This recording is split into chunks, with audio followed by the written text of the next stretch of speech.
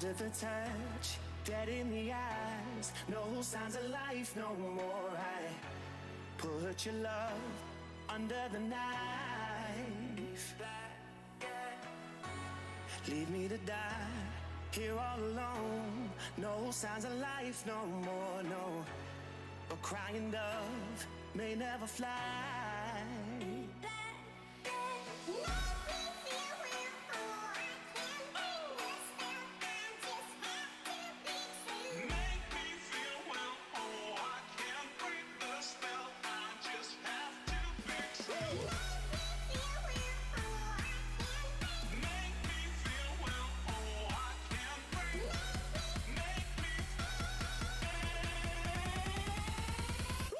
It's black and white.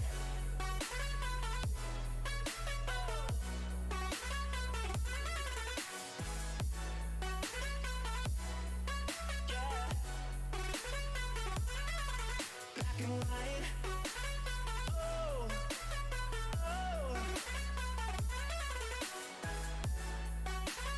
oh, oh.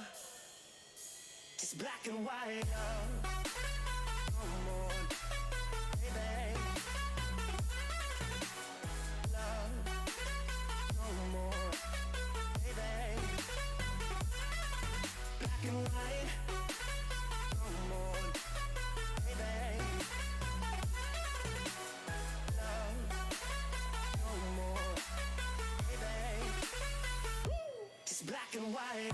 Just let me go. It's only right. For all I know, it's only matter. It's calico. It's black and white. White, white, white. Just let me go. It's only right. For all I know, it's only matter. It's calico. It's black and white. White, white, white.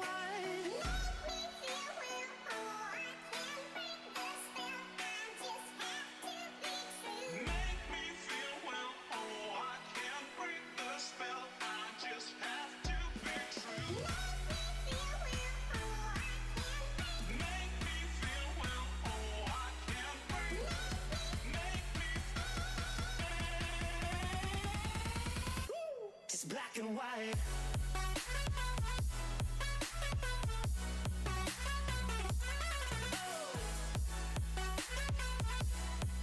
Yeah.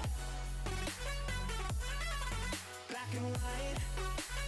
Oh, oh, oh,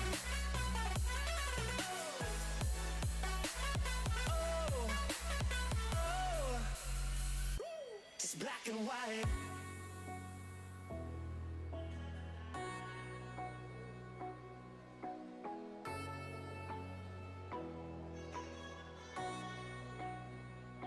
It's black and white.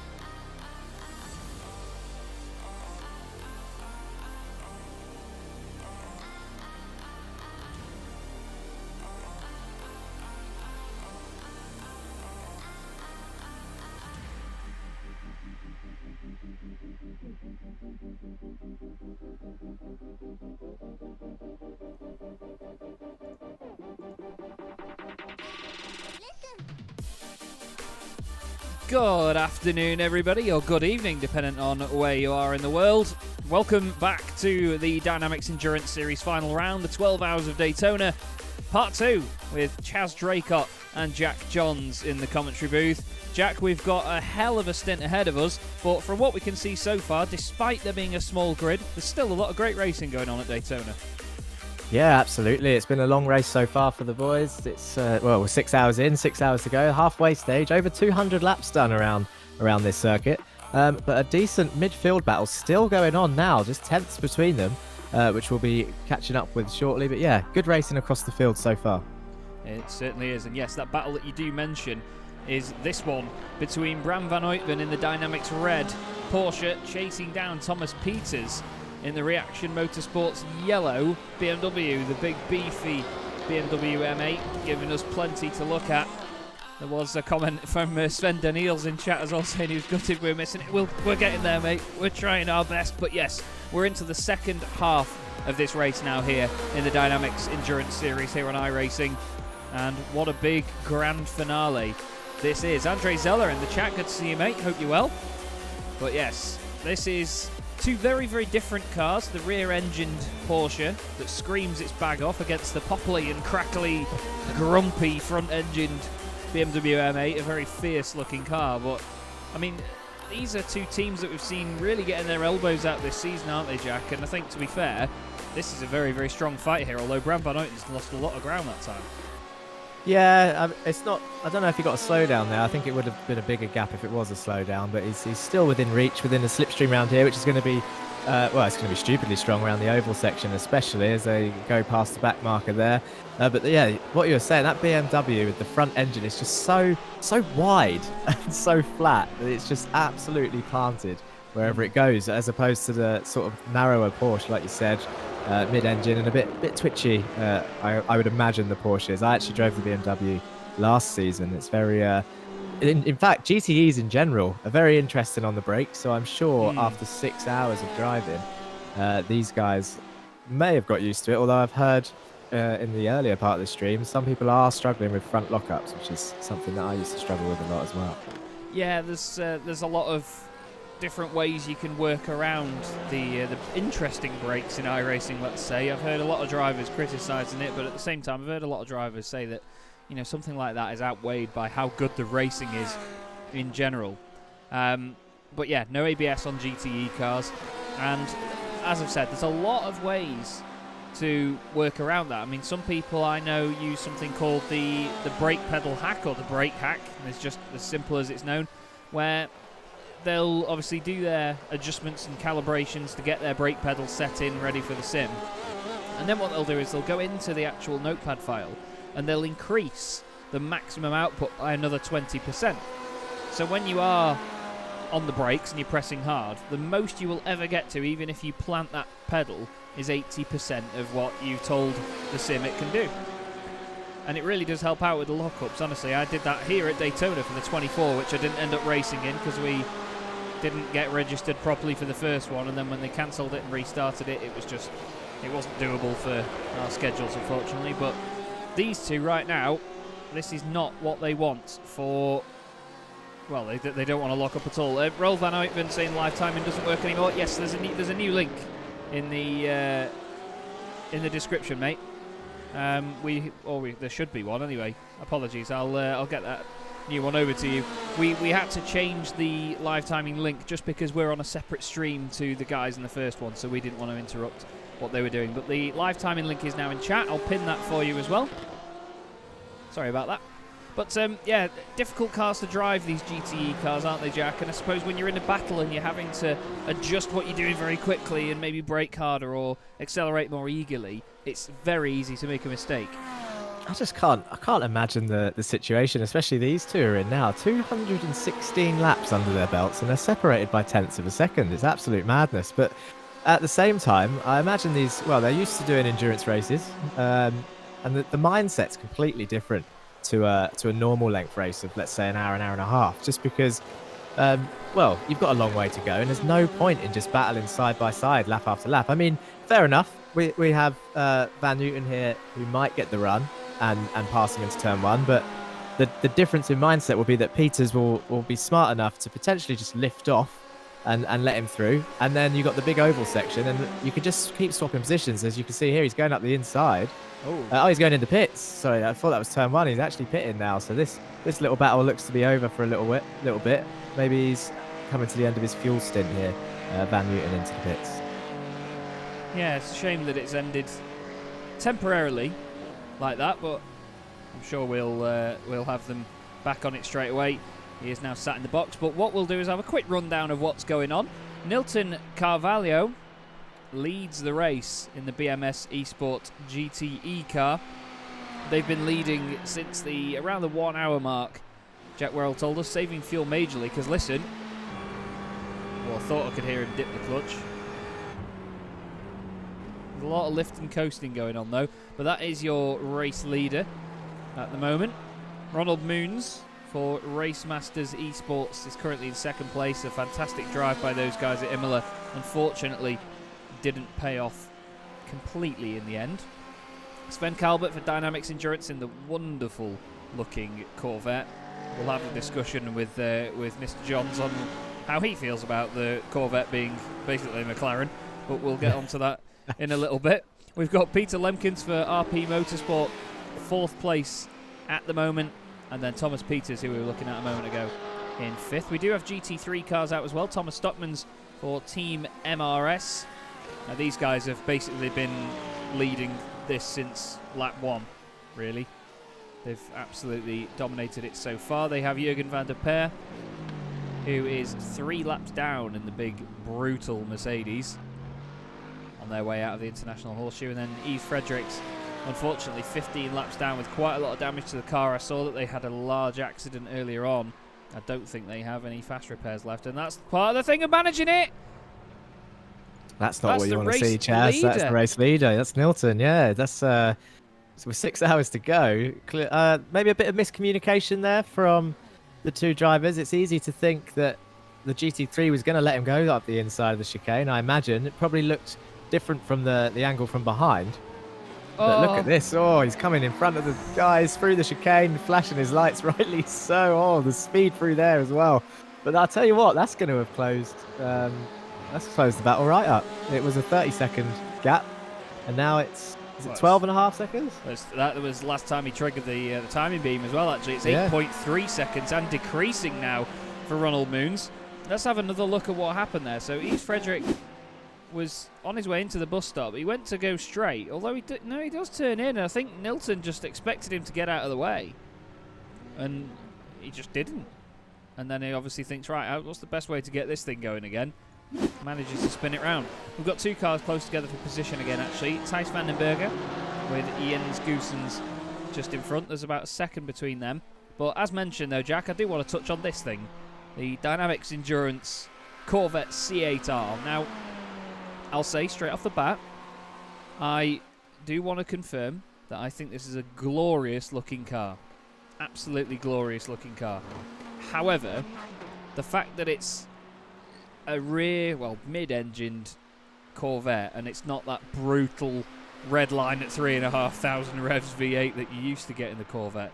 It's just, it does it for me as a car, but as a Corvette, I don't think I could agree with it. What's your opinion on it? I kind of know what you're saying. It's not quite the brutey Corvette, I guess, of the olden days, where it's quite clear. You'd expect it to sound actually more like the M8 in this case, in the GTE class, even but it's just, I don't know. I like it. I'm with you. I do like the look of it, and it handles quite nicely for what it is. But I know what you mean. Is it really a Corvette? Although I can't see. When you said McLaren, all I can think of is that stupid flamethrower out of the back. that's all I can think about. But I mean, this one's popping flames, but it's not quite as bad. But yeah, really nice looking car. Livery, not sure it's my favourite one of on track. We're going down that rabbit hole, are we? not quite yet. Well, I'll give it maybe an hour or two before I decide on my favourite. It's not a bad livery, don't get me wrong. But for my liking, I'm more of I've got simple tastes, and it's a bit busy for me, I think. What it reminds me of is, do you ever remember, I think it was BMW did the art car on the old M3 GT2. It was black with all the coloured stripes that went down it. It really reminds me of that. I think it ran at Le Mans about 2010, 11. But yeah, it's along that sort of route. We did see Thijs van den Berg right behind Jens Goossens earlier, but it appears he's gone off track. Let's have a look what's happened here. Oh, it's got to be the bus stop, hasn't it? One of the most notoriously difficult corners in the world, but he's done a good job not to hit anything there. Yeah, well held, especially on the grass. iRacing grass physics very slippery, let's say, but you can just see the rear end comes round, and it looks like he holds the brakes. Did you know what? Perfectly held the brakes there, and it just holds the angle.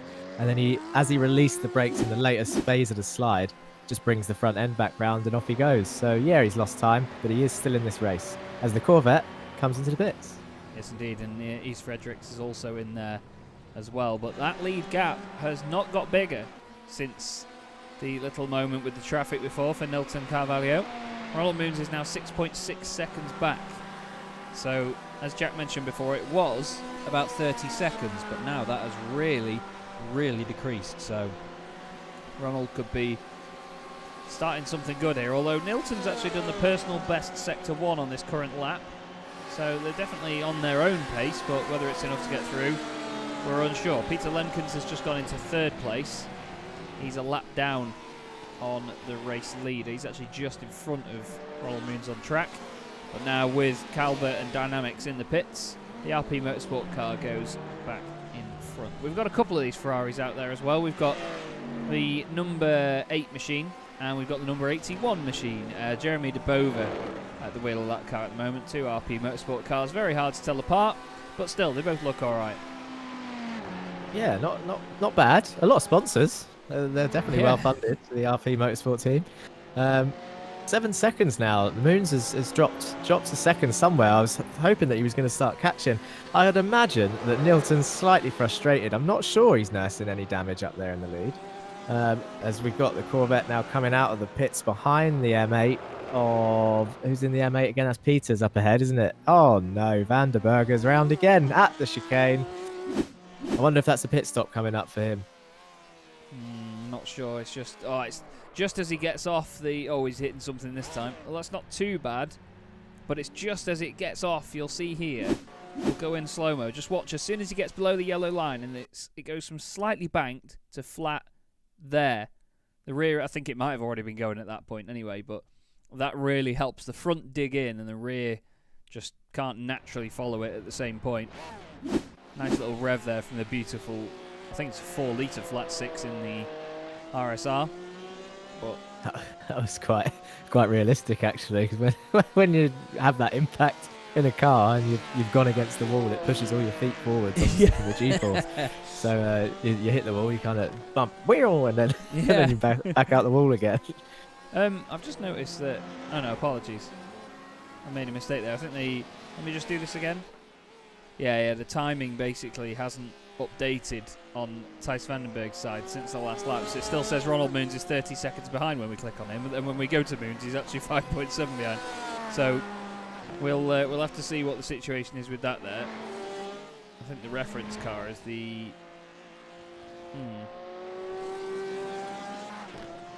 Interesting. I'm just trying to figure out, there's a few options you can mess with in the live timing, and I'm just wondering whether it's picking up a relative time from somewhere else. But either way, Thomas Peters somehow fits the BMW M8 in the pit lane and manages to park up in 5th place. Those jokes will never end for that poor car. It's probably the reason they stopped racing it. But don't forget, he was racing against this man, wasn't he? So this is the important one as to where he's going to come out, because they were right together when Van Uytven pitted. He was, and that's Cavallo ahead of him as well. So he's going to have some nice slipstream coming down the main straight here. The bank's turn before the main straight. Can't really call it a straight. What would you call this section of the track instead of a straight? The tri-oval section. One thing that's always confused me with this, because I haven't done a lot of oval racing, but it's always the yellow line rule, which as I've found out, I've been told off by many drivers before. You can pass on the apron on the tri-oval section, but not... Oh, he's gone deep into turn 1 as Van Uytven. But yeah, you can't pass on the apron on the back section. Is that how you understand it also? I don't think you should anywhere, in my opinion. Oh, as Van Uytven's sideways, and Peters is there. Peters is right behind. Maybe that's a bit of the pressure getting to Van Uytven there. But in my opinion, you know, people always say, you know, the white lines dictate the track limits. The yellow line, really, you can say it dictates track limits. People argue against you and say, oh, it's still concrete, but you know, I don't give one. it's a big fat double yellow line. You're not going to park on double yellows in the UK, so you shouldn't really go over them in America. But it's a tough one, because for me, you know, the apron's like a racing hard shoulder. You only pull over there if you need to, or if you're having an accident. I really don't think well, hello, Peter's hit the double yellow line, just say, look, Chaz, I'm going to drive over it. But in my opinion, no, you shouldn't go below it at all. I mean, I've commentated on a bit of oval racing recently with the My Tin Racing Sunday Night Trucks, which I believe you were watching last week, and there were guys there. I mean, you probably saw it. You know, they were straight over the apron to try and make that not straight as possible. And I personally don't agree with it. I think that yellow line dictates the track limits, and you shouldn't go below that unless you really have to. And if you feel that you have to make a move, then you're an idiot. But either way, Peters goes around the outside of Brad Van Open. I'll tell you what's interesting about this now. So obviously these guys, there's a lock up. You don't need that front left. No. Oh, he's still going out there. Look, he's put that throttle down and understeered wide on the exit, and now I think he's going to have the high ground, as it were, into this corner. So, but the interesting thing here is I think Peters is going to be getting a slight bit of slipstream from Cavallo ahead, who's in the lead. But behind these two is Moons, who's in P2, who's going to get double or triple toe round the oval. This is pulling Moons right into the lead battle, whilst these two are fighting over 5th and 6th. And it shows as well. I mean, he did a purple sector 4 last time round, so he's really on the money at the minute. Is Ronald Moons. Well, look at that though from Peters. He's absolutely flying away from Bram Van Uytven now. He's overtaken him. And it was interesting because it seemed like the other way around before. Van Uytven was the one catching him in the unbelievably loud Porsche. Now what he's doing here is letting Ronald Moons go through, and he's going to try and use the slipstream to get back up to Peters, I reckon. So this is good awareness and good situational assessment, I think is a nice way to put it. Yeah, Moons 100%. He can see the Ferrari up ahead, and he's gonna want that position. I mean, what we've got 5.5 hours to go, but anything can happen in terms of pit stops. We've seen Nilton have an issue with the back marker before, whether it was a miscommunication or not. It did look pretty clumsy. Moons comes into the pits. They're both coming into the pits at the same time. Look at the closing speed. Do you know what? Moons has nailed that pit entry. He's done that a few times before, that's for sure. Yeah, fantastic job there from Ronald Moons. We're very, very pleased with that one. I've just been alerted by my streaming software that we've had a bit of a frame rate drop at some point. I don't know where that happened, anybody, so I'm really sorry, but I didn't notice it for long enough. We've literally dropped 280 frames, so that's like, 4 seconds, but yeah, sorry about that. Bram Van Uytven, though, has now closed back up to Thomas Peters and is within half a second here, so this Porsche on the move at the minute, up to the back of that BMW, just looks so much more confident on the brakes, doesn't he? Yeah, he doesn't really need to be. It's one of those tracks. I mean, how many braking zones? 4 braking zones is it? You've got turn 1, 2, 3, 5 including the chicane. So I mean, it's good to be quite good on the brakes, but at the same time, this oval section is just going to always, if you can just keep it within maybe 1.5 seconds, 2 seconds is probably a little bit much, but you're going to get dragged back into the battle. But the chicane, as you'll be aware, and I'm sure most of the audience will be, the chicane is really the money corner in terms of exit speed and entry. Yeah, I absolutely hate the bus stop at Daytona. It's one of the scariest corners you can go through, because not only are you coming at it from a really high speed, but it's the fact that you're braking and having to turn at the same time. You then try and get the car settled, and you've got a weight transfer going from the left to the right. Then you're trying to get from the brakes onto the throttle. So the weight in the car literally gets shoved from the front right to the left rear very quickly through that bus stop, and it is the prime place to upset the rhythm and the balance of a car and a driver as well. And I mean, the wall on the inside, considering the speed that you're doing down there, the wall on the inside is not far away at all, so you can easily find yourself in that wall, and we know how damaging it can be. I mean, in my second Daytona 24 hours, I was racing with Thrust Vector, the team that I set up with my good friends Tom Jacobs and Steve Burke, And we were racing with Greg as well. I can't remember his name now. That's really bad, isn't it? But he was brought in last minute. In fairness, was Greg. He was a good replacement for no one, and he just cracked on with it and got the job done. As Van Uytven makes a mistake there going onto the oval, so now he's going to have to work that slipstream back up. But if you put the car hard enough into those tyre barriers, I mean, this is a sim, you know, it's not perfect. We backed our Ferrari into that, or Greg did, and it clipped the engine and blew the engine up because it had gone far enough into the tyre barrier, and it was like I think it was a good hour and a half repair, unfortunately. But that's the savage nature of endurance racing, and a lot of these guys will be feeling that today. And Van Uytven runs wide again here, so you can tell he's pushing hard. Yeah, he's pushing hard, yeah. But he's demonstrating, or he should be demonstrating quite nicely, quite shortly, what I was talking about with how it doesn't really matter about the corners. So, he, as you said, he had a bit of a moment coming onto the oval, but can't quite see Peters up ahead. I don't know if he's fallen out of that slipstream now. It might be worth him doing the smart thing again. There he is. Of letting, was that Cavallo behind him? That's Debova. This is for position. Oh, so Debova's joined this freeway fight. So but still, with this amount of time to go, you might let him go on the oval and use the slipstream to try and catch back up to Peters. Yeah, it's very suddenly gone from one foot to the other. But look at this, Van Uytven. Not sure whether he's double stinted those tyres or even triple stinted them, but that car doesn't look comfy. I mean, he had a 40-second pit stop, which says to me tyres.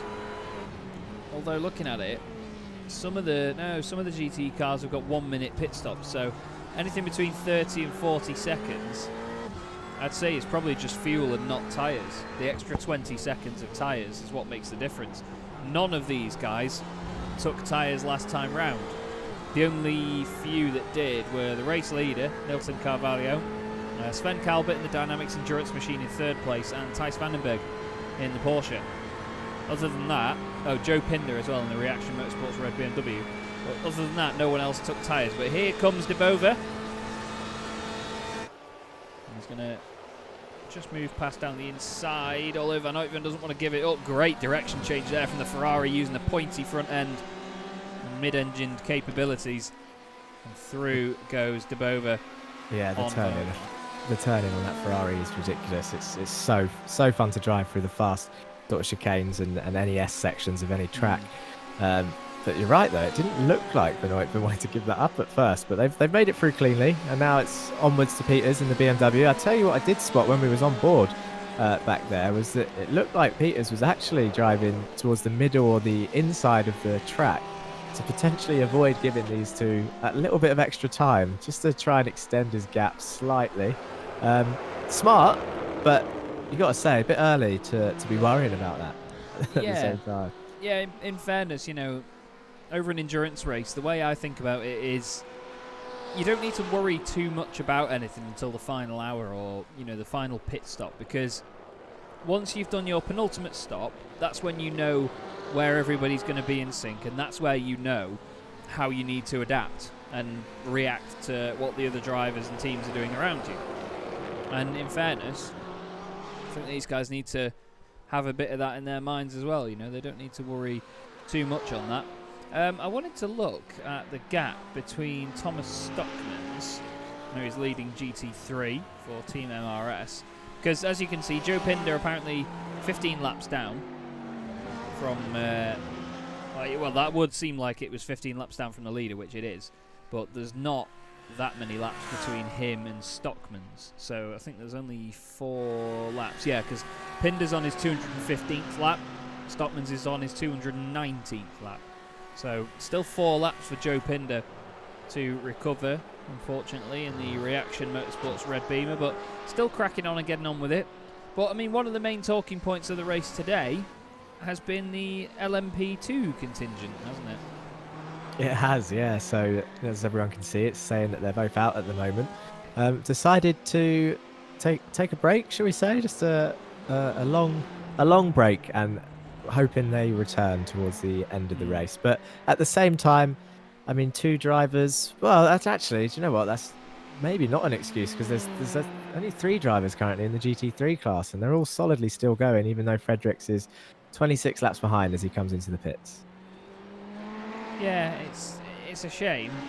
It's a very, very big shame that we don't still have them out on track. But I suppose at the same time, I can understand, and I get the fact that I saw the comment earlier that it's a long time to just be turning laps. If you're already winning, they've won the championship. They don't have too much to worry about in that sense. They've practically got it won.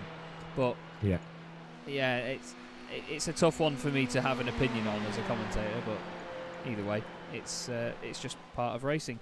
Now, what we're going to do is we're actually going to bring in the teammate driver of Nilton Carvalho, Will Chadwick, joins us in the commentary box. Will, how are you doing, mate? You all right?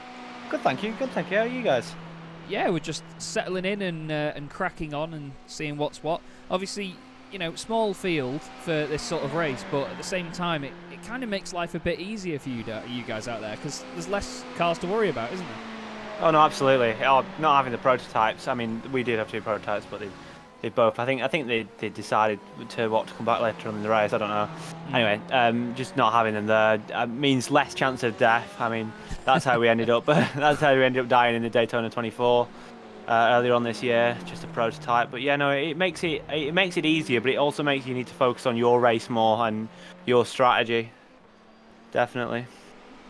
Yeah, and it's a key thing in these cars as well. I mean, we're just mentioning then that a lot of the time in this sort of racing, I always feel that you should just go flat out until your penultimate stop, so then you know where people are in sync. But you can't really risk that, can you? I mean, it's probably the reason I'm a commentator and not a driver, but you can sort of try to get away with it, but you just never know what the race will throw at you within 12 hours, do you?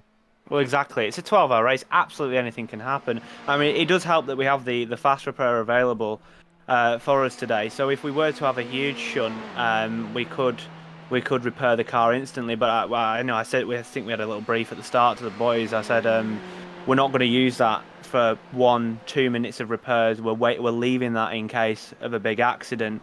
So it's not really. It's not that much of a safety net in a sense of that you can only have one big crash, and sometimes a few little incidents can really affect you. I mean, I think we made the decision pretty early on, looking at how everyone was driving, that we were going to go for fuel saving, and that's pretty much the entirety of my stint. I think I did a few laps coming out of the box for my first hour. I think I did about 10 laps pushing, and then I just decided, let's see what I can do with fuel saving, and I think I've pulled 16 laps on everyone else. Nice. On fuel, so we made it past the hour as well, which means one less stop for us. Well, yeah, that's all an important thing to have in this race. You mentioned the phrase safety net there, and to have that is just a huge advantage, no matter what gets thrown at you, really. I mean, obviously repairs being the worst case scenario, but at the same time, fuel is the more important thing, I'd say. If you had to say fuel or tyres, I'd always go fuel, because at the end of the day, the car won't go without fuel, but you can still make it go without tyres. It'll just be a bit slower than normal, so you've got to balance it up. What's the Ferrari like round here? Because I was meant to be driving it in the Daytona 24 this year, and I got the chance to practice, but not put it in a race scenario. Does it stay in decent form over the course of a run? Yeah, it holds its tyres together pretty well. Not enough for a triple stint. It tends to be quite hard on the brakes. So me running a lot of GT3s instead of GTEs, it's a bit of an adapting to my driving style to make sure that I can obviously not lock it up every lap, because that just kills your tyres. Yeah. So just making sure you're consistent with it. I often find that they feel, at least the GTEs feel a lot more like they've got a lot more aero, even though it's not massive difference, especially through your what is it, the bus stop. You do feel it definitely. But the Ferrari in general, it doesn't do much of a fuel lap, but there's not a lot of, you don't get a lot of litres. So in terms of making the hour, it's quite hard. I think the BMW tends to be the best round Daytona, because it can make the hour pretty much if you just with a little bit of fuel saving. But yeah, no, it is quite hard to make the hour in the Ferrari. But it's a nice setup on the car, nice and stable, and yeah, as long as you just do everything you can and hit your marks, it's not going to throw you out. Speaking of hitting your marks, Will, what was going through your mind after a long stint from yourself? What went through your mind when Cavallo had a bit of a run in with the back marker at the chicane? Well, I was just in the interview rating room at the time talking to the previous broadcasting team when it happened, so I didn't actually see it at first. But you know, these things happen. It's from my viewing of the incident, it's a touch and go. It's a racing incident because I mean, on one hand, we've gone into the Audi, but the Audi we decided to stay behind him. He's obviously kept pinned on his mirror, missed his braking point, and he's gone slow to the point of where Nilton's tried to avoid him, but he's not been able to, and it's put us round. So yeah, it happens. These incidents happen. You don't get through an endurance race without little knocks happening. I mean, if you're gonna have a clean car for the entire thing, you've done a blooming good job, I'll tell you that. But you know, these things happen, and hopefully that's the last incident of our race. But we're not going to use the fast repair for it. You know, as I said, making sure we have that safety net. Just the X's now, which are a bit of an issue. A 1X, one off track, away from a penalty, so a drive-through penalty. So that's getting a bit close. So we're going to have to take one of those surely by the end of the race. So that will knock us back a bit. Nice. Yeah, no, that will. The drive-through will. I mean, we've got Boland behind. What is the gap? Is that a minute? Is that saying a minute behind? Yeah, it's about a minute at the moment. Yeah, a minute and 3 seconds. But we saw it get pretty close after the initial incident that you just spoke about. So it's still all to play for in the lead. Although it's looking like they've gained 12 places in the race, but yourselves are up 5 as well. So it's been a decent race so far. Just over 4 hours to go. 5 hours to go, sorry. Yeah, not as bad. Hello, Chaz. Yeah. In my chat, everyone seems to be able to find my channel very easily. The last 2 commentators found it straight away. Yeah, it comes up on your Discord profile. I wanted to see it does. That's what why, car yeah. was in your profile picture, and I saw it, and I thought, is that a Formula Palmer Audi? I think it's an old F3000 car. I think. Yeah, looks very good indeed. Well, either way, great to speak to you, mate. You know, smashing performance so far, buddy, and we hope, of course, that it continues for you. And we might speak to you a little bit later on. Right, thank you very much. Right, Love it. Best of luck for you guys commentating in the second half. Thank you very much, mate. Speak to you soon. Bye. Bye. I want to tell you what, actually, I've only just noticed that he's sat there as well, bless him. We've got Quinn van Hooydonk from the Team Tice Dynamics machine with us. Quinn, how are you doing? Are you enjoying this race so far? I think he might have gone to get a brew or something while he waited for us, thinking, no. We'll, can you hear me? Oh, here he is. Yes, we can indeed. Yeah, mate. I muted myself.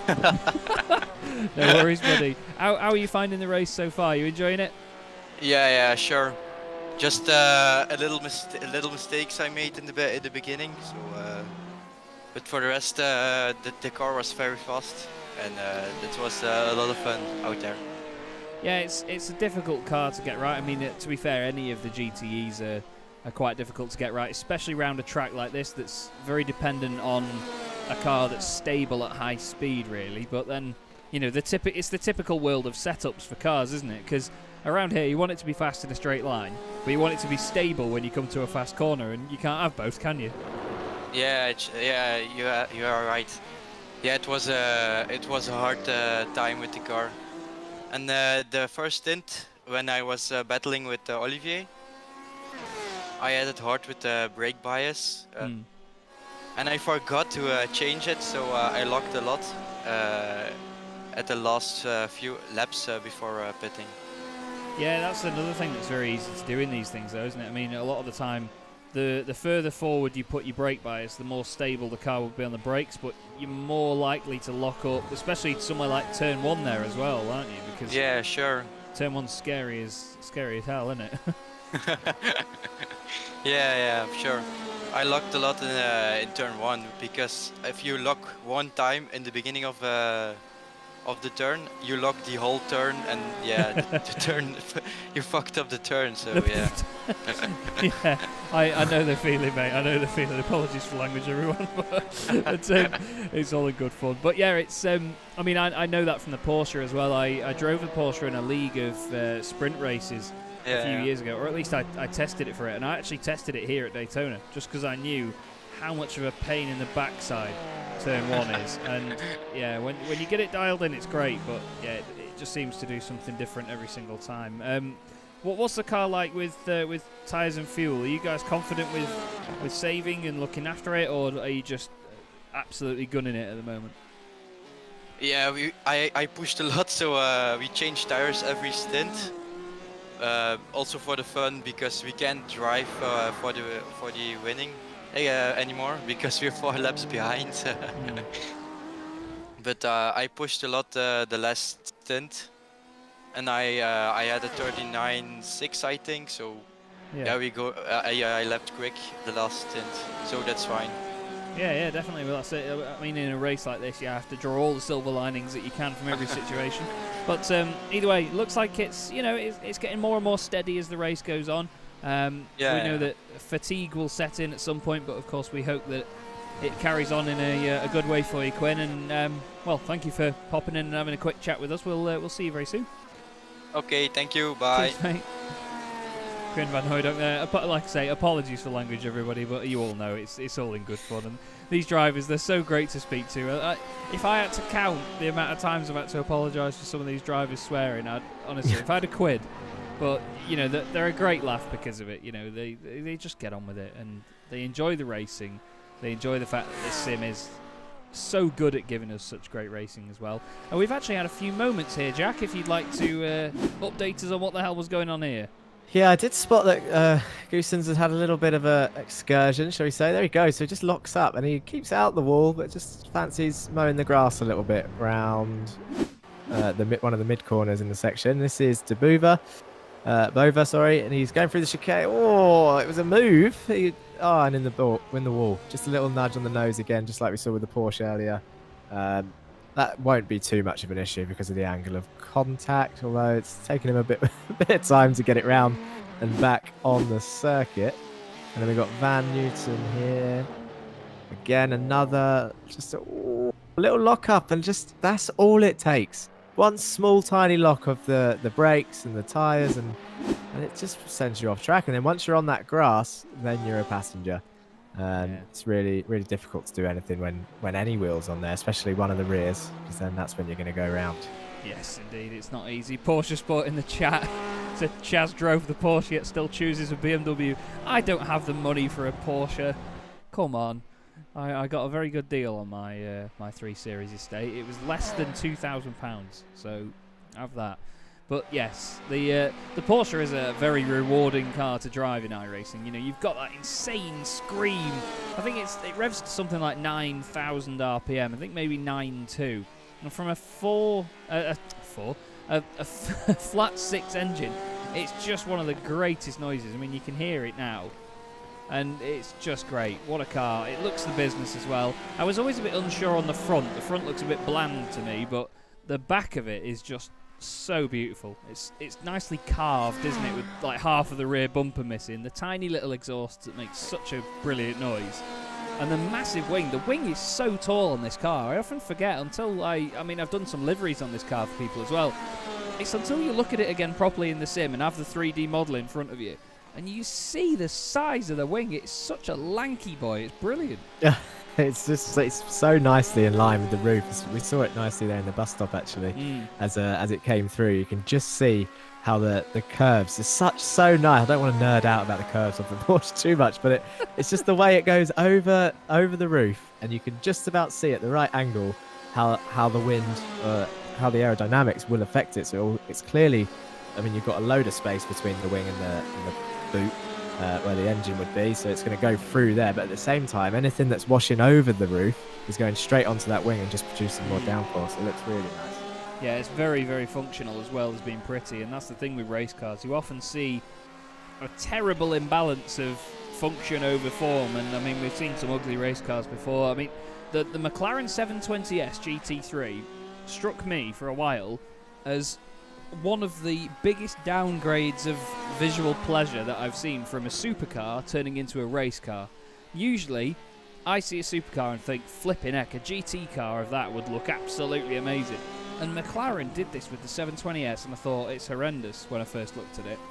It's got those weird sort of skirts on the rear arches, And it's got a very, very bland front end. I mean, I said the front of this Porsche might be a little bit bland and featureless, but flipping heck, the front of that McLaren is very bland indeed. There's barely any bumper on it. It's just a really ugly-looking sort of upturned gob on the bonnet and on the bumper, sorry. But then the more you look at it, the more you appreciate the shape of it. God, it's a pretty machine. But I think that's it. Like, it's change, and people don't like change. It takes time to get used to it. And I mean, the M8.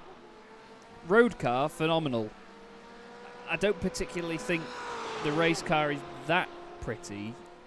I can't agree with the back end of it. I think the front looks great. You know, it's got that angry eye sort of look to it. But yeah, very mean. The back of it just looks like an afterthought. Like, they had this great shape of the front and the sides, and they thought, right, we need to join this up at the back. It's like when you got your join handwriting wrong in school. Yeah. It's just... Yeah. I tell you what started to grow on me. I mean, there's none in this race, but speaking of BMWs, at first... I know what you're going to say. At first, I thought it was disgusting, and we all know what we're talking about. It's the M4 GT3. But I saw one in reality the other day, and I was like, it's kind of growing on me. I know you're going to look down on me, Chaz, for this, but trust me. Because I think all cars are just going in a direction where they're sort of downgrading, like you said about the McLaren. There seems to be something going on in the 2021 design department of all of the models of all cars. But I'll tell you what, I'm going to change the subject because I feel like I'm getting scowled at by the audience for liking that M4. But I drove the Porsche GT4 Cayman for the first time yesterday, and it's that.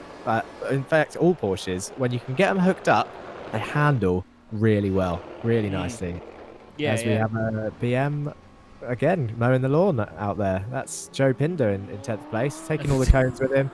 Love that. I absolutely love that. He did not think, oh, I'll just go around the cones. He thought, you know what, stuff these cones.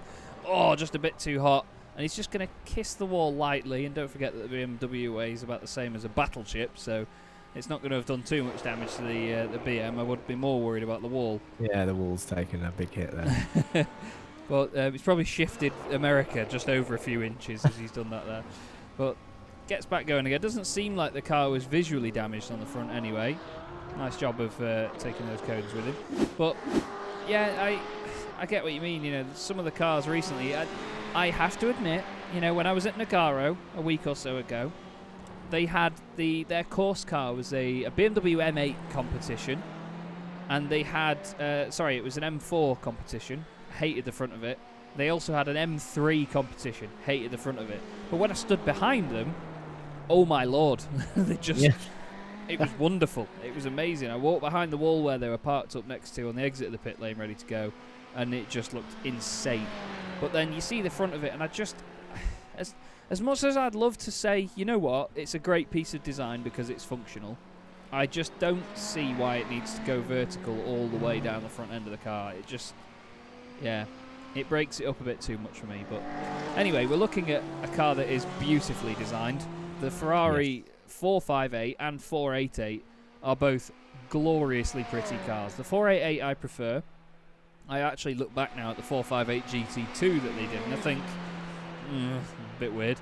But yeah, the 488 in GTE spec, especially with the thinner rear wing and slightly more refined front end, it's just, you can tell that car is made to have a very pointy front end, can't you? Yeah, and this is a bold statement, but I genuinely think the 458 and the 488, they are similarly designed in terms of how they look and drive, but I firmly believe they will go down as one of the best looking cars of all time. Like, that's not an over exaggeration. I just can't see anything that comes after it is going to be compared to it, and anything that came before it is just not quite up to the standard of the Ferrari. So it's just one of those things. I think it's right up there in terms of looks of cars. No, I agree. Perfect supercar shape, and they've used the area on it in terms of the lights and everything to full effect. Ooh. This is Thijs van den Berge. Oh, nicely kept. Nicely kept. Just dipped his foot in a little bit there, slid it sideways, kept it out of the wall. That was beautiful. I think we should have a slow motion of that. Yeah, I'm going to. It's a shame about the lockup, because look at that. It's an almighty lockup. Doesn't turn. onto the grass, and he can see the tyres there. So he'll dip the clutch, spin up the rears. There you go. You can see it just digging a little bit. He thinks, watch this. The wing goes over the tyres, I'm pretty sure. Manages to save any damage to the car. And get ready for the little spike in revs. There you go. Oh.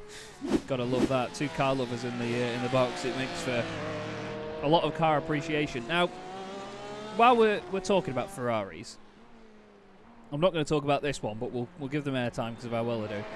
I have to admit, my favourite Ferrari of all time, it has to be the F40, because who doesn't like an F40? But second to the F40, if I could have a Ferrari, I don't care whether it's the GTO or not, it would be a 599. Now, it's a very bold one because it's a weird-looking car at the front. It's not as ugly as the Scaglietti, because let's face it, they made that just to see who was stupid enough to buy it. But, yeah, the Ferrari 599, one of my all-time favourite Ferraris. And they're quite cheap compared to others. But yeah, your silence worries me. No, it's not a bad car. I understand the decision if you were to own one, but at the same time, I can see why it's cheaper than the other Ferraris, and that's not a dig. It's just it seems more. It seems like it's made more as a road and a car that you can actually use. Rather a Gran than, Tourer, isn't it?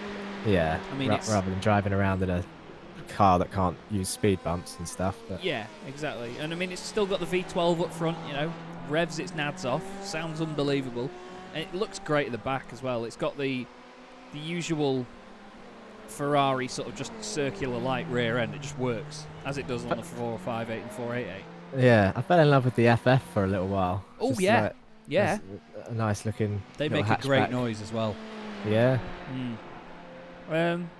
That's probably what I'd have. FF. Family car, innit? Dad wagon. Yeah. Don't have a family yet. Ferrari would come first. Yes. Love that. Ferrari before family. Yeah. Right then.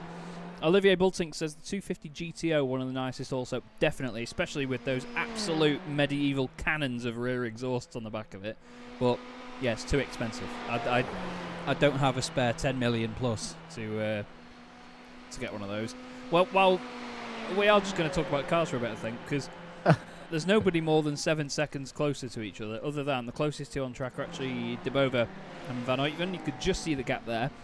But now we're on to the theme of expensive cars. Thank you, Olivier. Aston Martin DBR1. Do you know it? I'm expecting to hear furious Googling. Yeah. DBR1, did you say? The DBR1. One of the most $22.6 million. My name. I do know the car. Good lord. Cool, we've gone old school all of a sudden with the 250 in this, haven't we? Good lord.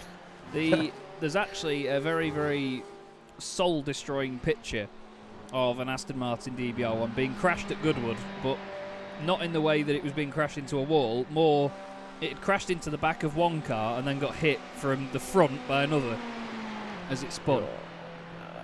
Yeah. That's a lot of money. Yeah. But, oh, what a car. There was there's something about seeing classic, really expensive cars going for an accident. Because everyone has that sort of that wince moment of just, oh, that is going to cost someone a fortune, and then there's this wave of relief that it's not you afterwards. Yeah. It's just really weird as Debova goes for a little wide round turn one there, but it's nice and safe. I'm trying to think. The last time I saw it happen, I was at Silverstone. It was at the F1 Grand Prix, and they did. I think it was. Can't have been the 70th because that was. I think that was the COVID year, wasn't it? But it was basically it was something to do with classics there, and they ran a load of the historic F1 cars, and I'm sure it was one of the black and gold Lotuses. Whoever owns it. Yeah. I can't remember, but you binned it under the bridge, and it was just the whole. You could just feel the atmosphere at an aerodrome like that, and everyone saw it on the TVs, and just there's a wave of, whee! And they all start clapping, and you can tell the owner was not happy, but yeah, you wouldn't be. He done it, so. I remember there was at Goodwood a few years ago. I think it was 2 years ago now, maybe 3. There was a Japanese driver in an old, I think it was a March Formula One car, and he came out from up the hill in the timed shootout and clipped, because the rear wheels were so much wider than the front, he clipped the left rear wheel on the hay bale, completely tore it off, and then because the car was only on 3 wheels and he still had his foot down, no traction on the left rear, it then spun to the right and then went backwards into the wall and ruined the rear end as well. And it was just, yeah, you could hear everyone at the time go, "Way!" And then it was like, oh no, that's a very expensive race car. There's actually been a lot of crashes at Goodwood with very expensive cars, and I'm amazed they still do it, because it must cost people millions. Yeah, That nearly cost about 50 quid. Yes, that was a little bit of a wiggle through turn 1. Yeah, do you know what? I've never been to Goodwood, and it's something I've always wanted to do. There's so many cars there, and like you said, a lot of crashes. I can see a comment about a Jag E-Type, the CUT7. That's very similar to the DBR1, actually, Chaz. It's the old school sort of, almost Beetle-esque, but flatter looking cars. What a machine that is. What a machine. Wonderful thing. I actually, I was commentating last year on, and this year actually, in a few weeks I'm going down to Brands Hatch to commentate on the Sports 2000 Championships in the UK. It's my second year with them, and they have a car in that called a Lola 8890, which is a little 1.6 litre machine, and it's from 1989, and they can take Coram at Snetterton flat in 3rd gear, and it's a long tail thing. The first one that you see, the very first one, if you Google it, if you do Lola 88/90, the very first one is owned by a man called Ross Hyatt, and it is the number 69 car in the Sports 2000 Championships, and my lord, I took so many pictures of that car when I was there last year at Brands Hatch. It is just, they're so elegant. They're just, I love how the rear covers the tyres. arches. Oh yeah, the arch covers on the back. Oh, there's something about arch covers that are just so cool and retro. Like the old silk cut Jaguars used to do it, didn't they? And it looked insane. We should point out there is a motor race going on, and Thijs Vandenberg has gone off track again, I'm afraid. It's the bus stop again, isn't it? Look, it's like we're showing the same replay. It's not. They are all different incidents, but it's just the same pendulum momentum as they enter the corner. Back end comes. Oh, that was a this lap one's later. not. Yeah, that's a different. There we go. There's a different accident at the same corner. Straight over. That'll be a hell of a slowdown. But yeah, that pendulum moment round the entry of that corner. As you said, it's braking and turning at the same time, and that's the tricky bit. But then on top of that, you have to add that change of direction, which just unsettles any car. It doesn't matter what brand you're driving. But again, I'm struggling to choose whether he's doing the right thing. It's just every time, just a bump on the nose, and then they get to carry on. Because they're not going in at an angle, it seems to be pretty safe. Still quicker than me going around there, anyway. Yeah. Well, yeah. A little bip on the nose every so often, a boop of the snoot, as it would be called online. It's not going to hurt the Porsche too much, and obviously, you know, the engine is as far away as a frontal impact. No, I'll start that sentence again, Chaz. the engine is as far away from a front engine. No, right. The engine's far away. It's not going to get damaged. It's not by at the going front. Forwards. Yeah, there you go. The engine's at the back. Shut up, Chaz. This is Nick Poylat in the wonderful sounding Mercedes. I actually set these cameras up for the Scandinavian GT series, which was a one-make series in the Mercedes-AMG GT3. Second round was at Daytona. Can you imagine the noise it made when 55 of them came down that tri-oval like that? That's mad. Real. It looks like they've had a bit of a nudge in the wall, and that has got the engine in the front, so maybe they've lost a little bit of top end. It's sad to see that Fredericks went out. He actually went out about 20 laps ago. When just at the point I was mentioning, it was good to see 3 GT3 cars in. That was pretty much when he pulled in and quit. So I don't know if I jinxed that, commentator's curse and whatnot, but this, as you were saying, the Mercedes is a hell of a noise, and if you had a grid full of them, 55 like you said, that roar is probably, I mean, if the audience were real, earplug worthy, I would imagine.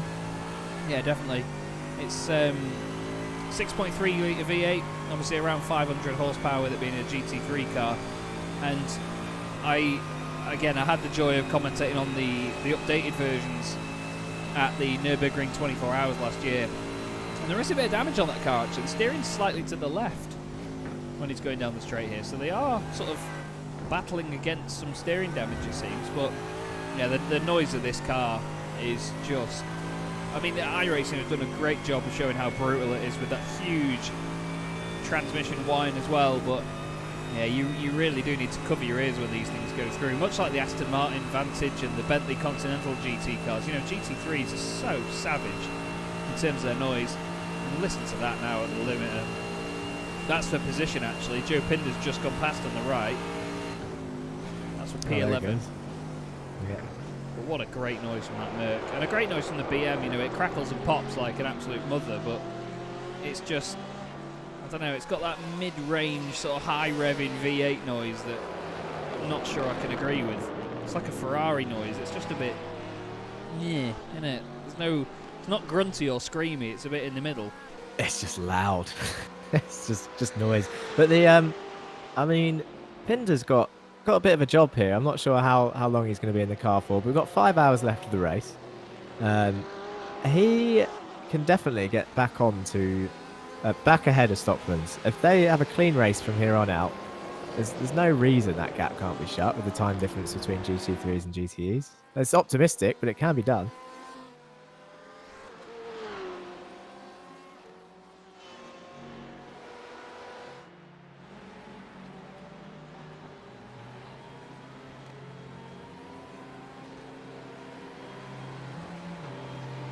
These guys seem to be having an easy race at the moment, don't they? Milton and the BMS Esports team.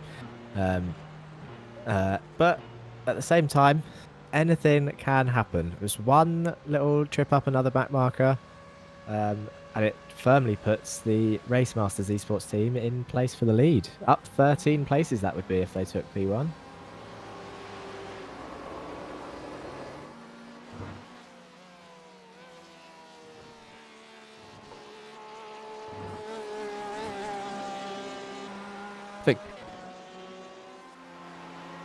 I think I've decided, Chaz. I'm going for that German livery.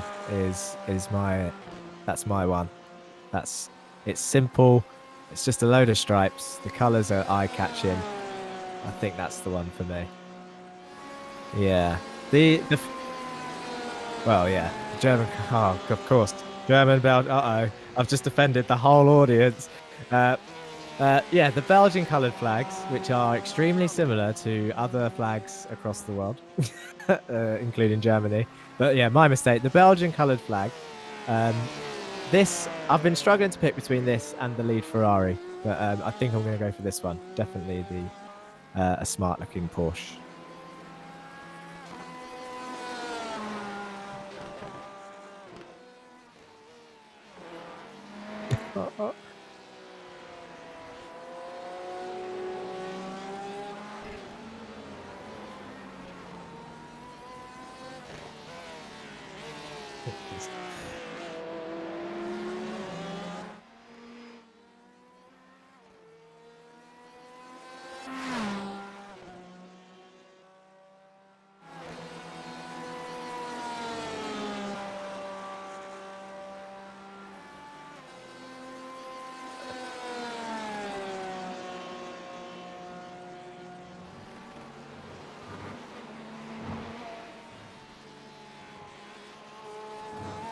Oh. Oh dear. Yeah. Yeah.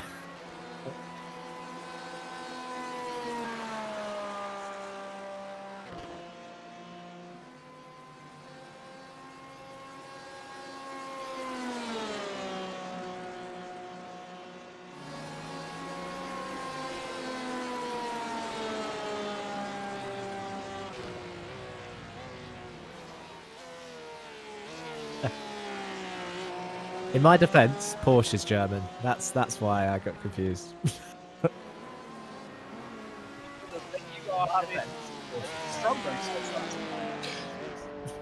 Hold on, I'm gonna check my sound a little bit. One moment. Okay. Yeah, it's confusing with the color scheme. I know. But it's to promote the the virtual Belcar League as well, and tomorrow there's a race with all Belgians. So I thought I'd just painted the lines in the Belgian colors just to get ready for tomorrow.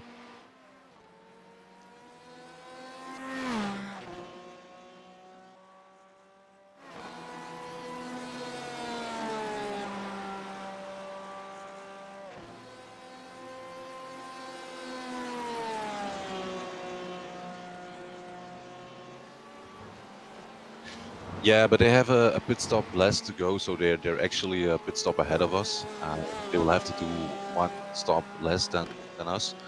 But basically, we went into this race with only one opponent in mind. Actually, that's the number 29 BMW, because I believe in the championship they're just like 2 points behind.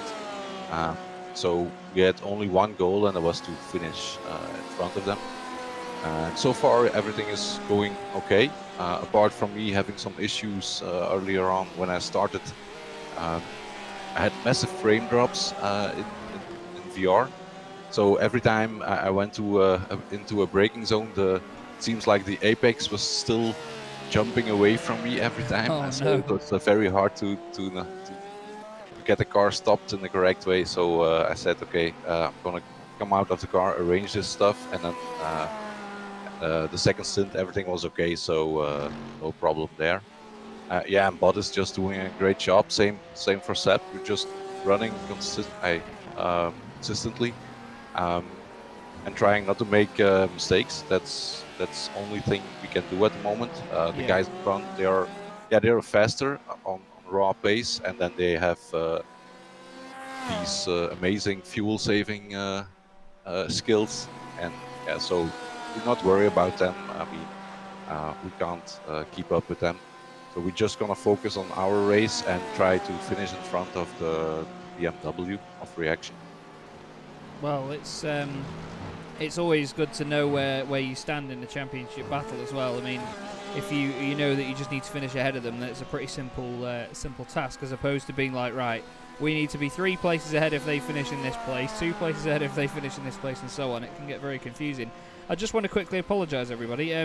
I got button happy with my stream deck again, and I actually had myself muted to the stream for the last sort of 10 minutes. So I'm sorry about that, but I was nailing a cream egg. In fairness, though, Ronald, I mean, this circuit isn't the easiest of places to gain time back, is it? Because you can easily over-push the car around here. Yeah, especially turn 1 is very hard. If you miss the braking point, then there's only one option, and that's let the car roll and go wide a little, but don't try to force it, because you will spin and even end up in the wall on the inside. And same for the bus stop. If you miss your braking point, then there's only one thing you can do, is just roll straight forward and don't try to fight the car into the corner. Just even take the slowdown and just get on with it. But there are a couple of places which are very hard. Also coming out of the infield, going onto the banking. It's very tricky with the Porsche. I don't know with the other cars, but the Porsche really jumps in that corner. So you have to wait very, very long before you can go back onto the throttle. And yeah, that's. But actually, every corner in the infield is a bit tricky on the braking, especially with the GTE. No brake assistance. So it's very easy to overshoot the corner. Yeah, that's the thing, and like you say, turn 1 is probably one of the most important braking zones on the entire track. You know, you can let the car roll a little bit from there. Probably the best thing to do, because if you do lock up more and you make a bit of a mess of it, you end up in a wall. And I know that this Porsche is one of the more sensitive cars to brake bias as well. I mean, with the engine being right at the back, you know, the front end is a bit lighter, but when you've got heavy fuel on board as well to take into account, it can be a tricky little thing to get balanced correctly, isn't it? Yeah, the first 10 laps out of the pit are really terrible. You have to be very careful. Also in the braking zone into the bus stop, you don't want to carry too much brake into the corner, because it just get loose. every time. So you really have to be very careful the first then couple of laps, especially on this tracks, because yeah, we have zero downforce. Otherwise, we would get killed by every other car. So we run a zero downforce setup. I mean, zero wing setup. Of course, some downforce on the front. Yeah. But that makes it very tricky in the corners, because normally you're used to when you drive the Porsche, you know you can brake fairly late and hard once you have it mastered a little bit. But that's not working on this track. We were all three of us were thinking from, my God, why am I so braking so early? But there's just no way around it. You have to brake very early without the downforce. Yeah, you have to just play it safe rather than just brake a bit later and push the limits. You know, in a race like this where it's 12 hours, you've just got to manage it as best you can and maybe just take it a bit easier so it's not like a sprint race push, let's say. But, you know, you guys, again, much like you did in previous races, you're managing the situation very well, staying up there in the high positions, and you never know, a win could still come your way. But either way, Ronald, it's very exciting to be watching it, mate. Do you want to give anyone a quick shout out while you're here? Yeah, first of all, my teammates, of course. Bot is again doing an amazing job. He's fast, he's consistent, and same for Seb. He was. I really want to thank him a lot, because he just want to spend his free time driving with two old guys. So thank you very much, Seb, for that.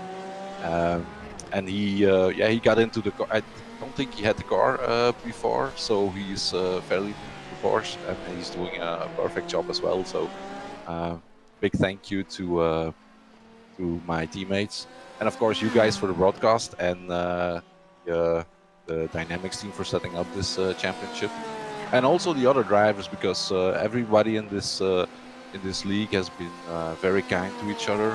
We had some incidents here and there, but it was always there could be talks about what happened without wanting to kill each other. So that's also a very positive thing. So a big shout out to all the drivers. Thank you for racing with us all. Brilliant. Great stuff, Ronald. Well, nicely said, mate. And it is good to always have that vibe in the background of, you know, even if you are racing closely with people and there's an incident, you know, you don't feel the anxiety of being like, oh, so-and-so is going to be really angry, you know. People can talk it out. It makes such a difference to a league and a championship, and it makes it so much more enjoyable. So I completely feel that. But thank you very much for joining us, mate, and we hope the rest of the race goes well, and hopefully we'll speak to you again very soon. Okay, have a good night. Cheers, bye. Mate. Ronald Moon's there, absolute superstar of this race so far, and I mean, he's right. His teammates Bod Boland and of course Seb Heberer doing a really strong job, and I mean, right now they're within a second of the overall race leader, Jack. Yeah, I haven't been able to take my eyes off this, to be honest. I've been watching the gap close. It's gone down from about 1.8 to 7 tenths now, and he's just been closing the gap, using the oval section wisely, not pushing too hard. He's driving smart, but now this lead battle, after 7 hours and 17 minutes on, what lap are we on? 255. And they're separated by 8 tenths of a second. It is absolute madness. There were some things there that Moon said reminded me of when I drove the M8, as I said earlier, and I was doing, I think it was the IMSA Sports Car Championship last season. But I ended up doing circuit guides for that on YouTube, and then I did this circuit. This circuit came up, as it regularly does. I think it was probably for the 24-hour. And I was just looking at the times. I don't know if daytime made that much of a difference, but I am way down this field. These guys are quick in these GTs. I was doing, I think my time was a 1:42 dead. It was in the sun, but I don't think night is worth maybe that much time. So like, these guys really are, even though they're driving smart and safe because it's a long race, still really going at some pace, as it looks like. He's going for a move. He's taken a much tighter line into turn 1, Chaz, there. Every time it's been like that. The Ferrari goes right out, gets that smooth exit, but it looks like Boland is just really closing the gap by holding that tighter line, and then he's there. He's just always there. Yeah, it just seems to work for him, doesn't it? And you're right. I mean, you'd expect it to work for the Ferrari and carry the momentum around the outside and slingshot out of the corner, but yeah, the tight line just maybe putting him under a bit of pressure, and Bod getting through to the right nerves here in Carvalho. But a fantastic scrap between the two of them all the same. And it's nice to just see different marks up there as well. I mean, we've still got the Corvette in 4th place, 2 Ferraris on the podium so far, obviously a Porsche in there. Steven Verelst is just coming out of the pit lane now in the number 29 machine, which Ronald was obviously explaining is the car they're up against. And it seems they've actually increased the length of where the pit lane exit is there at Daytona. I didn't notice that before, but that was definitely a lot further down. Usually it's right on the exit of the pit box, isn't it? So by now you'd be at full chat. But look, there's cones there to say go. Yeah, no, you're right. I don't know they'd done that. I mean, it's probably saved a few cars, to be honest. I think I've ended up in that pit exit wall. So when I floored it too early and I've chucked it left and it's just understeered. So maybe for the good of the people, that is, moving those cones. But look at this, right in the slipstream. He's going to the outside. I don't think he's going to try and make a pass here, or is he? He's broken later. They're going side by side around turn 1. There's a car up ahead. He's still holding it. His nose is there, and there's contact. No! And the reaction car gets involved as well. Oh, Cavallo round. Oh, and that's a bad rejoin from the reaction car. He's actually hit both of them as he's come back on there. Oh, it wasn't Verelst, was it? Sorry, it was Joe Pinder. Yeah, that's not what you want to see. Not with this amount of time left. But well, it sorted itself out. But that Ferrari has got damage on the rear. Let's have another look. I'll let you go for it, Chaz. That's a very strange one. Like you say, great stuff on the brakes there from Bob Boland around the outside. Pinder runs wide on his own. To be fair, Carvalho's just run wide. And Bod, I don't think was expecting him to be that wide there. So he's closed the door, hasn't he? He hasn't left the space. And then the BMW is showing how wide it is by collecting both of them on the way back on track. But yeah, look, very like strange. you said, I'll go through it. So, like you said, he's broken later. This is beautiful stuff, actually, on the entry into the corner. But then the Ferrari is just carrying that speed. He's got the turn in here. I feel like he's in control. I don't know if he has a little snap of oversteer. Maybe he corrects it. But this is the point now where Bod is just getting run out of road. The angle difference, and then the contact is made. Around the Ferrari goes. The BM is way out the way. He doesn't expect both of them to be out there. So the right passenger there was Pinder. But that's what made the big difference, because if you think about it, the Ferrari where it would have been going would not have anywhere near the amount of damage, because it wouldn't have hit anything really. You could argue he may have hit the wall, but it would have been a kiss. He's had this absolute clobber in the side, and Boland in the pits. I'm wondering whether he got a meatball, although they said, didn't they? They were, was it him that said they were one incident away from a drive-through or something? Oh no, it's Cavallo's teammate, wasn't it? He was saying that before, but makes all the difference now. Lemkin's coming in as well in the Ferrari from 3rd place. Nilton Carvalho carrying on, and it didn't look to me like the steering was affected too much in that Ferrari. They could have got away with this. Yeah, they'll be lucky, because it does. You can see the crunch zone on the rear there. I don't know if it's just me amplifying it, but it looks very twitchy on exits. But it might just be me watching him or potentially overdriving from a bit of shock from that incident. But yeah, BMW, proper passenger. I think if I was to put anyone to blame there, again, I'm not sure if it was just overspeed. It wasn't malicious, but the blame's got to be put on Cavallo there for the incident at turn 1. Yeah, I think racing incident personally. You know, he ran wide. Bod had to turn into the corner at some point. He turned in late anyway to leave the space. And if Bod was on a single monitor, for example, you know, he wouldn't have seen the Ferrari there. He wouldn't have known that he was going to run that wide. Even on triples, you know, you wouldn't expect him to run that wide. So even if he could in a steward's room, you're right. It'd have to be racing it, because you can't put. If you're arguing about who it is, then chances are it's neither of their fault, and it is a racing incident. So like you say, it was unfortunate. The room was just running out, wasn't it? Yeah, definitely. And to be fair, Seb Hebera now in the car, and it's very, very clean car as well. So they've definitely had a fast repair. 1 minute and 3 seconds, so that's a full service for Sebastian Hebera. Still in 2nd place as well. Dries Mujdi is now 3rd. Kenny Herriman's just coming out of the pits as well after another full service for the RP Motorsport Ferrari. And Olivier Bulting, thank you very much for the insight, by the way, Olivier. He says the car had a snap, so he had to correct it. And, you know, that's perfectly understandable. As Is that a drive-through for Carvalho? It is. They've obviously got that many incidents now. They've had a drive-through. That's why I didn't pit earlier. Cracks on again. You're in the pit lane for 33 seconds at this point. Or actually, yeah, he didn't enter his pit box. He just went into the pit lane.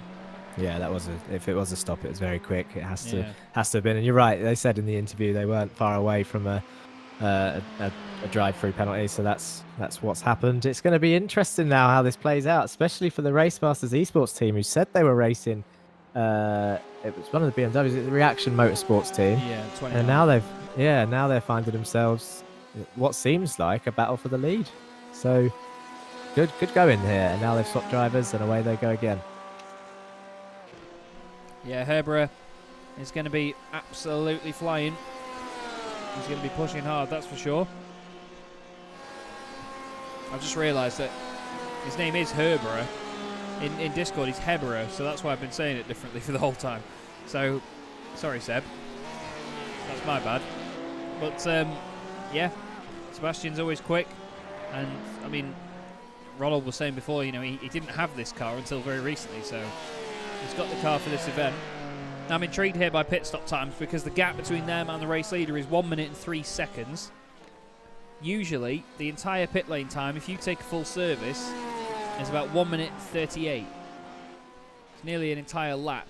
But if you did one of the shorter stops, which they did last time, you can get in and out of the pits in around 1 minute and 10 seconds. So, no matter what, if this BMS Esport GTE Ferrari does pit, as it will need to at some point soon, then they're going to drop to second place. But dependent on the type of pit stop they have, is down. Well, that's what's going to result in how far they fall behind. And I think personally, if it was me right now, I think they've got their fast repair left, but I'd Yeah, I was just about to say they did mention in the interview they do have one fast repair left, but looking at the way it's driving and he's carrying on quite nicely, I don't think they're going to use it for this. They really are holding that fast repair smartly, wisely, for a big incident. And to be fair, since we've taken over in part 2, we've seen this car involved in 2.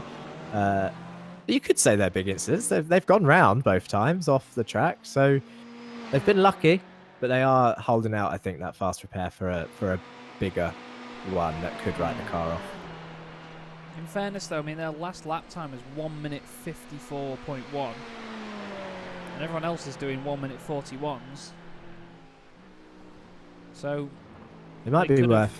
Can you jump on board and see what it's like handling wise? It looks okay, but like you said, maybe they've lost a lot of top end with some aero damage. Yeah, I'll have to have a look then, see what difference it makes for these guys. It doesn't sound like it wants to go all the way up the revs. He's got it's actually fitting. Yeah, he's coming in. Understandable. Now it'd be intriguing to see whether they do take the fast repair. I think you need to just play it safe and take it. You know, you need to do it, because if you get further along and then you have been losing the odd bit of time here and there, you'll just get more frustrated by it. It's a 148, and that's with slowing down for the pits as well, so not too bad. Where's Herbera? Here he is, around the final corners. Or is he actually? Is that... That's the first part, isn't it? Yeah, it is. Sorry, that's NASCAR 1 and 2 he's just gone round, not 3 and 4. Yeah, and look at that. Carvalho's already on his way out. You're right, he's done the repair. Very clean car. 9.8 seconds in the stop. Rear end's been fixed. Maybe not much fuel or tyres, just came in for the fast repair. Who knows what they did, but very clean looking car. What I've noticed from these two since they've done their fast repairs, because both of them have come out clean, a little car wash involved in the fast repair. It's very clean looking. Shiny. Well, I think there might still be some, what can only be described as cack up the front of it. I haven't heard that word in years. Oh, I say it all the time, I love it. But yeah, there's still a bit on there, but yeah, the gap is now still half a minute to Sebastian Herbera. The two of them with supreme pace over the rest. Dries Mujdi still just cracking on in that Corvette. It always looks like it's going quick, doesn't it? Olivier Bulting confirms the suspicion. Repairs and fuel. So just a splash and dash. I mean, we said before, didn't we? They've got a pit stop in hand. May as well use it when you can. You know, if you could get away with just a splash and dash that won't put you completely out of the race, that's all good. They look fairly switched on, this BMS team, in terms of strategy. They're controlling it well, even though they're being put under pressure by the Racemasters esports team. They are handling it well. They've had a few incidents, and now look, they've got a 30-second lead with that splash and dash. Like you said, they had one in their pocket.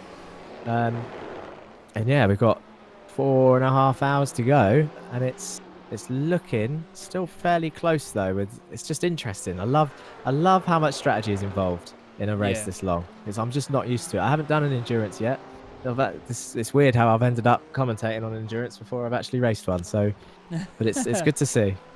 Yeah, they are always really interesting races, to be fair. And seeing as it is your first endurance race, mate, how about you pick a car from the field for us to go on board with while we take a quick 5-minute break?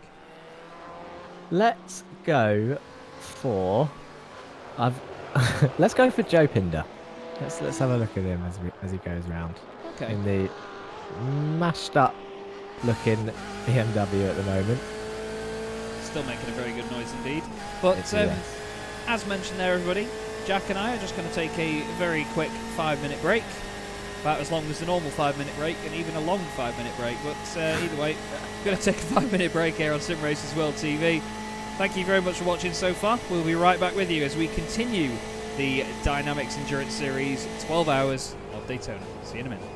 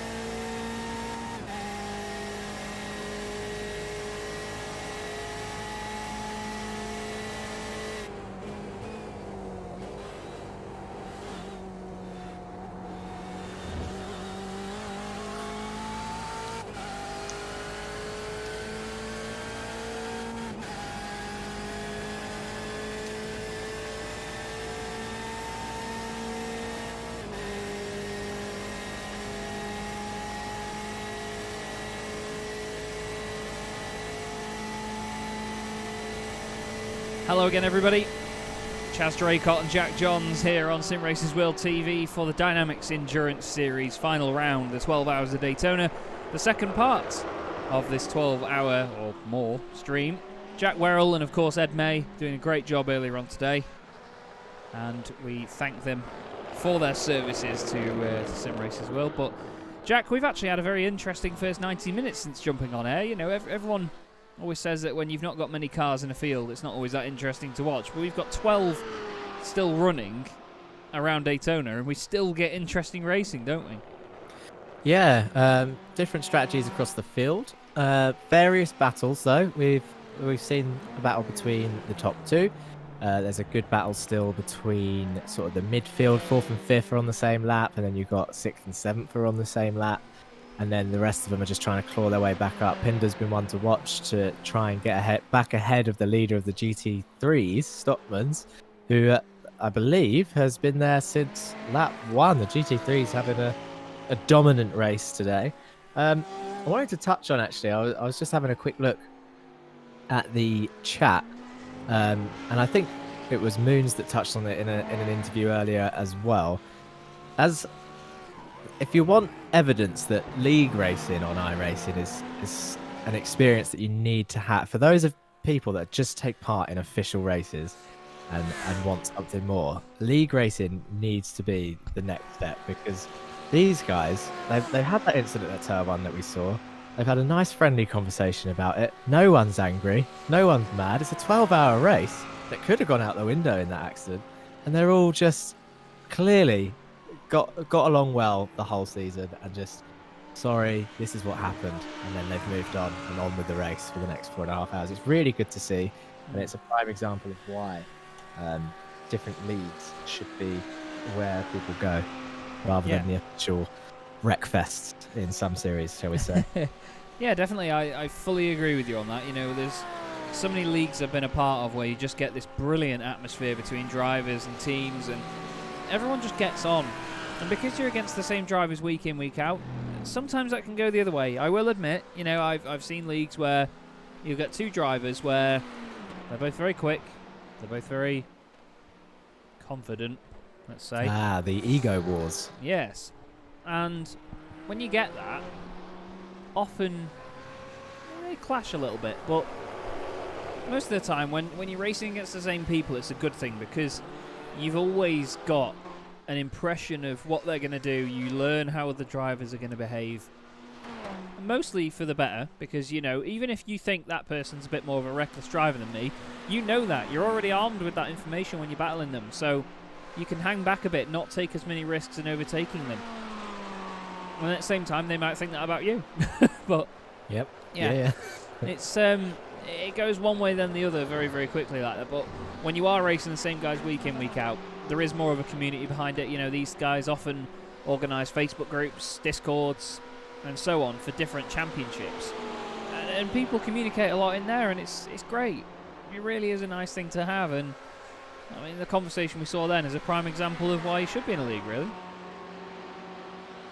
Yeah, that's right. It looks like Joe Pinder was extremely slow on the back end there. I think he might have had another off somewhere. Oh, this is a different place than we've seen many of the crashes. Another cone gets killed. Yeah, real shame that actually there for Joe, but tiny little spin, easy thing to do, to be fair. But I think if you do a 12-hour race around Daytona and don't have a spin, then something wrong with you.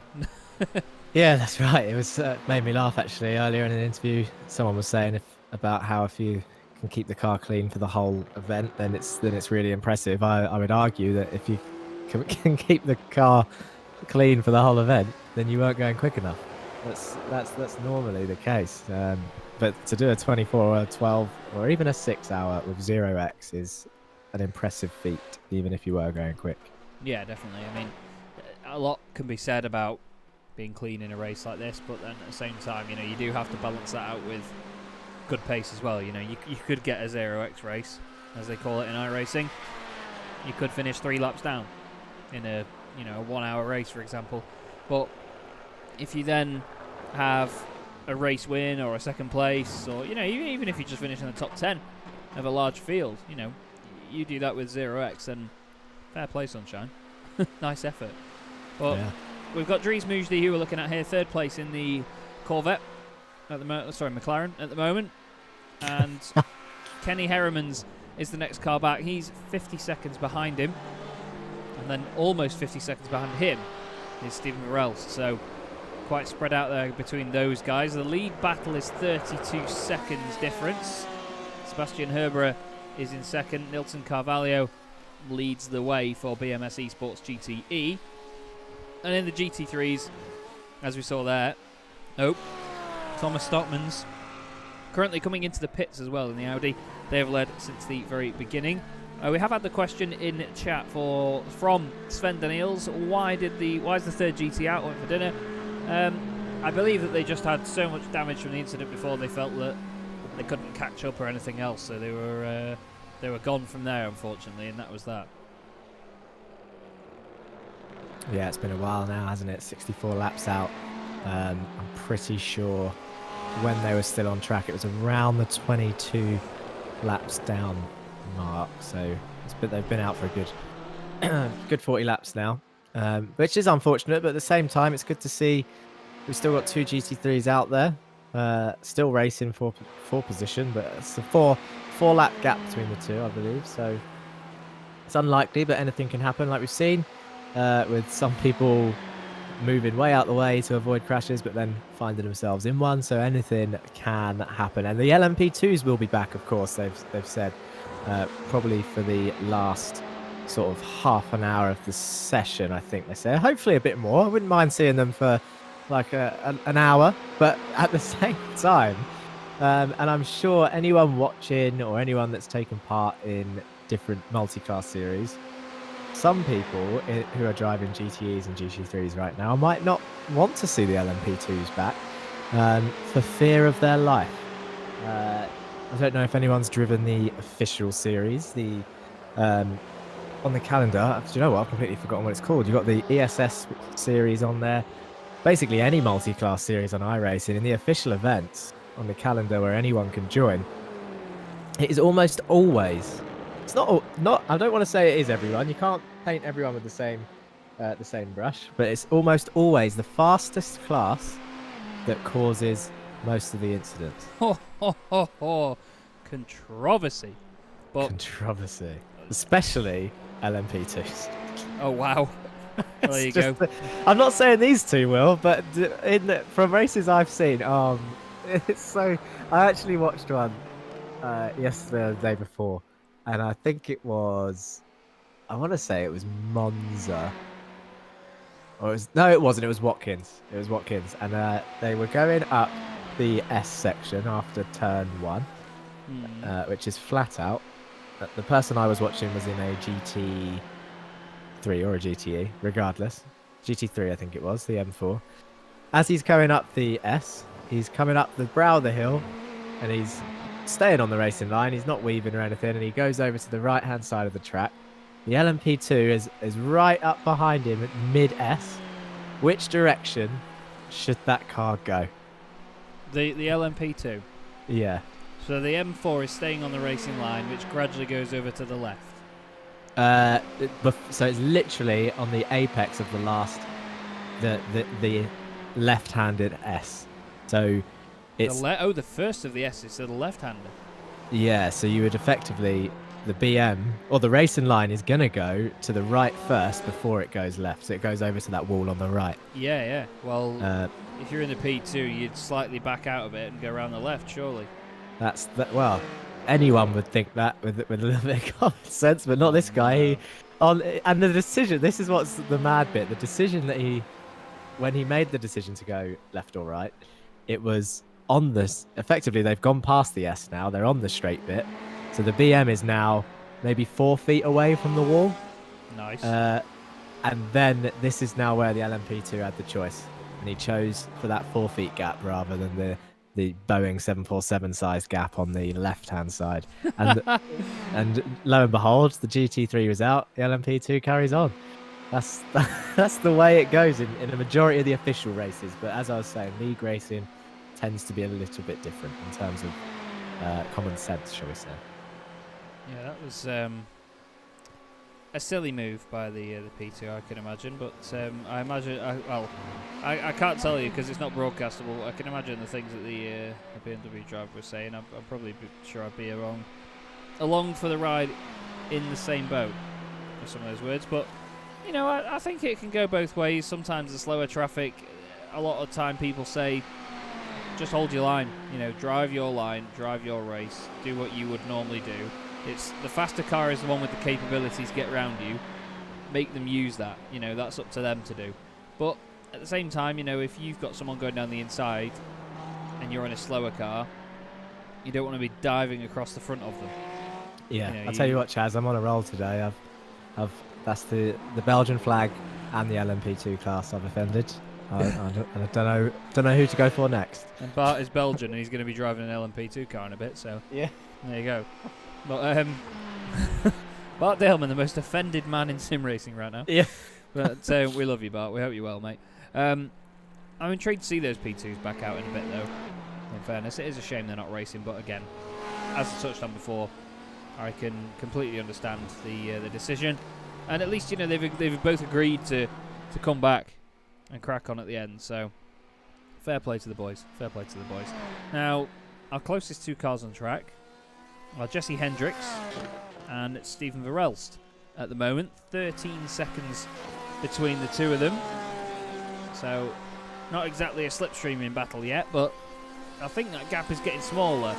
Last time around they were only a tenth of a second different, but on this current lap, Jesse Hendricks has done that car's best Sector 3 for the entire race. So on the pace at least, at this moment in time. In the sim, wondering whether we're actually going to get to daylight by the end of the race. I imagine we might do. Or did they start in afternoon and then go to night? I didn't watch the very start of the broadcast, I'm afraid. Shows how committed I am. Sorry, Ian. But yeah, I'd be intrigued to know if we're going to actually get back into daylight by the end of the race. I did pop in for qualifying, but I can't remember if it was daytime or nighttime either. At the time, there was actually only one LMP2 out there in the qualifying when I watched, but then there was two eventually. And then I watched the start of the race. But yeah, I can't remember when it started. But Hendricks trying to close that gap. It's actually gone down to 14 seconds now, so maybe he's lost a bit of time there. Coming on to the next lap as we approach the 8-hour mark. Lap 274.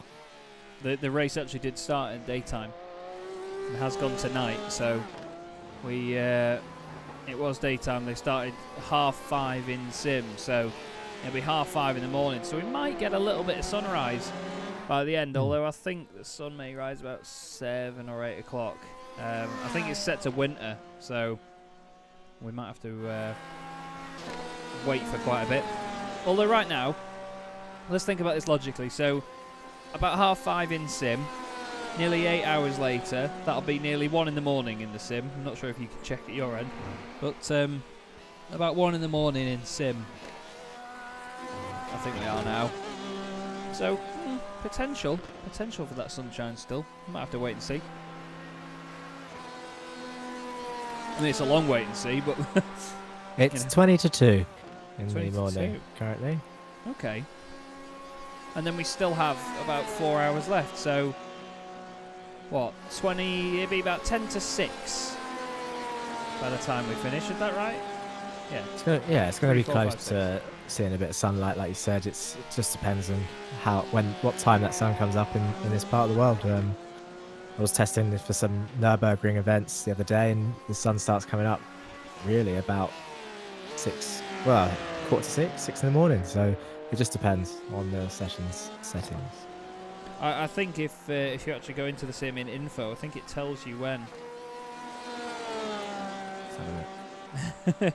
Sorry, I shall be. I'm having Jack do this live just because, one, I don't want to bring the UI up because I think it detracts from the broadcast. But two, I'm lazy, so I always get someone else to do it.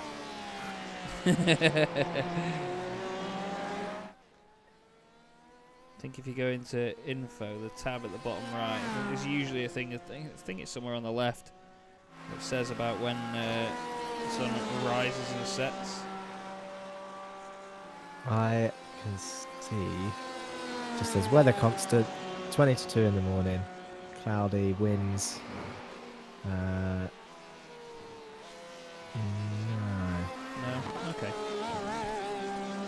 So the answer, everybody, is we don't know. We'll just We have to don't wait know. and see. But either way, plenty of time left to go in this race. Plenty of time for things to change, as is the way with endurance racing. It's such a savage variation of motorsport. It's endurance racing. You know, it's not just like your 20-minute sprint race where you can see a lot happen, people lose positions and so on. You know, you've got a hell of a lot of time to be in the car. And one small incident, no different to one that you'd have in a sprint race, can change all of it. You know, it can ruin your race. In fairness, it just happens. So it's very cutthroat, is endurance racing, and I think hats off to these teams for continuing it with the whole season, because it can't have been easy at all.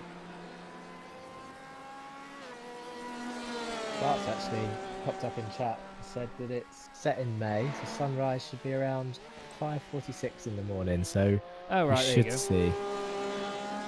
see it come up. Awesome. Well, there we go then. Now, I'm intrigued to see in the sim whether that means, does the whole sunrise process begin at that time, or will it have completely risen by that point? I think it'll be that it'll It'll be start starting, rising yeah. then. So, yeah, we may get, maybe the sky will be a bit more blue when we get to it. Jamie McEwen is just coming out of the pit lane in the Reaction Motorsports BMW. These guys currently 12th place overall, behind the two GT3 cars now. He was in the pits for 2 minutes and 15 seconds, so a significant amount of time lost there, unfortunately, in the pits. Maybe just repairing some of the damage, because that car had a bit of a knock on the front earlier. It still looks like it's got said damage, actually. So Yeah, no fast repairs left, but it's, like I said, with the time, it still might have taken something off just to make it a little bit quicker. Bit of an aero fix, maybe. yeah, you can have just sort of partial repairs just to see if the car at least behaves a little bit better in a straight line, because I mean we've all been there at Daytona. We know how horrible it is to be driving around here and have a car that is not getting to its top end speed, or at least the speed that you've geared it up to, because it's just such an important part of the lap. You know, it's a good, what I'd say, 2/3 of the lap time is down to that. You've got obviously a lot of work to do on the infield, but most of it, I'd say, is to do with the car carrying good speed around the oval, and at least, you know, having a good run through the bus stop as well. You know, that is, like you said before, it's the money corner, isn't it? You need the car behaving around there. Yeah, the moment you'll realise that you've lost too much speed is when you're sat behind someone in the slipstream and they're still pulling away. That's when you wanna start being a bit frustrated and trying to sort that out in a repair, because I mean, if you've got slipstream and you're still getting left behind, you've got big engine troubles. So you want to get that sorted as ASAP. Yeah, definitely. You know, it's hard to notice it at first. You know, if it's 1 or 2 kilometers an hour, because that can vary just dependent on the run that you get at the bus stop. You know, you could have a good one and be 5 kilometers up, then later in the race you'd remember that as your benchmark, and you'd be like, oh, hang on, we were doing this 5 kilometers faster before. What's up with the car? And you can sort of incorrectly blame the car for that, rather than your own lack of talent. I'm joking. No, usually it's my lack of talent that I have to blame for everything in the world of sim racing. But no, it's easy to. A lot of drivers like to exaggerate things. You know. Are you suggesting racing drivers make excuses? I'm not having this. Oh no, not at all. Racing drivers never make excuses. Never. Not even sim racers. I don't think I ever have a bigger facepalm moment than every time Sebastian Vettel says that someone changed direction under braking. Oh, don't. Oh, don't get me on that. Oh no. Twice it's happened in the last couple of years, and it's as much as I respect the guy, it's how disorientated have you got to be to not admit that was you? Yeah, I know. But again, they've got to be stubborn and strong That's Yeah. it. These two look good on track together with the matching liveries. Yeah, Teammates. the RP Motorsport cars. The one we're looking at here is Kenny Herriman's. Just behind him is Kurt Van Hoenacker. And the car doesn't look so Kurt Van Hoenackered at the moment. Looks pretty good.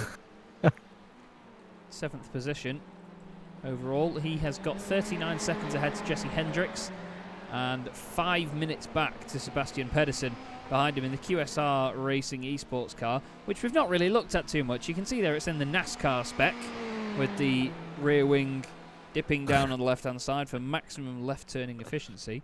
But this probably one of the cars, to be honest, Jack, that's suffering from the fact that they don't have a slowdown to use anymore.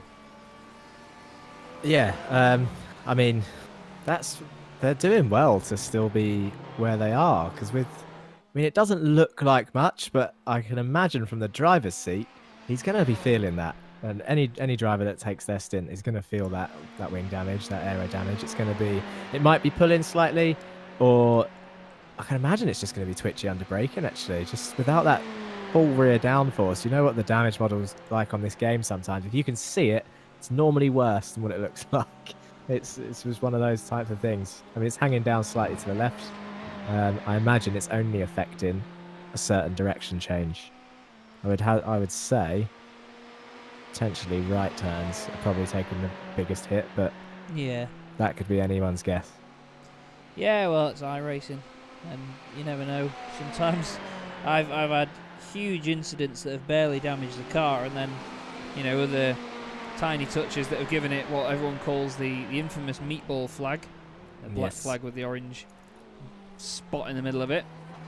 Van der Meeren's saying the car is a second down, but not enough to risk a quick repair. So, risk versus reward, and that's one of the things that we touched on earlier, wasn't it, really, Jack? That in a moment like this, in a race like this, you have to consider, is it worth taking that fast repair with, 4 hours of the race left to go, when still anything more major could happen in that time? It's one of those decisions, isn't it? Do you want to... we saw Nilton come in and do the fast repair from something that probably wasn't hindering him too much, although the lap time did show quite a big drop. But there's just potential for that bigger crash. The only annoying thing is if you get to the 11.5 hour mark, or even closer, the 11 hour and 50 mark, and nothing's happened, you've just driven a whole race with a fast repair in your pocket, losing over a second a lap. It's one of those, isn't it? You never know what's going to happen. It's best to keep it, but it's going to be frustrating if nothing does come to fruition in the end. Yeah, it's strange to say it's frustrating if you don't have a crash later on. Yeah. but no, in that context, it's perfectly correct. You have to balance it out and just see what comes to you, whether that's a good thing or a bad thing. Unfortunately, we do always have a balance of both. As Ewald has said in the chat there, it's a gamble, and it certainly is, mate. And we hope that whichever way you play that gamble, it pays off. Well, we continue to look at the Ferrari. We've not really seen much of them since Jack and I jumped in. With the QSR livery based on one of the real cars that they run an Audi RS3 LMS TCR in the real world, which has been... I've had many a picture sent to me from Ian Roots when he got very excited about having the Sim Racers World logos on the car as well, which was very cool. I think it was running in the 24-hour series at Dubai. But it seems like a livery that suits most cars that it goes on. Actually, I've seen it on the Audi. I've seen it on... What other car did they put it on? I think they might have put it on a Porsche or something. But having it on the Ferrari, it certainly looks good. Anyway, I know that much. Yeah, lovely place to buy too. Have you ever been there?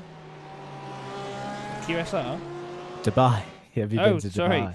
I thought you meant somewhere to buy something. I was like... No, Dubai. With I've a D. never been to Dubai, but I would really, really love to. I was supposed to be potentially going to Abu Dhabi, obviously just down the road, for the Grand Prix as part of F1 Esports, but that never happened, unfortunately. I was going to be one of the MCs on stage. That's a shame. At the Abu Dhabi Grand Prix, but that never came about. But with the climate of what's going on, it's understandable. It wasn't. It was pre-COVID, but it's business, and it's never going to happen. That's one of those circuits as well. That Yas Marina circuit is just, it's on TV it can be really sort of dull to watch. But it's one of them ones that has kind of an atmosphere there.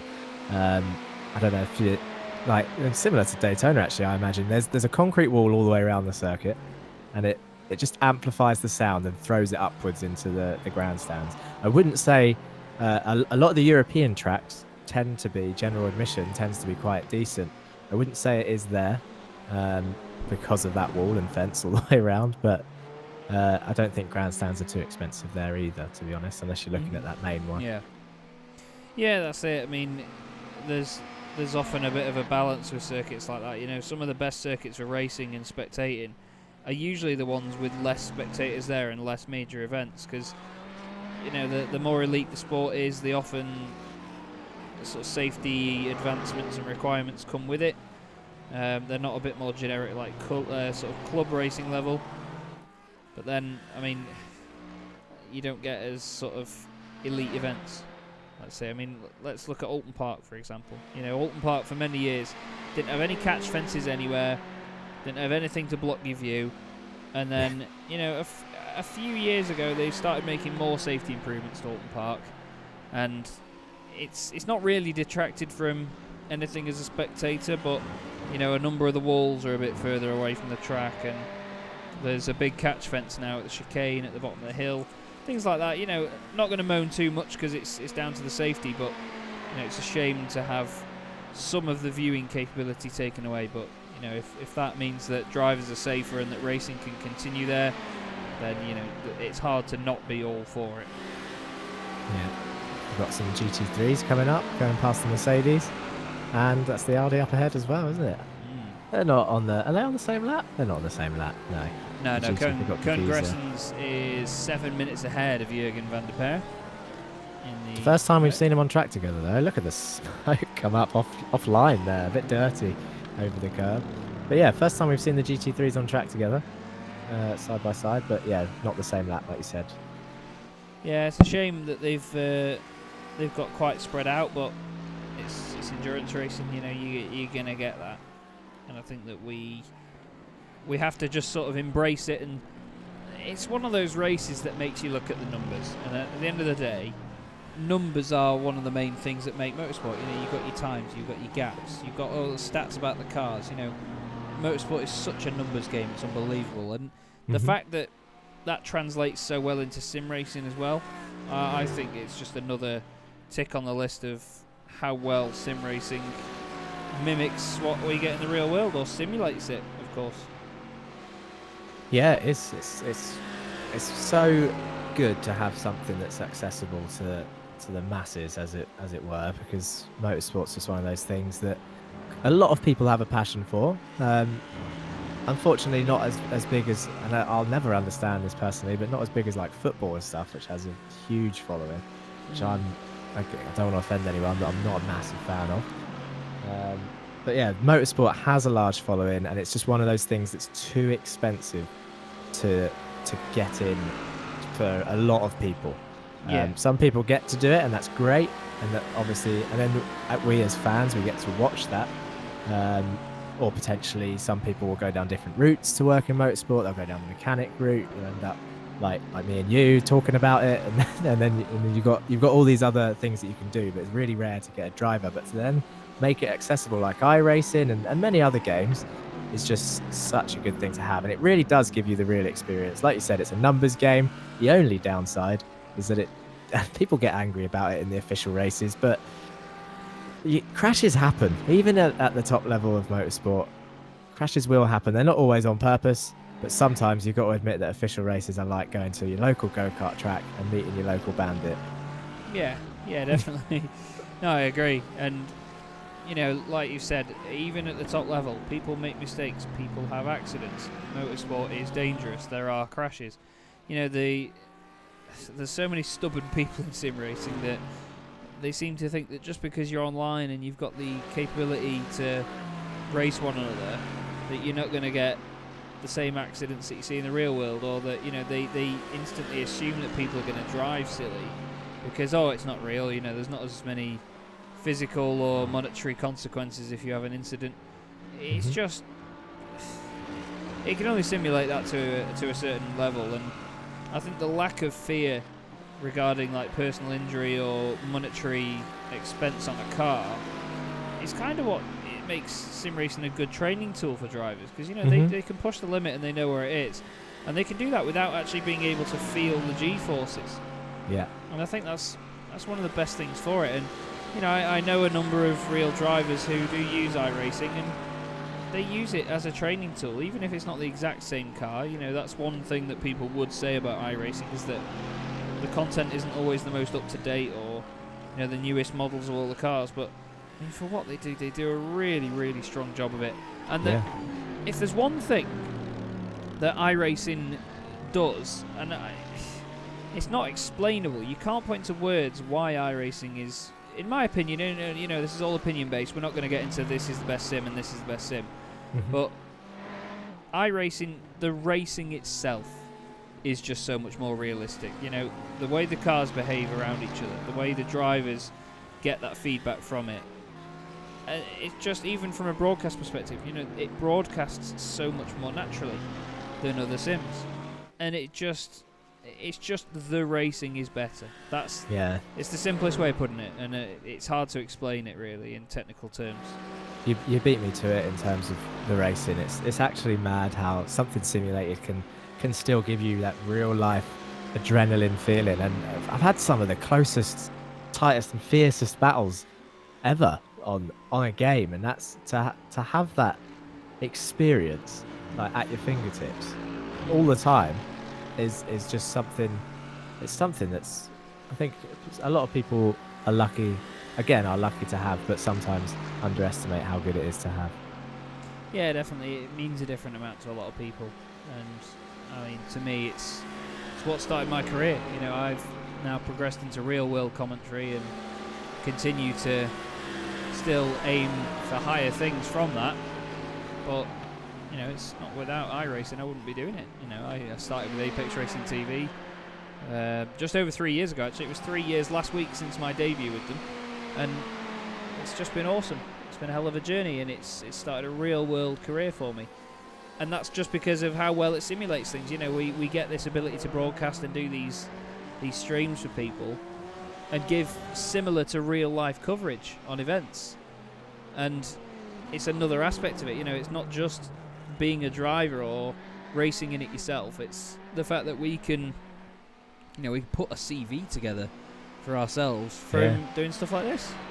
And then there's me that's ended my career on tonight's DynamiXX 12-hour event. I think, what have I got left to do? I saw a Scottish driver out there earlier. The only thing that's probably the only one I could now get wrong and say that he's Welsh or English or something. But but I'm not. Obviously, I know the Scottish flag. I'll tell you, there was a flag on there actually I didn't recognise. It's not the Belgian one. I know I've made that mistake already on the Porsche. I think I know who you're going to mention. There's a red one with a white star in the middle. Yes, I believe that was the Isle of Man. Ah, do you know what? Because I couldn't find it. I googled it because it was bothering me. Couldn't find it. The closest I could find was Hong Kong, and I was like, I don't think that's right. Yeah, we spoke to Ronald. I don't think he is from Hong Kong. Yeah. We'll have to confirm. Ronald, let us know in chat if you can. We're still looking, by the way, at your race leader, Nilton Carvalho. A very, very potent racing driver name as well it is. But he's just continuing to be rapid. The BMS car, I mean, at Imola, they were just absolutely outstanding. They were untouchable at Imola. And again, this race here just seems like a bit of a repeat of that, in fairness. But I'd say, you know, these sorts of drives don't always get the respect I'd like them to get, because it's so hard to lead a race and cope with the pressure. I mean, when you're fighting near the front of a field, I crumble, mate. I fall to bits. And I don't know, you know, these drivers are clearly better than me, but I just don't know how they keep so calm the whole time being in the lead for this long. Yeah, this amount of time is something else, isn't it? I mean, doing it for, again, as I said earlier, for a normal amount of time, for a normal race of, I don't know, an hour or even less, is high enough pressure as it is. But someone's off there. Yeah, it's GT3 leader. Yeah, it is. It's a good thing they've got a massive lead. It didn't look like they touched anything, so Gresson's nice and safe as he comes back on. But yeah, I've lost what I was saying. Where were we? The Audi's thrown me right off. It's been a while since I saw someone go off track. I'm still waiting for someone else to hit the bus stop chicane wall. Oh, you were saying about leading for that long and having such a big advantage up front. Yeah, that was it. The pressure's just getting soaked up, and to keep calm after a couple of incidents as well in this second phase of the race. That 30-second lead is fluctuating between those top two, and it's well, it depends how experienced these teams are. They're coming across as experienced to me in terms of strategy, working out the strategies. They probably have more of a finger on the pulse than I do, Chaz. I'm not sure about you in terms of strategy wise for those top two. Is this? Oh dear. Just go straight across. Just keep going. The almighty king of slowdowns. Yeah, that was nicely turned around. To be fair, made the right choice by going right instead of left. That's not something you see often. No, it's not. And it's judgment in moments like that can make and break a race, not just for you, but the car that you could potentially hit by making the wrong choice.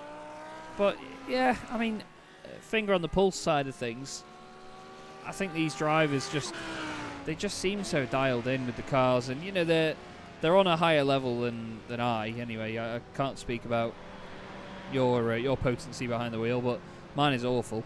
Hence the commentary career. But these guys, they do it a lot more often. They're clearly very talented, and I think part of that talent just comes with having to stay calm. You have to have that calmness about you and that confidence to just carry on with it. You know what I mean? You can't rest for a moment in your head, but you need to just have the supreme confidence that what you're doing is your best ability and what you're doing is right. Yeah, absolutely. And it's just one of those things that, I've said it once, I'll say it again. I'm just fascinated by how much variation there can be in a strategy. Putting all of those things aside that we've already mentioned, the skill it takes to understand the cars, all of the numbers game that racing is in terms of your average lap time, in terms of how much speed you can carry into that pit lane entry to try and gain an advantage there. Putting all that aside, actually driving the car, just throw that to one side. But your strategy on when's the best time to make a stop for fuel, when's the best time to change driver in 12 hours, to then try and come out on top by, at the moment, for example, Milton with a 35-second lead for BMS Esports. It's got to be satisfying at the end to know that you've made all the right choices and done the best that you can. And to be fair, I imagine it's satisfying for anyone that crosses the line after doing a race for that amount of time, because they've still survived and made it to the end. Yeah, that's it. I mean, surviving these races, surviving the 24-hour race was usually the aim with me and anyone else that I was racing with. And I think for these guys, they've probably got a similar one today, but with less cars out there. I mean, we spoke to a number of drivers already today, and they've said that the main difference is that without some of the P2s there, there's, as they called it, less risk of death. But, I can understand that. I can understand that opinion, definitely. But at the same time, I think it's just the lack of numbers. There's less traffic to deal with on a regular basis. You've got fewer cars to focus on in terms of the ones you're battling against as well. And the battles don't get disturbed as much. The difference between GTE and GT3 isn't a massive amount in terms of pace. So when they do come up to lap one another, it can sometimes be difficult, but at the best of times it can actually be very easy with that similar pace, because you can sort of judge more easily what the GT3 car is going to do if you're in the GTE, and obviously vice versa. So I think these guys, while some may say, it's not a very big field, it's not going to give you as much of a race, I think the drivers themselves will be a bit relieved by that, and they'll be a bit more pleased that they've got less to worry about. Yeah, it's one of those things. People will have different preferences, won't they? Like you said, if they're soaking up the pressure well with a low amount of numbers, they're probably sort of enjoying it and trying to keep that consistency up. It shifts your focus. It shifts it to consistency rather than awareness of other drivers. Because if let's say it was a field of 40, you'd be rather than trying to get your lap time average to be the same every time, you'd be focusing on dodging people. So, Yeah. Oh, look at this slipstream. There you go. I was just about to say we're going to see a move very soon here. This is Virels going past Jesse Hendricks. But for how long is it going to be temporary? Hendricks on the inside, you can hear that Porsche screaming away towards turn 1. But no, Virels around the outside now and in front of the Porsche. On the back of the M8 we go. The absolute postcode of a car. As I've done some commentary on a set of Corsa Competizione as well, obviously more variety in GT3 machinery, and every time there's a Bentley on, it's just car size jokes the whole time. And being able to see round it, you know, the mobile housing estate, and it's like someone put a postcode on wheels, things like that. It is, it's just massive, isn't it? Especially like the Porsche is so nimble looking. The Ferrari's still, like, as we've mentioned a few times already, the Ferrari's pointy and kind of mean. The Porsche's just looks agile, but not as kind of sharp as the Ferrari, for example. The Corvette, or the McLaren, as you call it, is quite angry looking. But this BM is just flat. It's just it's like I don't know. It's just a pancake driving around, but taking up as much track as it can. The pancake, ladies and gentlemen. The Pancake M8 GTE, brought to you by BMW. Yeah. BMWmotorsport.com. Yeah. But no, you're right. It doesn't look like it has much roll. And a lot of the time you can gauge what a car is doing by its body roll and its body language. You know, you can see how it's set up. I absolutely love watching the Aussie supercars for that, because they bounce around and they roll around so much when they're over the curbs, and they're just so lively. That Porsche looks pretty lively right now. The BMW, not so much, but it doesn't seem like it's doing anything bad really for Stephen Virels. Got cars in the pit lane, by the way. Olivier Bultink is in. Sebastian Herbera is in. So that's our 2 race leading cars. So it looks like it's worked out for Bultink and Herbera. Well, it's worked out for Bultink because obviously they took a splash and dash earlier, which means they haven't lost as much time. So they're on their way. Herbera's still in the box. Trust me, it is there. There he goes. And he had a 20-second shorter stop as well, so he's not going to be too far behind. And Kenny Harrimans is going again as well, but he's a lap behind those 2 cars ahead, I'm afraid. Dries Mujdi still in 3rd place in the McLaren C8R. But every time you say it, I'm like, is that a McLaren? And then I forget the joke. Yeah, the Corvette's great. We're not going to go back onto the subject of why does Chaz think the Corvette's a McLaren, but yeah, it's good car. The rear wing's interesting because it hangs so far off the back, same as the diffuser. But it's been very, very potent already in the real world as this car. Successful here at Daytona, obviously. And I'm sure it will carry on being so. Nick Poilart in the Dynamics Bell speed at the moment, or no speed as he's doing the pit stop. That's another car it's not as wide as the BM, but it looks so widely based that it just seems to have widely based. Yeah, like, do you know what I mean? Yeah,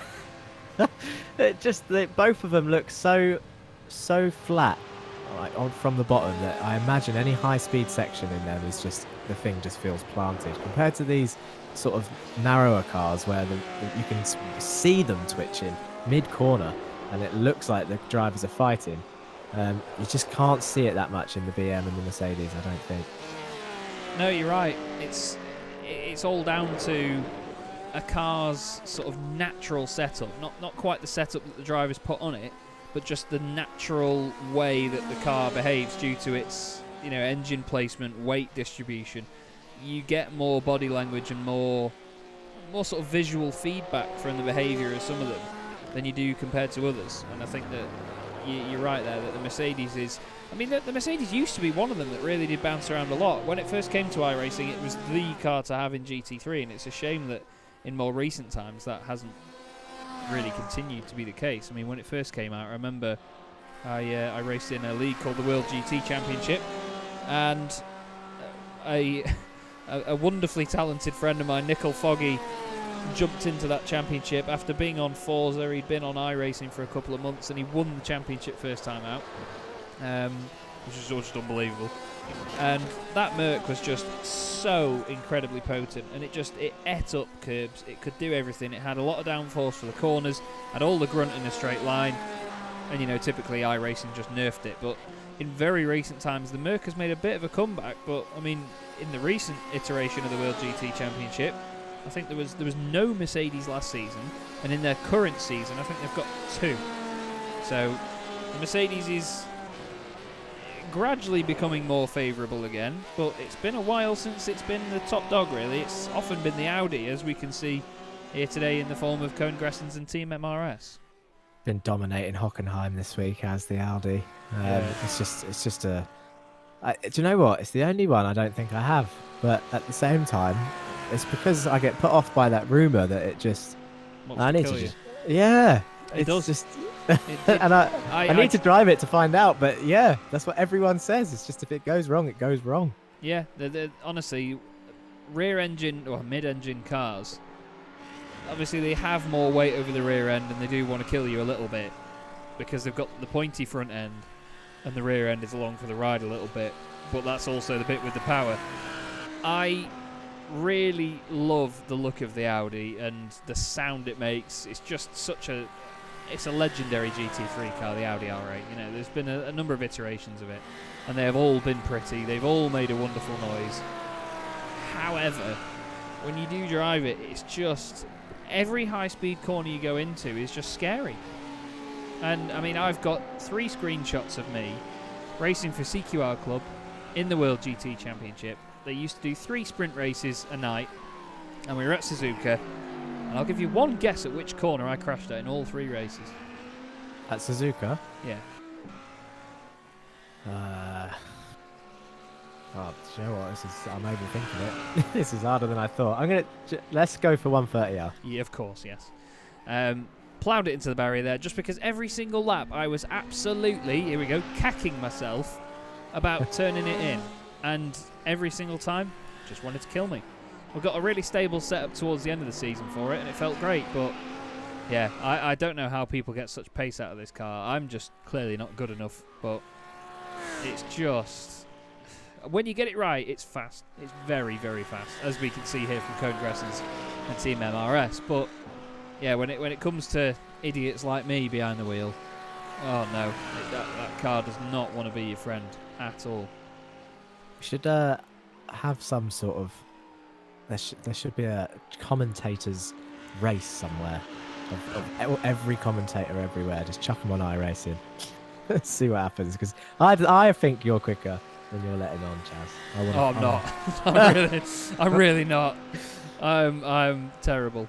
People say, the people that have been watching me racing the Sunday Drivers MX5 Cup, I've loved driving in that series, and I'll continue to do so. I've won a few races in that, but it's for drivers with, I think the limit is 2,500 I rating and below. I'm just over 2,000, I think, at the minute, and I think that's my peak, really. I've not done an official race since the 2020 Bathurst 12 Hours, which was in January, so it's been over a year since I've done an official race, but I honestly just don't have anything else in the tank. I only win a couple of races there, and my composure at the front is awful if I'm in the lead. I'm absolutely bricking it all the time, but yeah, it is what it is. It is what it is. Interesting in the chat. Yeah, I was just reading that and I can't see anything. Yeah, that's intriguing. Jamie McEwen is in the pits and has been in there for nearly 2 minutes at the moment. Now, just trying to see which is the... So this is what happened here with Stephen Varelse. This is when Stephen went past earlier. So we caught this when it happened, didn't we, on the trioval? So I'm not really sure what Graf van Oitman is mentioning in the chat there. Maybe we've missed something, but it doesn't look like there's been much of a change. Near the front, there's less than 10 seconds in it at the moment. Bulltink leading the way. Sebastian Herbera, though, is there. Just coming into the same hairpin. Yeah, that's it. He's trying to close down that gap. We saw the pit stop earlier. The lead car sort of benefiting from a splash and dash earlier on, but the pit stops, like you mentioned, actually, it was about 20 to 30 seconds difference, and the gap was about 30 seconds. So yeah, 20 seconds difference in the pit stop. It's added up, and they're not. It just shows they're so even on pace, and how the pit stops really are key here. You've got all of this time, and strategy is going to be what decides this one, I think, because 9.5 seconds is too far back for slipstream. But unless the lead car makes a mistake, then it's going to be down to sort of whatever happens in the next couple of pit stops. Can they find that 9.5 seconds? We've seen him on track together, so it's not completely far-fetched. But yeah, I think we're still on for a battle in the lead here at some point during this race. Yeah, it always seems to be the way that we often get a field of small cars, whenever it's being broadcasted, we always end up getting the best battles with some of the most important cars in the field. You know, not saying that any of the others aren't important, but you know, the main battle that you'd want to see would be for a race lead. You know, that's the most intriguing one because it's the overall win. And we are often treated to the fact that it is usually a battle for the win that we get. I actually commentated very recently on a 1 hour long race on Vertex Esports, who I work with, and they have started what they're calling their Mixed Bag World Cup. So they've started with GT3 cars at Imola. In 2 weeks' time, we're going to be racing rallycross cars at Iowa. They're doing NASCAR at other circuits. They're doing off-road trucks at Crandon, I think it is. Yeah. They're doing like Aussie supercars. The combinations are just all so massively varied. And the first round of their championship, you know, they had 15, 16 cars, I think it was. The closest two on track all race were the two race leaders, and they were within 2 seconds of each other for the entire race. 2 pit stops as well, and it was an absolutely almighty battle between the pair of them. It was Pete Harrod and Ben Creaner, and I loved every minute of it. And it is often the case that we get lead cars battling more than the rest of the field. It's just the competitiveness seems to boil at the top. See, I knew I'd heard your voice before we met, and that was it. Because I used to watch Connor racing that, and that was Connor Mills. Yeah, in the Vertex Stock Car Cup. That's right. Yes, and indeed. that's why the soothing tones hit me in the right spots. You poor soul. But yeah, you know, commentary is a bit of a small world. You know, you hear people and you think, I don't know who this guy is, and then not long after, you know, you'll be like, oh, hey, I know this guy, I recognise you. It's worse. Yeah, it's all new, but like, yeah, I agree. It's been sort of bumping into the same people now. It's a bit mad, but it's nice. It's nice, and it's all part of you say commentating, but it's all part of the sim racing world, which sort of recently become a part of, and it's all a nice community so far. With the occasional, as we mentioned, there's the occasional hiccup along the way, but the majority seem to be on the same page. Yeah, definitely. You know, we're all there to enjoy ourselves, and that's what we're all going to do. It's great that the racing does get taken so seriously, though. In fairness, because you know, I think if it wasn't taken as seriously, I think our job would be harder. The drivers, yeah, they'd probably still enjoy themselves because you know it'd be a bit more laid back. But I think what makes them love it so much is that on iRacing it is so serious. You know, you've got that level of competition that's just you can't mimic it with anything else really. 8.5 hours in. Long old way to still go in this race, but a long way completed. Olivier Bultink and BMS Esports GTE still lead the way, much like they did at Imola. And that Ferrari seemingly untouchable. Sebastian Herbert, who we've been watching for Race Masters Esports, in second place at the moment, doing a fine old job as well. Then we've got Dries Mujdi in the Corvette, very much on their own at the moment, 40 seconds ahead of anyone else, 1 minute behind Herbert. But we've got this going on again, actually. Steven Verelst and Jesse Hendricks. Jesse Hendricks actually got past him recently. What's happened there? Bit of flashing lights and just open the door, let him have it. Yeah, Verelst is going very slowly there. That's very strange. Don't know if he might have had a slowdown earlier on that's hindered him at the end of the straight. I'm not sure. But it was very slow, like you said, at that phase. But he's still in the slipstream here. Well within it. So this battle, like you said, is going to continue. see what the overspeed's like on the nose cam. Looks much further away, doesn't it, when you're on board? Yeah. But that's only 0.6 of a second, everybody. Yeah. And that's is that another BMW up ahead as well, or is that a Porsche? That's the Tice Porsche, Luke Tice. Yes, it is. Yeah. So this is where it really, you got, like you said, you focus on that exit of the bus stop chicane. You come around this banking, and the slipstream's going to start to really take effect now. You can start to see an extra couple kilometers an hour to the Porsche in front.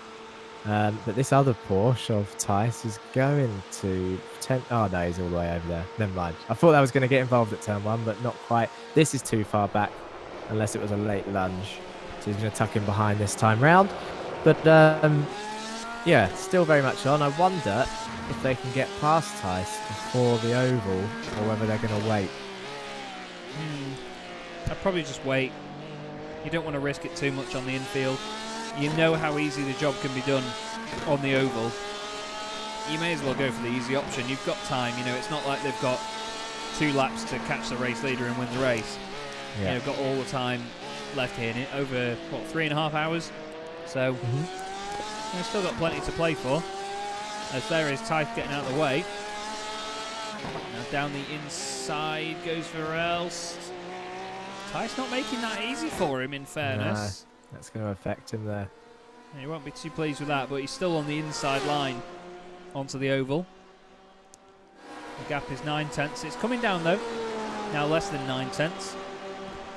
Yeah, he's still within slipstream. What's going to be interesting is Tice's mindset now. Is he going to try and pass again? And it looks like he's going to. He's on the inside into the chicane. Oh, he's backed out. There he goes. He has broken early. But he did show his nose. There's no need for that intimidation. But he's still there. He's going to stay in the slipstream on the exit. But yeah, this gap looking close. 6/10 now on the exit of the bus stop. And I think it's going to be similar to the last lap. It's going to close down to maybe around 2-3 tenths by the time they get to turn 1. So it's not going to be, unless they get some overspeed from double draft here. Don't think it's going to be this lap, but it's going to continue as the Porsche moves up there and actually opens the door and then comes back down across. So it's not going to happen. But look at this, gets right close to, right up to the back of the Porsche there as Tice goes wide and off at turn 1 there. He didn't hit anything, no, he's still in. But yeah, the GT3 up ahead, that is, of Bresson's number 11 car. Yeah, still leading the way in their class, doing an absolutely amazing job, but awesome to get this battle in again here between these two. Pretty sure it was these 2 cars as well that were right together when we started our second half of the race here. A little bit of indecisiveness from Jesse Hendricks, runs a bit deep into the right-hander. Varels looks, but nothing doing there. Hard onto the brakes here. Yeah, this could be the change for position. I wonder if it's going to be before the chicane or after. But look at the line that the Porsche's taking there, right out to avoid giving slipstream at the early phase. And then straight back down to the double yellow line as they're coming down around the oval. Is he going to defend this or let him have it? This is going to be interesting. They're coming down now, slipstream working its wonders. He's got the pace, lifts off nice and early. Thinks, nah, not this time. I'm going to try after the chicane, please. Thank you very much. They come flying through there. Sorry. The blimp cam. Look at that, actually, at some point. It's just a lovely shot. But here they come now around the final corner onto the tri-oval section.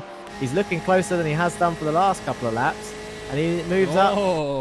Moves up, lets him through. Is he? Oh, yeah, it's easily done. Into turn 1 braking zone, unless he tries holding it around the outside. No, he's lifted off.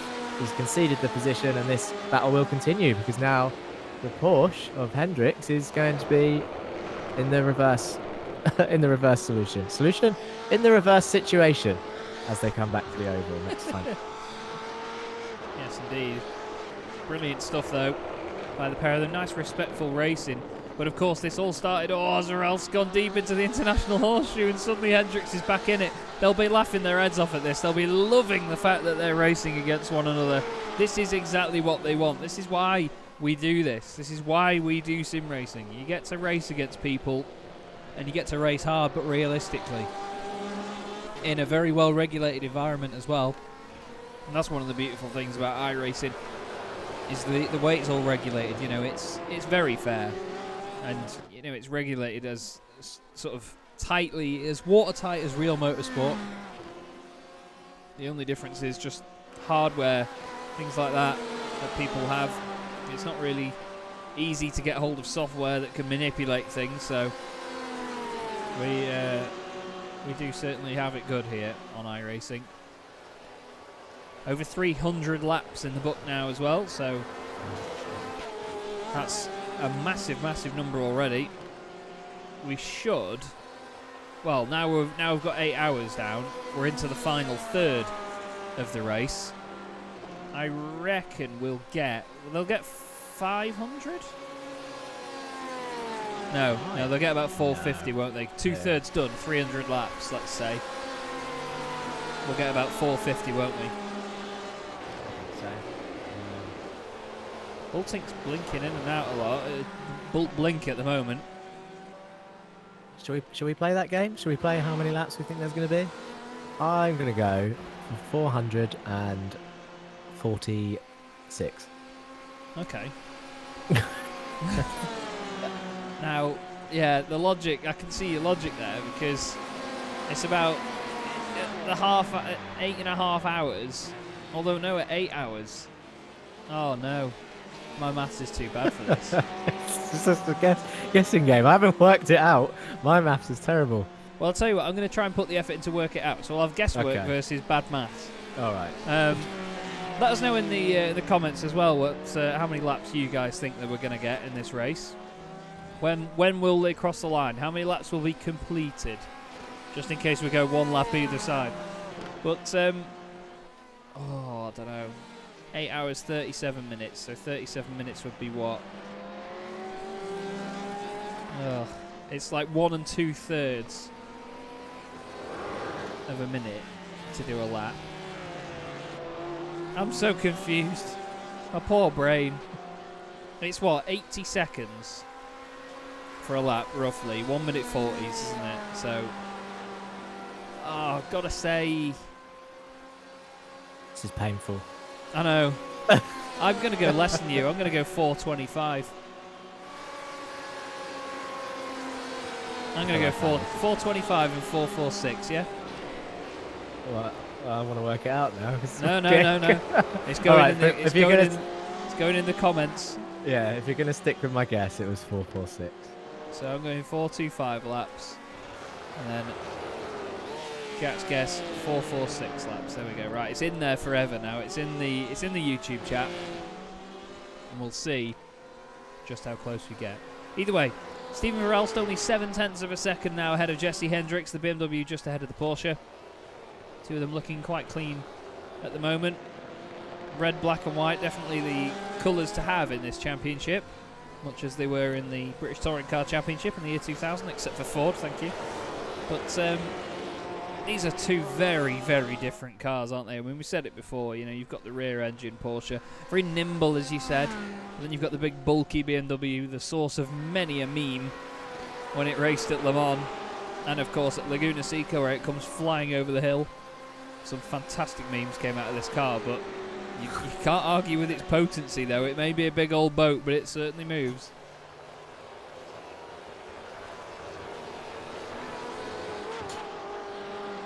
It looks so good through that bus stop chicane, though.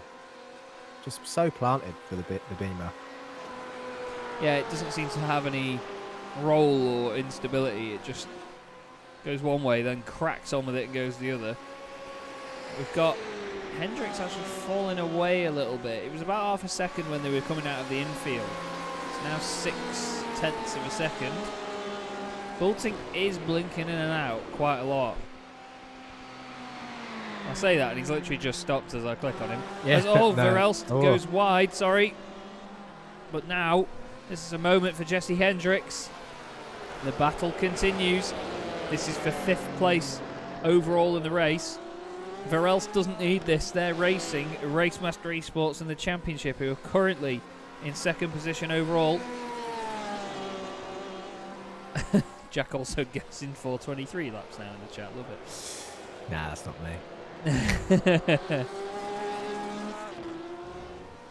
But this is so close between these two. They're going to be at, yeah, I mean, like you said, when we joined at the 6 hour mark, I'm pretty sure it was these two that were going at it. And then here we are, nearly 3 hours later, and they're still on the same bit of tarmac, fighting for the same position. And then you've got to say, even after the next sort of round of pit stops, in another 3 hours' time, as long as they don't sort of have any incidents, which I don't think they're going to, fingers crossed, no commentators curse, in another 3 hours' time, towards the end of the race, they're going to be in this position. It's going to be like a photo finish for what is this, 5th and 6th place?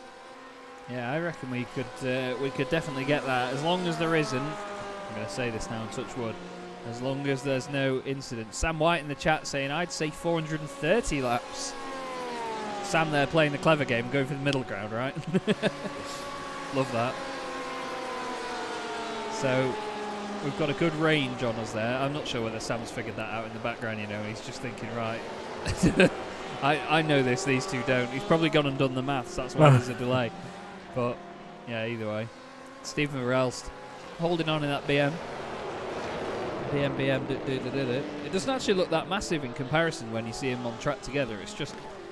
It's that front end. Whenever you've got it chasing you down, it's that whopping great big grill, even bigger than the one that's on that terrifying M4. Yeah, in your rear view mirror, it's you know it's there.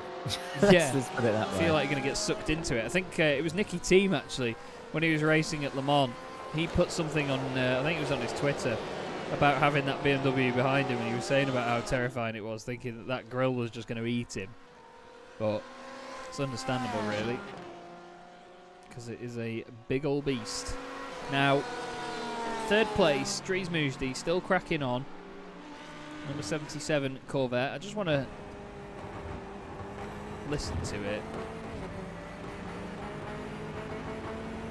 Why is it can you hear that as well? It's really quiet compared to everything we've heard up to this point. I mean all the pops and bangs. No, the engine's just quiet today. I can't hear any pops and bangs. It sounded very strange to me there. It was like a it sounded like it was misfiring. But Might have been the gurgle of the Mercedes that he was passing, or was they light hops and bangs? oh, it's definitely from this. Listen to it out the corner here, if you can.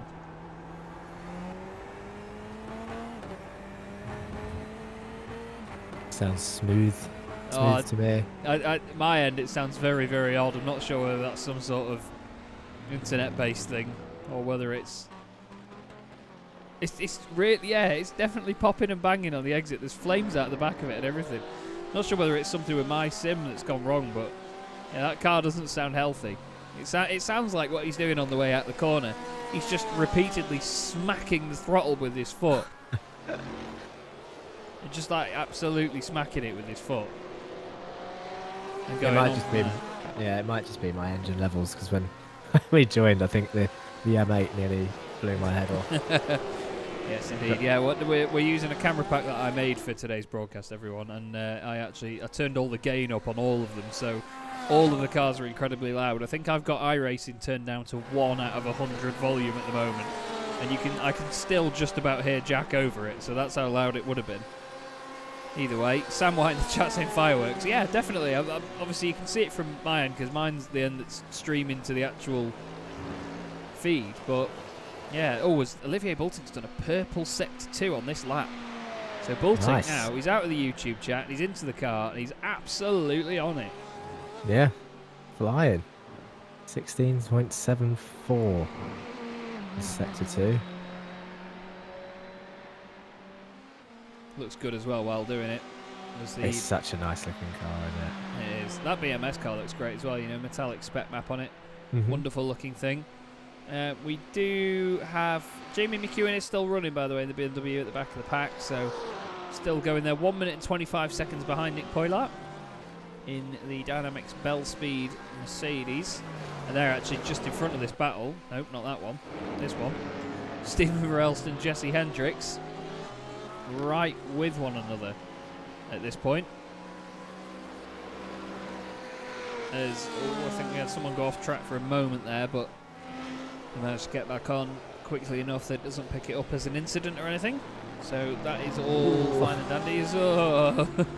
Traffic's such a nightmare, isn't it? No matter how much of it there is. Yeah, and it just comes down to potential sort of miscommunication. Like, I mean, people will always say the best course of action is to sort of just hold your line, but in terms of the Mercedes there, he done the right thing by going as wide as he could on the corner, because he's got 2 cars here battling for position behind him, so holding his line, he might have got in the way, especially on that section of the track. Has had an issue here. He's lost a part of his car. Has he hit a wall somewhere? Oh yeah, well he's got his bonnet there. Oh, Coming big into the lockup. Oh. Oh my god. That's probably the hardest hit we've had in a tyre wall. That was a big old lockup. Just can't get it turned in. Oh, and it was so close to the edge of the wall as well. Yeah, indeed. He could have just about missed that, maybe spun it round, but it's the fact that he had to sort of yank it back out of the wall.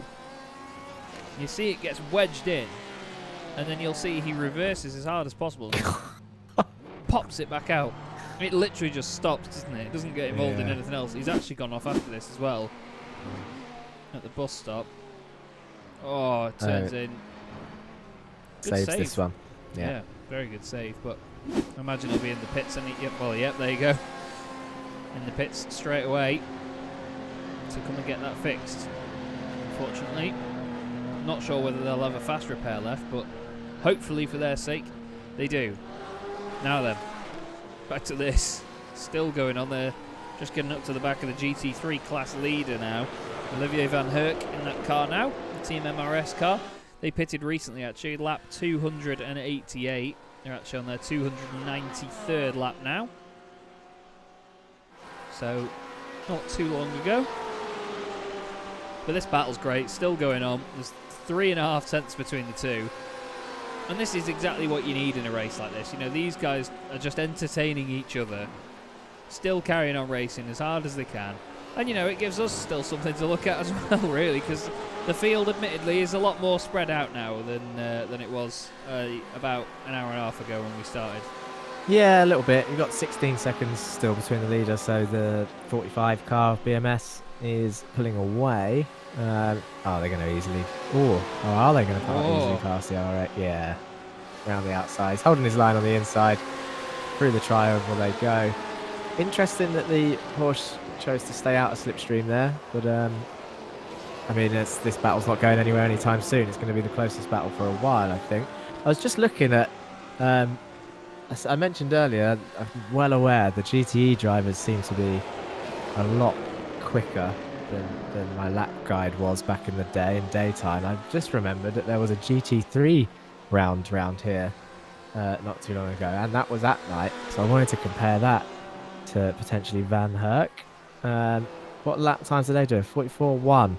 So in the R8, 44.1, the lap guide was a 44.9, but it was with a fixed setup. So I might be able to compete in the GT3s. Well, his best laps are 143.4. Ooh, in fairness. That is a big jump. Which is a second faster than anybody else's best lap as well. The best lap that Poylat has done is a 44.4. So at the moment, Van Herk is still a second. He's still a few tenths faster than that at the moment. East Fredericks did a 44.8. The last lap they completed was 154. But I think that was the lap they came into the pits.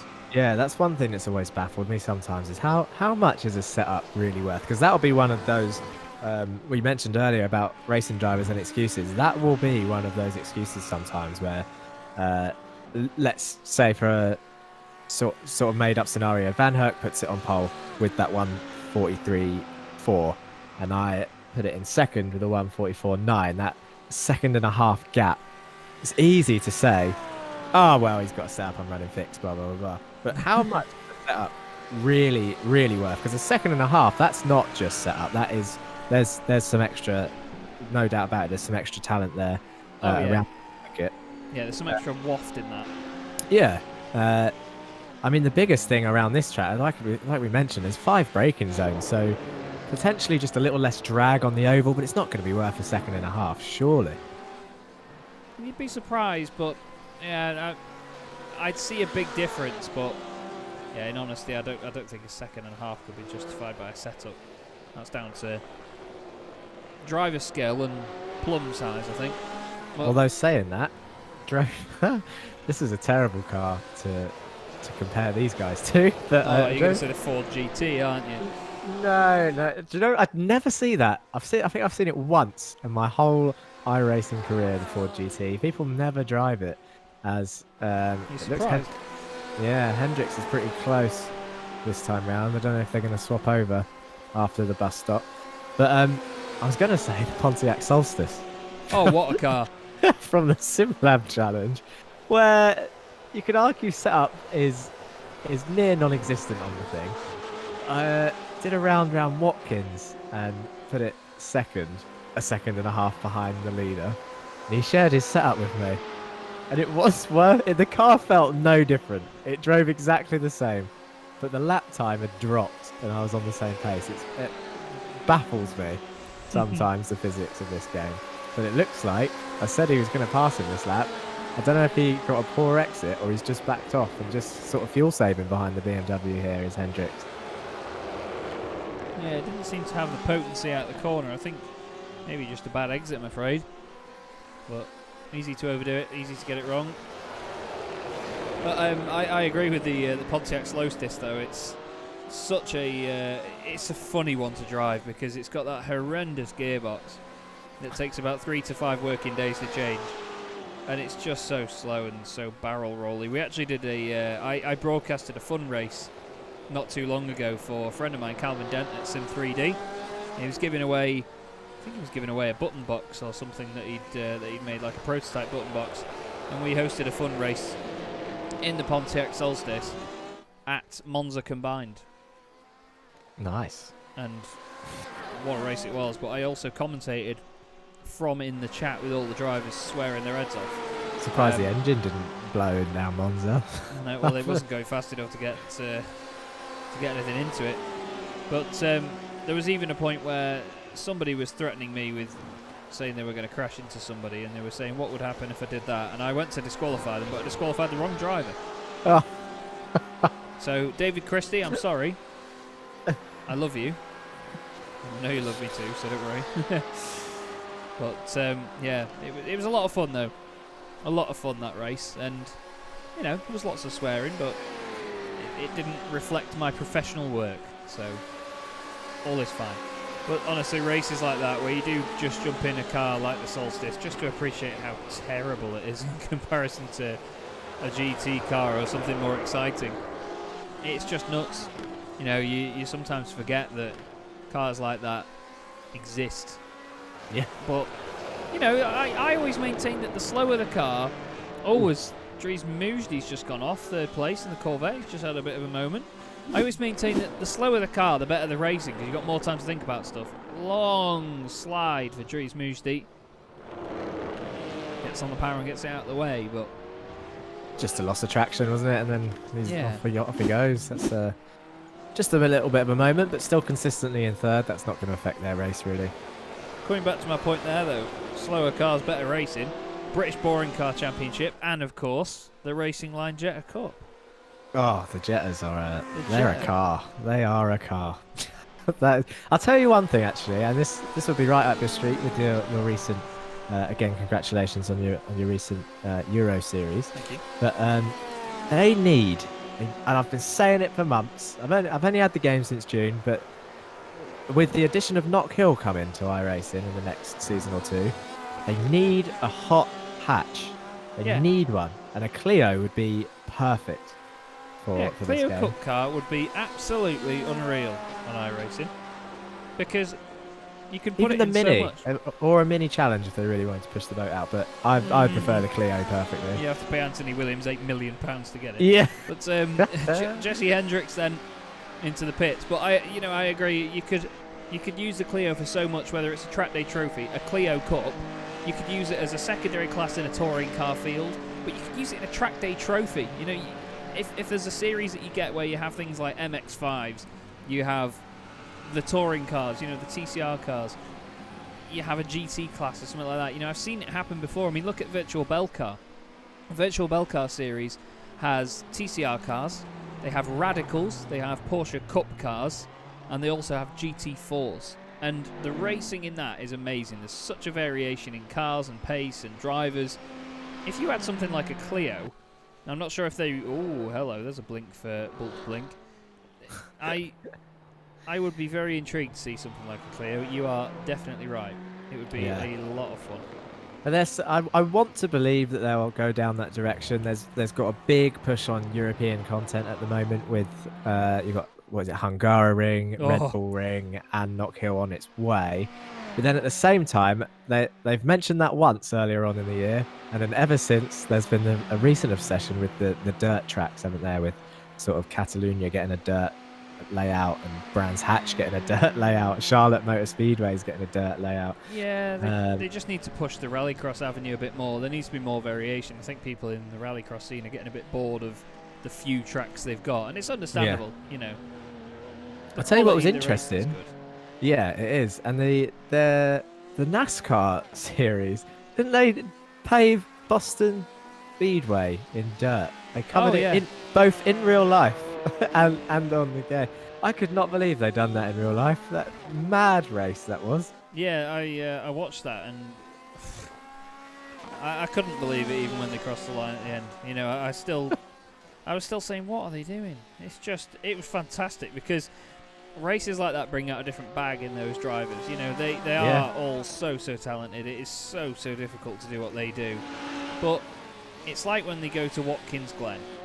There's just certain drivers that just know exactly how to drive those things on road. And much like we saw, except Joey Logano, because sod there with Joey Logano, they all did such a great job. And, you know, so did Joey. He won the race. He did a grand job, but I just don't like him. But, you know, there were certain drivers in that field that really shone, because people knew that they were good on dirt. They knew what to expect from the dirt and how that car would react to it.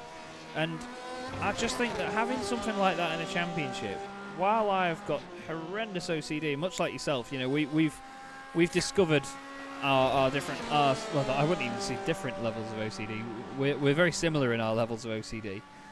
While I would love a championship to just stay uniform, race on road tracks, do things normally, the variation in the race types like that is amazing for keeping drivers on their toes, isn't it?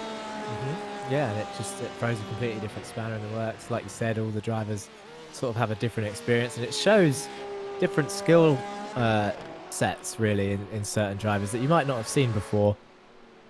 Someone who potentially was struggling on a paved oval track might have had his chance to shine for whatever reason, that if they were more skilled on a dirt track, maybe that's where they've been doing all their practicing, like Lightning McQueen or something. But yeah, it's definitely interesting. It's good to see them trying different ideas. There's always a big sort of hoo-ha in there when they suggest throwing different ideas into Formula One at the top level of motorsport. But there's just no harm in trying. Like you said, it's people don't like change at first, but again, if you don't try different things, then nothing can ever move forward really if it needs to. Yeah, well, that's it. You know, you have to test these things out. I'm not sure on. I can't remember what the recent revelation was coming to F1 that they said. They suggested sprint race qualifyings might be tested this season, but then if today's qualifying's anything to go by, I think the thing with Formula One is they've extended the regulations because of the COVID crisis or pandemic, and it's the closest season that we're going to see for a while. And then and it wouldn't have happened if COVID didn't happen, but next year the regulations are going to be a big change, and one team's going to come out on top, and we're going to be straight back to square one for another 5 years. It's mad that they're contemplating changing it now that this is what everyone wants to see. I mean, the top three were separated by less than a tenth of a second today. It's crazy, isn't it? Obviously, no spoilers, please. But yes, I haven't seen it yet, but I know that somebody went off, and it's one of my favourite drivers on the grid, and I'm absolutely gutted for him. But you know, looking back at Formula One, I always see so many comments and things about Formula One online, and we do really look back on it with rose-tinted glasses. You know, you'd get someone like Jacques Villeneuve winning the Grand Prix by 50 seconds from Michael Schumacher, and then there'd be another minute, and then everyone from third place would be a lap down. And there's like 9 cars finishing, and they're all like a lap apart from each other. And now you look at it, the whole field is covered by a minute. You know, like, it's still quite a bit of time, but come on. I mean, it's so much better now than it was. I just wish that we had this racing now that we do and this close competition with the older cars. I think that's the perfect mix, isn't it, really? That's what we all want. We just want the old cars back, because we all saw Fernando Alonso's Renault go around Abu Dhabi at the end of last year. And and that's it. That's the main thing, the noise. And I mean, I used to spend hours and hours and hours drawing Formula One cars when I was younger, and the side profiles of them and whatever else, doing little spotters guides each season. And you could draw them. You could draw a picture of them, and it looked like the car. Now, you try and draw me. You need to employ Giorgio Piola to draw you a flipping barge board from the house that's got 48 different vortices on it.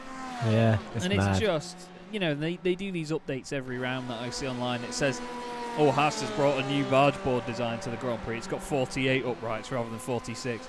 It's like, I don't care. Just have it. They go 3/10 slower. Yeah, you need just a one piece. Like, if you look at the wing, the front wing on a McLaren MP44, it was literally like someone had drawn a rectangle and cut a semicircle at the top of it. And it did its job. And how fast was that car? That was the most dominant car in F1 ever. And I just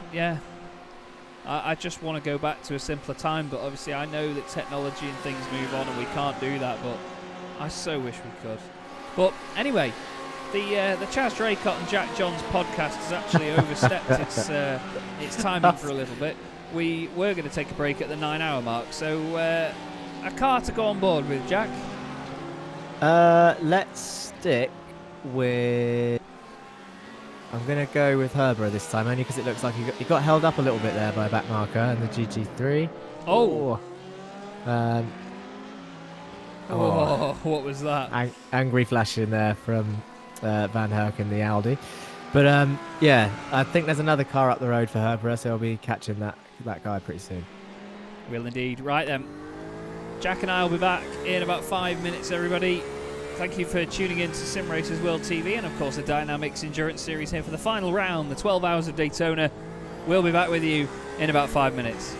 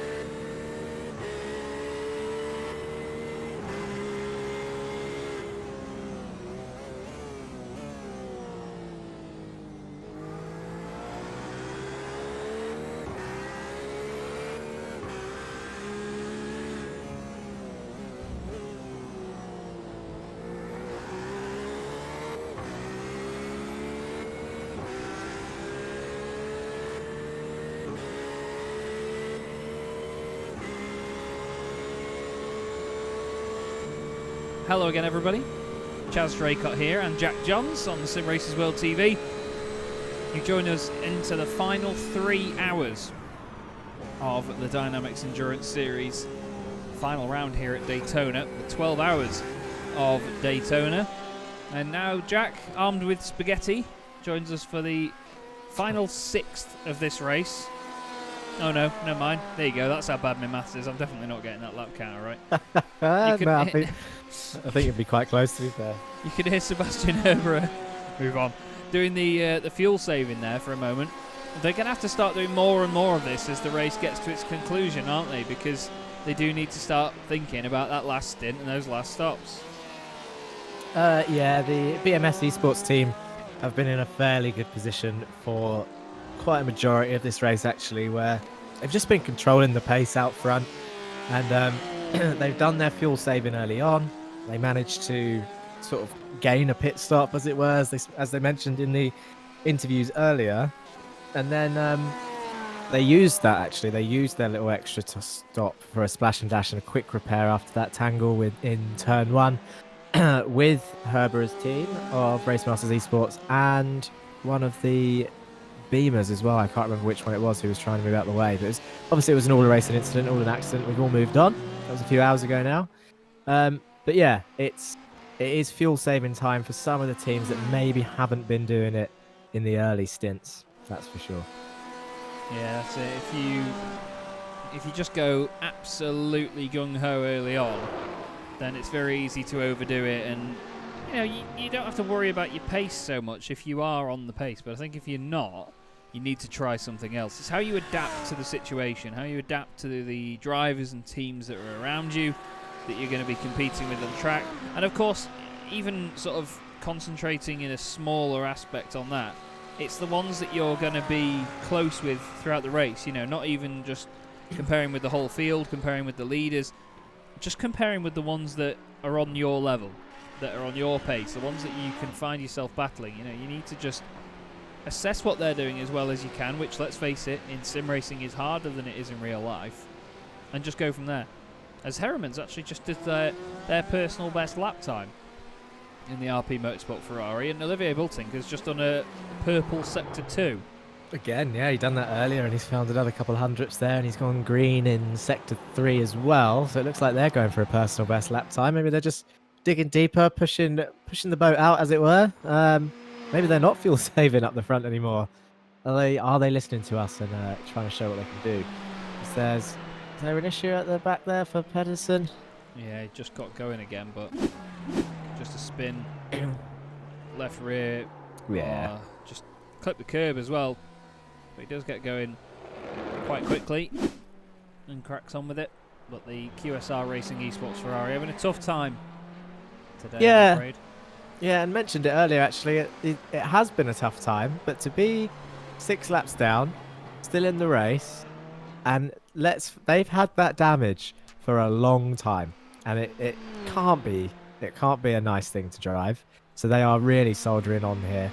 And on track for a solid P8. You've got to say that Hessels is looking out of reach at the moment, but there is 3 hours left. One big hit can sort that out. As with McEwen as well, who's 20 laps down, but still in the race. Sort of wishing and hoping, I guess, for some sort of long damage pit stop for the guys up ahead. Yes, indeed. We just saw there as well. Olivier Bulting just did the fastest lap of the race at 1:39.40. Amazing pace. Car behind Sebastian Herbert at a 1:40.8, so 1.4 seconds quicker was Bulting. He's getting the most out of that Ferrari right now. Herbert can't match it, I'm afraid. The gap has now gone to 25 seconds. Jonas Van Vevek in 5th place has taken over the number 29 BMW. Stefdel News is now in the Dynamics Red Porsche. 9 seconds between those two. So that's another gap that is extended slightly, but not too much. But they won't want it to get any bigger.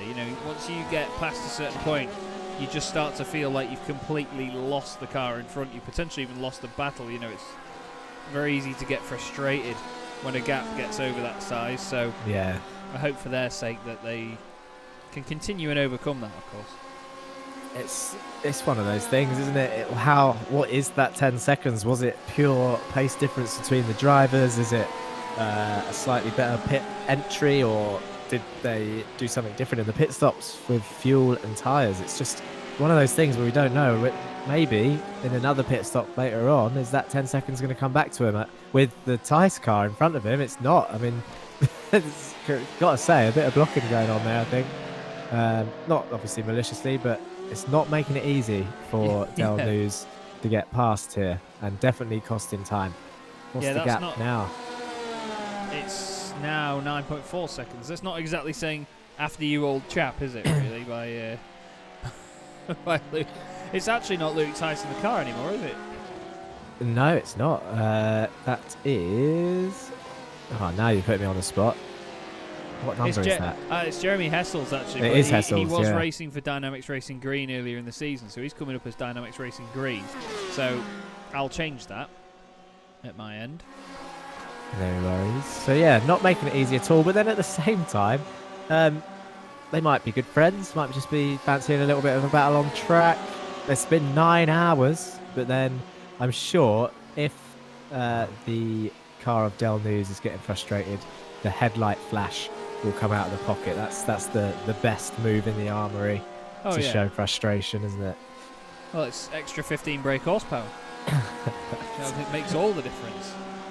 So you definitely want to be using that. We've got second place and third place in the pits. Ronald Moons in there. Peter Lemkins has just left the pit lane. So I was looking back, waiting for them. That's Nick Poylart in the Mercedes on his way down to their box. Plenty of action in the pit lane. Not really many overtakes on track. Olivier Bultink on his way in. Race leader, pitting on a very similar lap to Ronald Moons.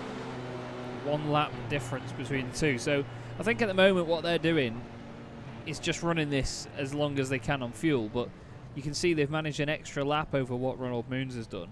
So I think that they've got it nailed at the minute in terms of that, because they pitted on the same lap before, didn't they? Because they had that coming together. Yeah. Had a splash and dash. That then put them in the exact same sort of pit window as them.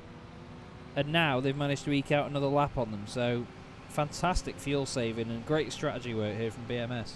I'm just waiting to see the pit stop time to see if there's a clear difference in what's been going on. But like you said, there's been an extra fuel somewhere, an extra lap somewhere of fuel.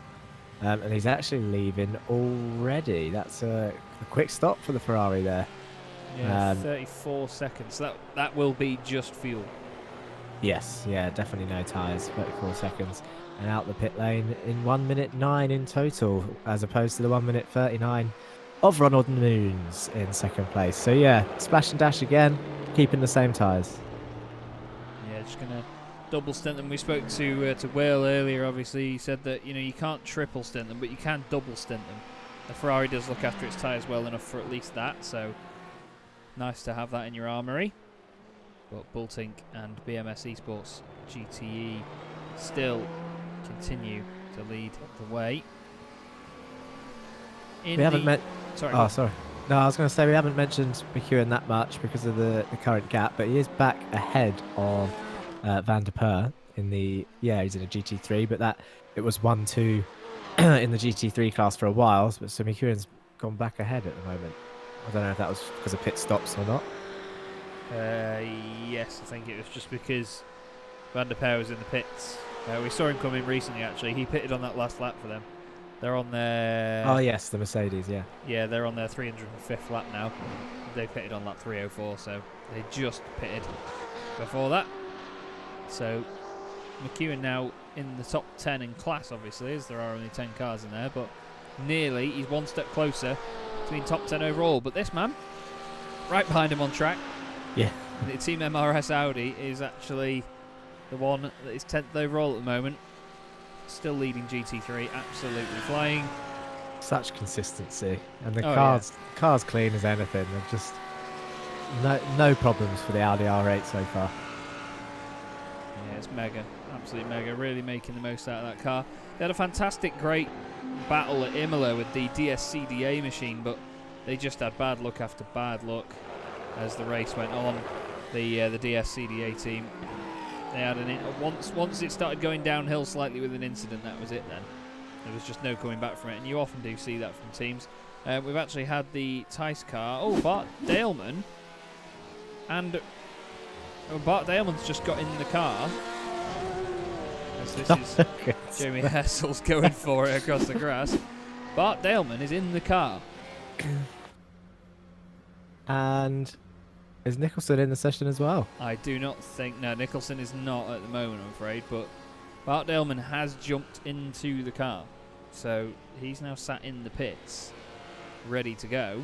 He's there somewhere. There he is. So we have a potential P2 going on track soon. Here is our lovely blimp cam. I'm not sure if it's going as quickly for Jack as it is for me, but it's going very, very slowly for me. I'm just looking at the bus stop here. We do have a camera pack, but we know that there are variations in that. Whereabouts are you, Jack? Yeah, no, I'm in a different place. Okay.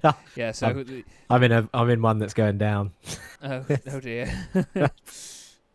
Well, you can see the humongous curvature there through 3 and 4, and we are going to loop back round to look over the beautiful, humongous grandstand at Daytona. It is somewhere I really want to visit just to see how huge that grandstand is in person. But I mean, after seeing pictures and so on there, it's just unbelievable, isn't it? The amount of capacity it's got. It is, and this is an amazing shot as well. It really shows off the size of the track from up above. So I think Dal News has had a few little excursions there. But yeah, this really good shots of the overhead of Daytona. So here he is. This is Dal News. He's gone off there. Gets back on. Oh. Scary stuff for the for Hessels there in the other Porsche, I imagine. As he comes flying around. Yeah, this will be a cracking shot. Let's see what he sees. So you can see him go off on the grass on the left-hand side. Bounce. Look at the wiggle. Oh my god. That was good. Do you know what? He's done well there. Hessel's broke just in case, but to have the brains to steer away from the oncoming car. Good stuff. Good stuff. Yeah, good awareness. But just as soon as that rear end bounced over that sort of pavement and that grass, it's gone. Yeah. There's no saving it. Indeed, it was just along for the ride there, a big rallycross ride across the grass. Thank you everyone that's continued to watch, by the way. Great to have you here on Sim Racers World TV with Jack Johns and me, Chaz Draycott. If you haven't already, please do make sure you like the video and of course subscribe to Sim Racers World TV. Plenty of championships and events and all that good stuff coming up. And there is always something to watch, I'll tell you that. We have a lot of fun here on this channel. Bart Delman saying sorry, I was calibrating my VR just in case those two noobs show up. Bart there with the fighting talk, sit in the car in the pit lane. Speaking of sitting in the car in the pit lane, Jamie McEwen was there. Tim Behrens gets in now. Let's hope he's not had a beer. And Celsius saying, so Sam White asking why the LMP2 is not racing. Celsius saying Nicholson and Loynes couldn't race the entire day. That's fair enough, isn't it, really? But a shame that we haven't had that battle for the overall. It would have made I think it would have made the GTEs even more interesting because of the traffic, you know. Some of the battles would have just been mad. Having to get out of the way of the faster machinery. That's right, it would have closed right up, and especially when a majority of the passes that we've been seeing are on the oval section, because you have that time to think about it and be smart like that. But with the speed difference of the LMP2 cars, they close right up to the back of you in turn one. If they don't get it done there, they are going to be passing in that infield section, and that's where it throws up the variance, just because it's just something else to add to the race, isn't it? And we will see them on track in the final hour, I believe, of the race. I think they're aiming to come back for. Yeah, it'd be good to have them back out on track, just to sort of round out the season. It would be a real shame to sort of round out the championship without those cars on track, because you know they're the fastest class in the series, based on machinery, and I think it'd be a waste for them not to be here. But you know, at least the guys have agreed to come back on, because you know, they could have very easily said, "Oh no, we're not going to bother them. We're not even going to come back." But good of them to at least come back and have a good scrap. Tim Behrens then on his way out the pit lane. Jens Goosens has just got in the Radion Motorsport by QSR2 machine. Celsius saying, if you can choose between racing and helping the wife in the garden, what would be your choice? Oh, I don't know. Our garden's just a patio and fake grass. So. No, in fairness, you know, if I don't mean to downplay the championship by saying this at all, but you know, if you've got a 12-hour race where you would put everything into it to race theoretically only one other car on track for that long, and you know you have family to spend time with outside of the sim, and you know a Saturday afternoon, a Saturday evening to at least enjoy a bit. I know that, you know, real life comes first before sim racing. We all admit that. You know, it's not even admit. You know, that's not the right word, but you know, we all agree that real life comes first before sim racing, and I will always follow that. And I think, you know, most people would do similar. But, you know, hats off to these guys as well for having the commitment to say, yeah, we'll come back at the end. You know, we'll still have a race out of it and see who is quicker. So that'll at least spice the race up a little bit more as well for some of these guys that are still out there. But, you know, hats off to the teams that have still continued on with this race today, because it could have been a number more of them that said, you know what, there's barely anyone on track, you can stuff it, you know. But they've had the commitment to come and do it and see the whole season through, and I tip my hat to them on that one. I like that. Yeah, they've done well. Yeah, we're 9.5 hours in. There's not really, in the grand scheme of things, there's not long to go. We're in the last sort of quarter. The GT, I like what you said there, Chaz. Actually, there were so many more could have said, actually, I've had enough now, and not seen it through. But they really are committing, and it's great to see them still on track. And the more people out there, it's going to provide sort of question marks on what can happen. So we've seen a few tussles with different back markers. So it's not always, there's quite a few people, there's large gaps out there, but it's not always the people on the same lap on the same bit of track that are clashing. It tends to be people elsewhere, and we've seen sort of Hessel's getting involved in some battles there, even though he's a few laps down. So yeah, it's good that they're out there, and things can definitely change from this point. They can. They certainly can, mate. 9 hours and 25 minutes through this race so far. 12 hours total. And 330 laps out of course, 425 that we're going to be doing today. See what I did there? I see what you did there. Chaz Draycott and Jack Johns here for the duration. Jack's first endurance race. And in terms of the strategy and everything that you mentioned before, you know, you're enjoying that side of things. Spaced out cars, and I don't mean in the sort of influenced by narcotics way, but the more gap between them way.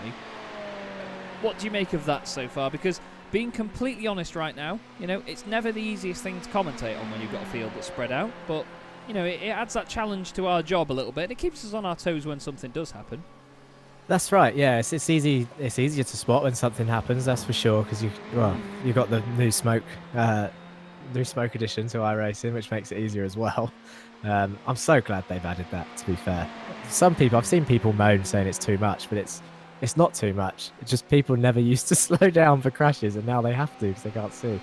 But in terms of strategy and the gaps, you're right. It does make it challenging, and I think that would have been sort of countered by having more cars on track. The gaps would obviously be smaller, the more of them out there. But at the same time, the racing hasn't suffered. There's been some good battles. People are still driving smart. They're not taking risks in a 12-hour race. A little bit gutted to have missed Imola, actually. I might watch that back because that's a hell of a circuit, especially for these cars to be racing around. It sounds like a good event that was missed by myself. But yeah, the gaps are there. There's not much we can do about it. And that is endurance racing, though, isn't it? Like, you don't go... I imagine... I've never been to a 24-hour event. I would like to, but I imagine you don't spend the whole 24 hours knowing exactly what's going on at all times as a spectator. And, I mean, you've got to sleep at some point. I imagine you wake up and you'll be like, oh, what's happened there? So, it's one of those things that will happen. But at the same time, feel we've gone off on a few tangents, and I'm sure people are potentially enjoying the ride that Oh yeah. we are on tonight. You mentioned there, you wake up in the morning feeling like P Diddy, but you have to sort of get used to what's gone on overnight in a race. I will never ever stop sharing the fact of how lucky I got with the Nürburgring 24 in September. Not just being able to do it, because what an opportunity, it was unbelievable. But Brian and I, my co-commentator, went back to our accommodation. We finished commentating, I think, at about 10 o'clock at night. We had a quick wander around the paddock. I got my 19th currywurst of the day. And we had to walk through the paddock just to see the teams, what was going on, get a bit of the hustle and bustle, any news. Nothing came of that because no one was going on about anything. So we drove back to our accommodation. It was about a 20-minute drive. Drove back. And literally as we put our bags down, we both got pings on our phone. They've red flagged the race because the fog and the rain at night was just unbearable for the drivers. It was so difficult, and we thought, well, chilled night for us, no point staying up and trying to catch up on what's going on.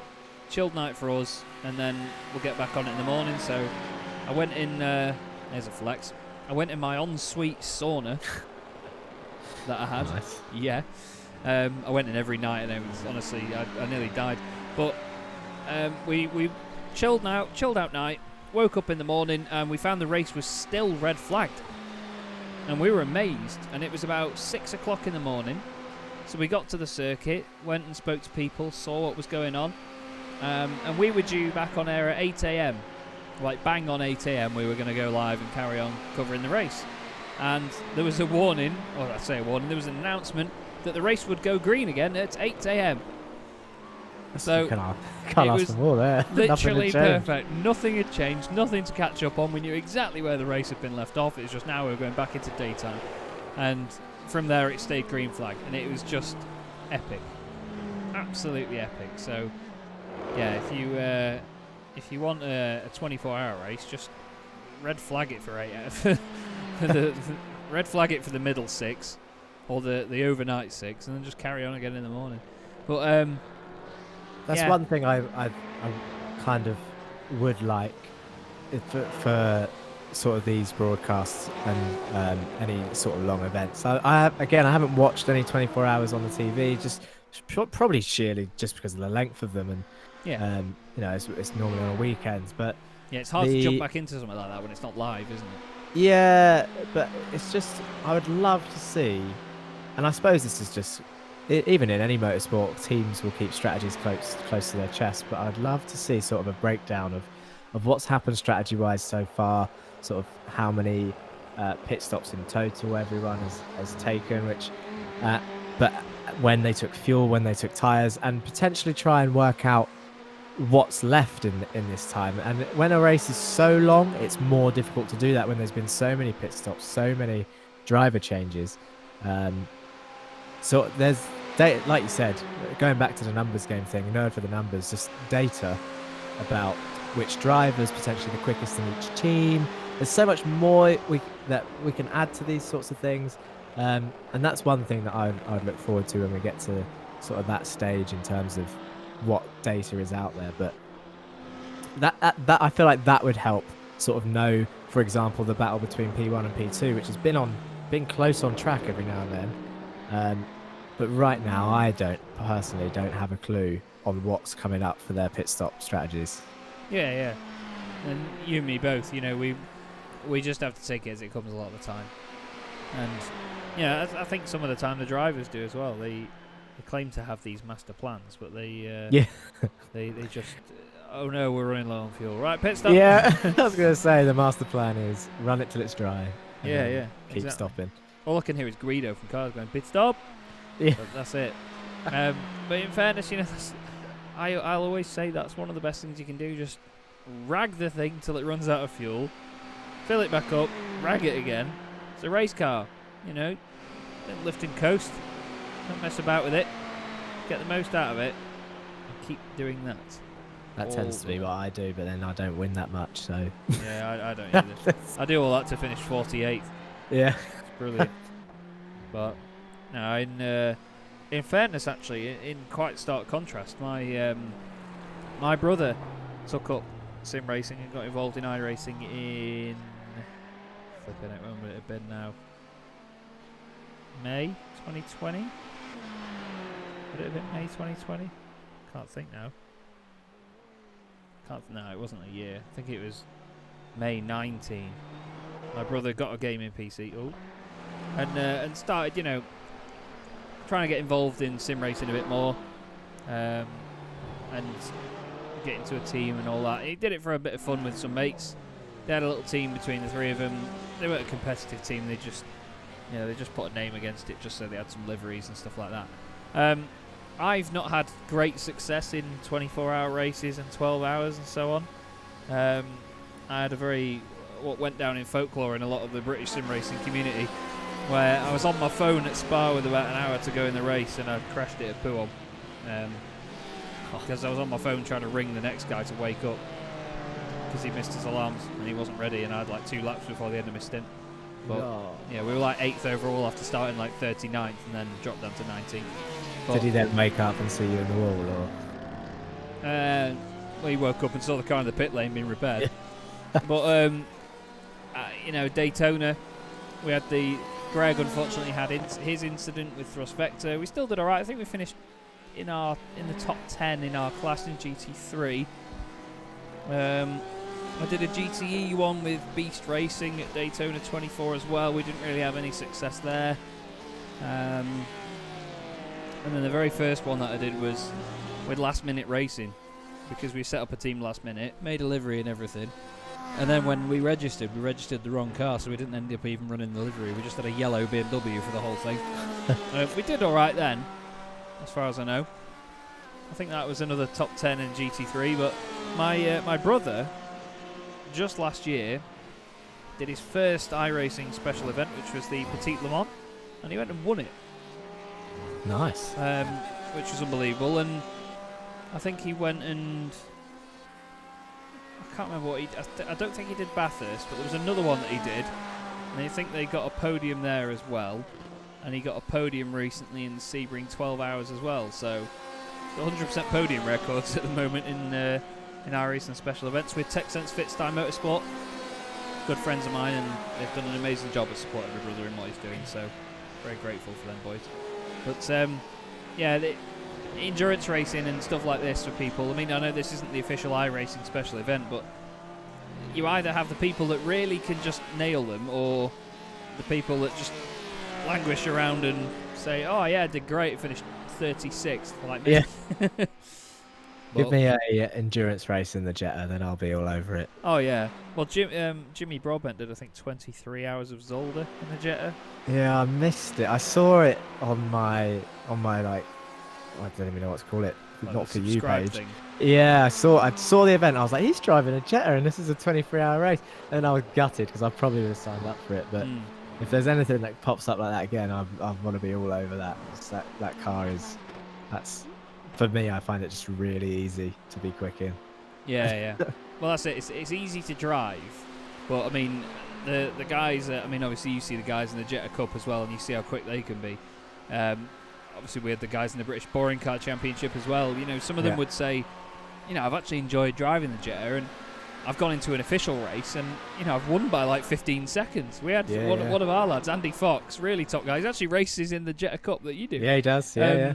Really lovely guy, Andy, absolute star. He said he went into an official race and he absolutely battered it, and he was thinking, I didn't have a clue. And I mean, the guys in the Boring Car Championship were so fast, it was unbelievable. But that is the thing with that car.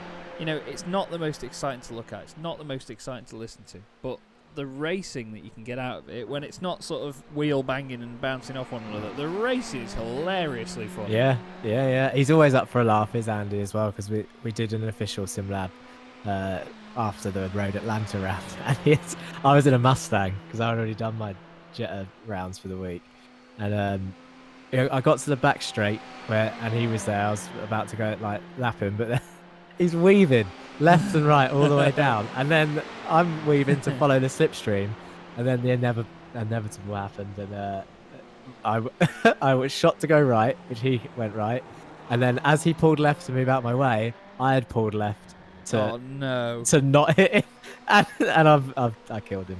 He was out. Oh no.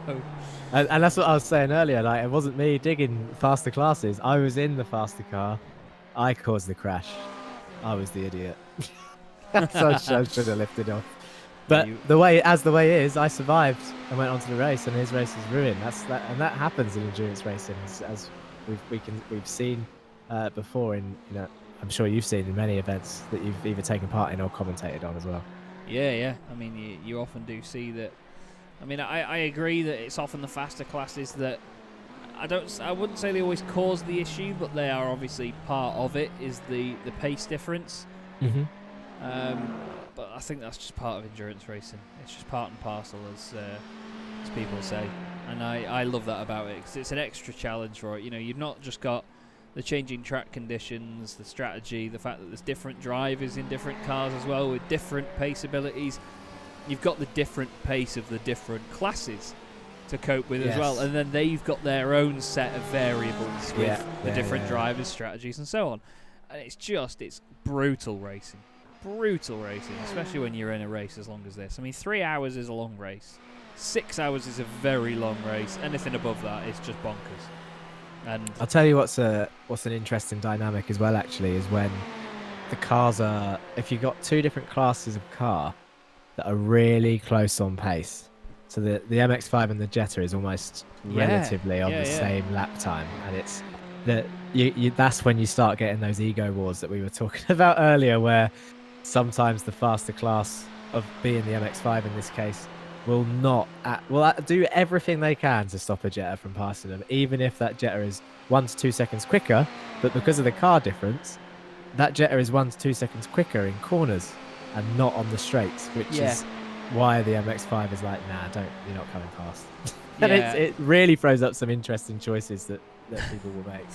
It's mad. Yeah, I like the PC way of saying interesting choices. Yes. I know what I'd rather say, but yes, I agree totally. You know, some of the stuff you see is absolutely stunning. Sometimes, other times it leaves you a bit speechless. But again, it's racing, and it's why we love it. The unpredictability is the best thing in motorsport, and you know they always say, expect the unexpected, because the unexpected will happen. Hang on. Steph Del News has a bit of damage to the right rear of that Porsche, which I did not notice earlier. No, it didn't look like it happened. I feel like we would have seen that if it happened when he bounced over those curbs. Yeah. But that looks like a lot of wing damage. But again, with the game, it could have just been a slight nudge, maybe a delayed bit of damage from when he bounced over the curbs. Who knows? What is the gap now between Denise and Verbeck? 32 seconds. Oh, so it's dropped a bit. But again, that could be a pit stop difference. Still might find them on the same bit of track, but Goosen's behind is not letting him out of his sight. Different lap, but you've got to say, Goosen's looks like he might be coming through at some point on the oval, because he's not too far. And then that is Moons, I think. Moons is on the banking as well behind. So, little slipstream train back on the oval section. Between Goosen's and Del News, they've actually got one straight rear wing between them. Yeah. As well, because Goosen's is dipped down on the left, Del News is dipped down on the right. So, I mean, it might be an odd shape if you took it either half off the Ferrari or half off the Porsche, but either way, still, it'd look good. They've both got very pretty rear wings on those cars. They've got the slight rise in the middle as well. They're not just completely flat, plain wings, so I imagine a little hybrid of that would look good. Anyway, I'm getting way too nerdy. Peter Lemkin's third place, number 8 machine. We were looking at him for quite a while earlier with the lovely blue LEDs on the wing mirrors of that Ferrari, sparkling away. Actually, Jack, would you be able to update us with what time it is in the sim right now? Please. Bear with me a second. It is currently 3:30 in the morning in sim time on the 16th of May 2021 on a Sunday. Love it. Okay.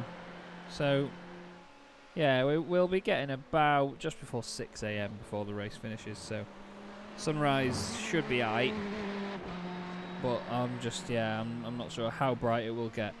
Anyway, thank you for the update. We still have Bart Daleman sat in the pits. He's been there for 25 minutes now, just chilling, as you could say. We've got all Belgians on track now, except for Ross Nicholson, who, well, let's face it, he's not on track. So, all Belgians on track at the minute. So, very much, as a lot of the Sim Racers World community are Belgian, you know, that we have a fantastic, and we're very grateful for our wonderful Flemish friends in this community on Sim Racers World TV. We are very, very lucky, and they all are such a good laugh as well. And great racers, you know, we have so much frenetic racing between these guys. It's a lot of fun to have them around. Just had a little bit of a blip there for a second, guys. Sorry about that. The frame rate dropped for a moment, as is Chaz's fickle internet. We have LMP2 race will resume in a few minutes, says Celsius. With a wink face, that means they're going to provide some action. Yeah. Here we go. Brian versus Bart, apparently. So, smashing. Thank you very much, boys. So, Bart Daleman's still sat there. Ross Nicholson not back in the car yet. Obviously, as I said, it will be Brian Loynes that takes that. Yay, says Sam White. Thinks exactly the same I'm thinking. Love that. It'll So really show off the speed difference as well when those two come back out. They're going to be passing the cars eventually.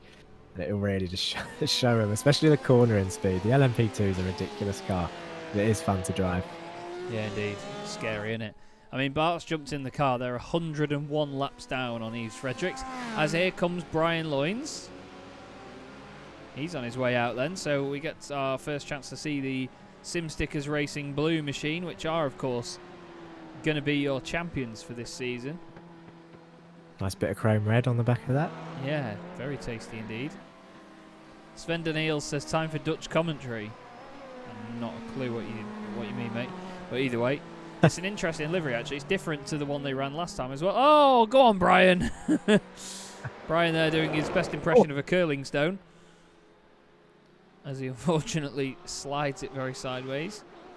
That is probably comparable to the length of Mazepin's debut race. Oh, oh, savage. I'm sure, though, Brian Loynes is much more liked in the sim racing community. Yeah, I'd imagine he is. But we get our first chance in this segment of the broadcast anyway to go on board with one of the LMP2 cars, the Dallara P217. And what a great sounding bit of kit it is. Stocky saying ice cold tyres. Oh yeah. Well, they both ended the race on 1 lap different actually. I think that's why Brian's come out first and Bart hasn't got going yet, because this is Brian's 92nd lap, or well, the 92nd lap for their team. Yeah. And Bart Daleman has a 92.4 laps, though it says he's ahead for some reason. It says Brian Loynes is ahead in terms of their overall position, which confuses me. I suppose Brian's out on track. Yeah, it might sort itself out when they come into the pits. Here's the speed difference that Chaz, Look straight at around that. the Corvette. Slipstream not really needed. 300 kilometers an hour? Yeah, easy. 310, 12. Oh, here he is.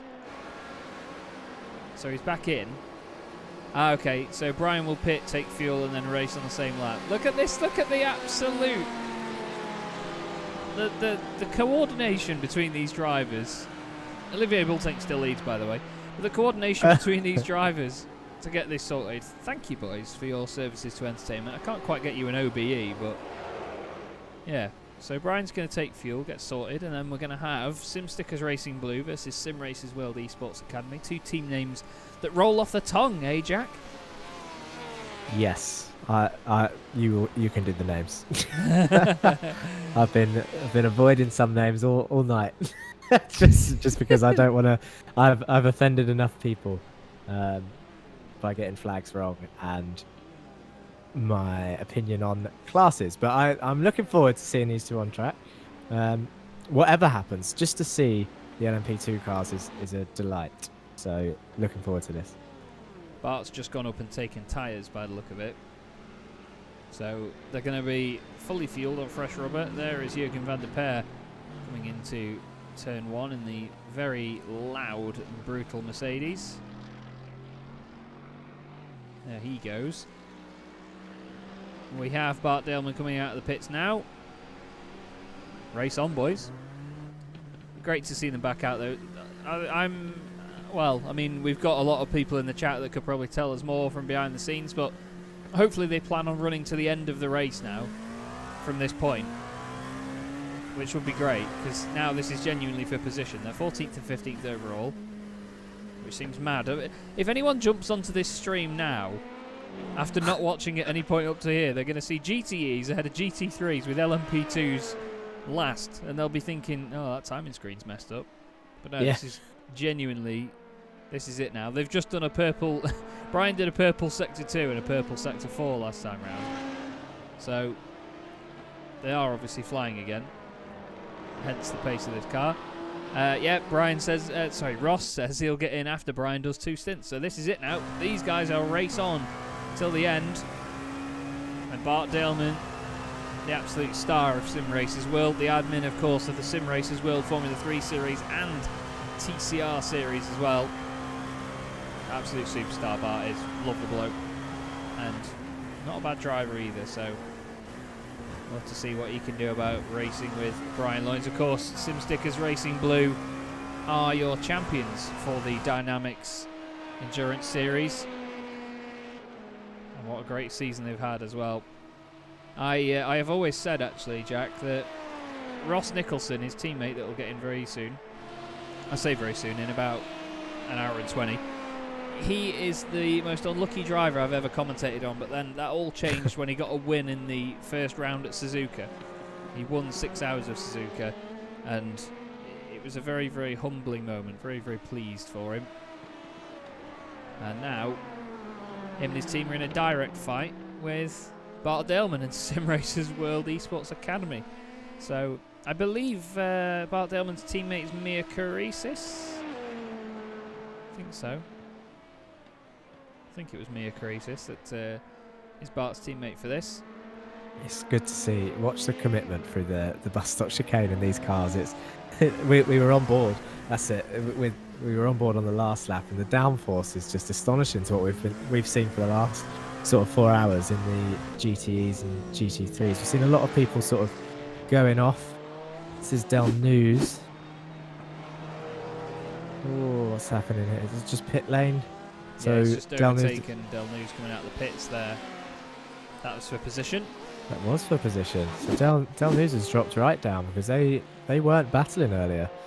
And now they are. That win clearly costing more time than we thought.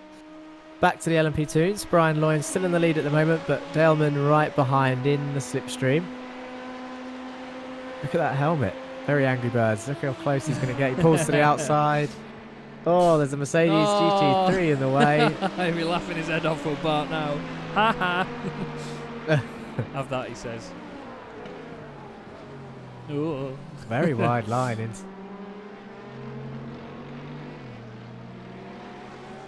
I love watching them go away like that as well. The weaving from left and right. Awesome to see. Just the way they pick up out of the corner. It's just savage acceleration, isn't it? Oh. I think based on Jack cutting out halfway through a sentence there, we may have just lost him for a minute, so fingers crossed we can get him back. There's Jürgen Knockaert in 6th place. Steph Del News just behind. Not that you can see Steph Del News. There he is.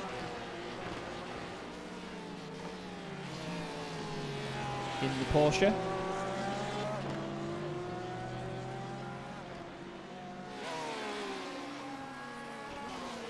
Just listen to that thing closing up behind the Ferrari. Makes such an immense racket.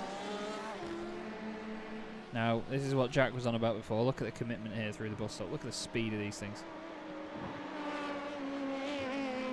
It's absolutely vile, isn't it? Absolutely vile.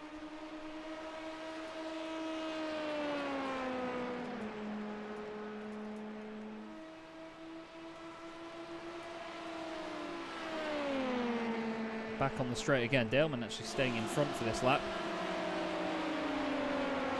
They have completed 95 laps of this race. Obviously, race leader, BMS. Oh. That's a scary moment to have a blink there into the horseshoe. Obviously, he wouldn't have had that, but yeah, network-wise, it's not going too well for Olivier Bultink, but they've done 346 laps, now on their 347th. And we have lost Jack for a minute. He's just had a disconnection, so we'll get him back very, very soon. You all know how the world of technology is.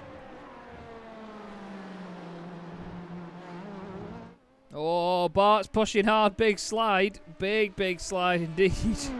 Wow. Ross is going to close up now, surely.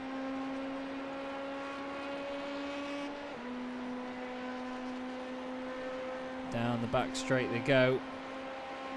I do realise I need to turn the cars up a little bit again, don't I? But honestly, some of the others were so loud earlier, it was unbelievable.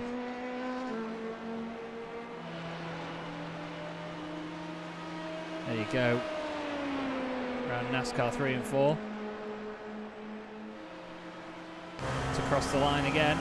Look at the overspeed there by Brian Loynes.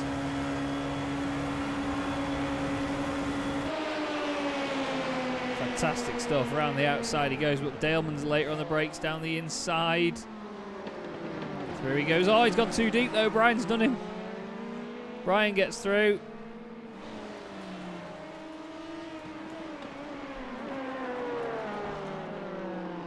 He is now leading the LMP2 field.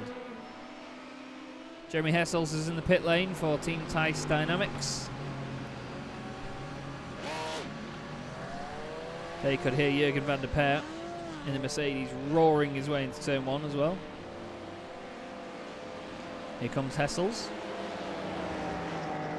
And the number 7, ready for him to step on the gas. There it goes. Now just behind him on track is the number 29 BMW Jonas van Verbeek. It's so loud, isn't it? Sorry about that, everyone. It's just the volume.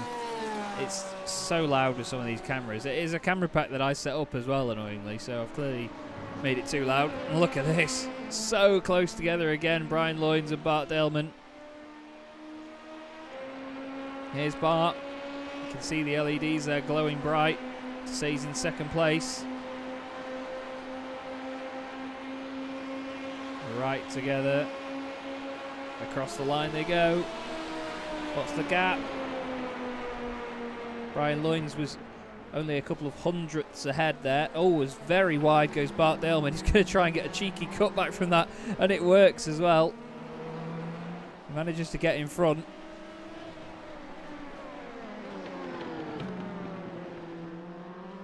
The best bit is that you can imagine you're in the same chat. Oh, that's brilliant.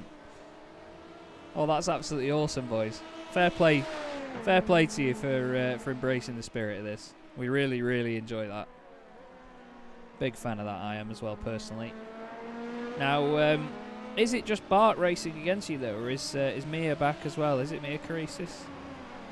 Will be Bart's teammate.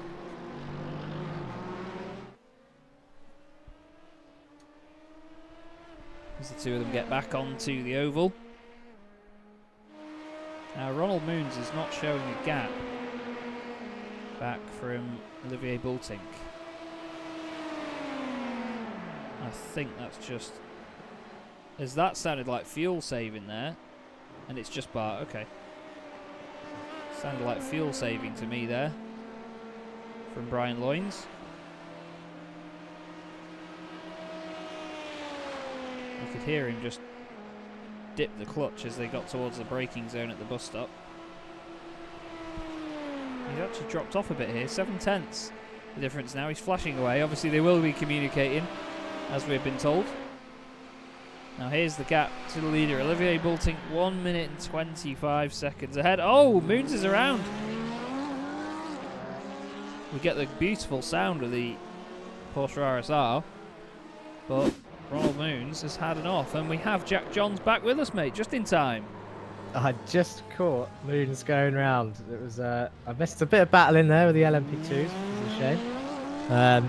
But Moons right round at turn 1 through no fault of anyone else's. Just a bit of a rear lockup, maybe rear instability. Round it goes. Yeah, indeed. Well, we've got this epic race going on with the P2s now. Celsius staying today. We're racing with Bart Daleman, Matthias Groen, and Victor Blick. But I believe now for the end of this, it's just going to be Bart. Either way, still plenty of entertainment for us. Now they still need to gain 100 laps on Yves Fredericks to gain any positions in this race, and I don't know if they're going to do that. You know, we've got just over 2 hours to go.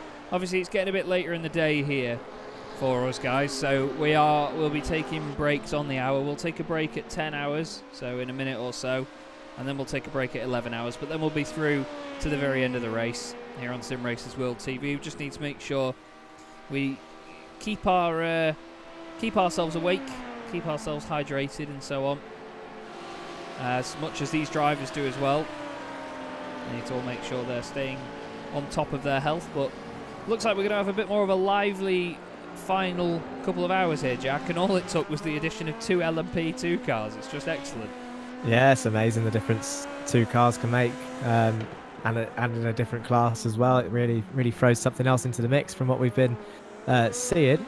It's been great all the way through, but now look, this is what I was talking about earlier. The infield sections, the speed difference is so big. That was the GT3 of Van Herk there from out the way. That you're just going to see a lot more passing a lot more often, and there's just I'll just look up to the timing screen. There's purple sectors all over the place from these two. But yeah, a bit of a distance to go to catch up to Fredericks. I don't know. I don't think it's going to be tight if it is possible. It will indeed. Well, what we'll do is, as it's an interesting battle, we'll go on board with Brian Loynes while Jack and I take another 5-minute break, everybody. But thank you for sticking with us here on Sim Racers World TV. 2 hours left in the DynamiXX Endurance Series, 12 hours of Daytona, and we'll be right back with you, everybody. Stay tuned.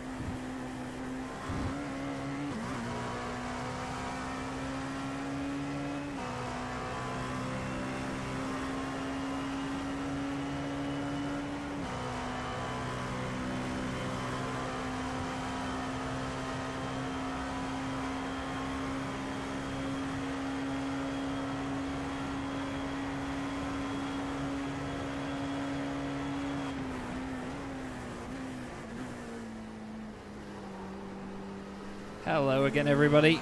Chaz, Draycott and Jack Johns here on Sim Racers World TV for the finale of the DynamiXX Endurance Series, which is the 12 hours of Daytona. A quick rundown for you of the order then. After 10 hours of racing, we are now within the final sixth. I've got it right this time, Jack. The final sixth of this race. Olivier Bultink and the BMS Esports GTE team lead the way in their Ferrari, with Ronald Moons in the Race Masters Esports Porsche in second place, doing an amazing job so far, those guys, after gaining 12 places from the start. RP Motorsport very much on their own at the moment in third place. Sven Kalbert has the DynamiXX Endurance Corvette in fourth. Then we have Reaction Motorsports Yellow in fifth place. Now they're racing Race Masters Esports in the championship, so Race Masters will beat them if it stays as it is. DynamiXX Red are sixth in their Porsche. They were battling with said BMW before, but now there's a minute between them. They're also a minute ahead of the other RP Motorsport Ferrari, the RP Motorsport Azul car. Following them is Jens Goossens, 4.5 minutes back. Not quite challenging them at the moment. And then 14.5 minutes back from that is the Team Tice DynamiXX Porsche, which has been having a number of issues on its own, spins, lockups galore. And Tim Behrens is the last GTE car, the Reaction Motorsports Red Machine. But it's a pretty simple rundown in GT3, isn't it, Jack, really? Yeah, I just seen Sir Calbert's coming into the pits. The Corvette was sitting in P3 for quite a while. It looked like he was only about 15 seconds behind Lemkins, but now obviously he's pitting, so that's going to throw that sort of out of whack. Yeah, as you were saying, GT3s is pretty simple. You've got Van Herk, who has led the whole way, and Van der Peer, 4 laps down in P2.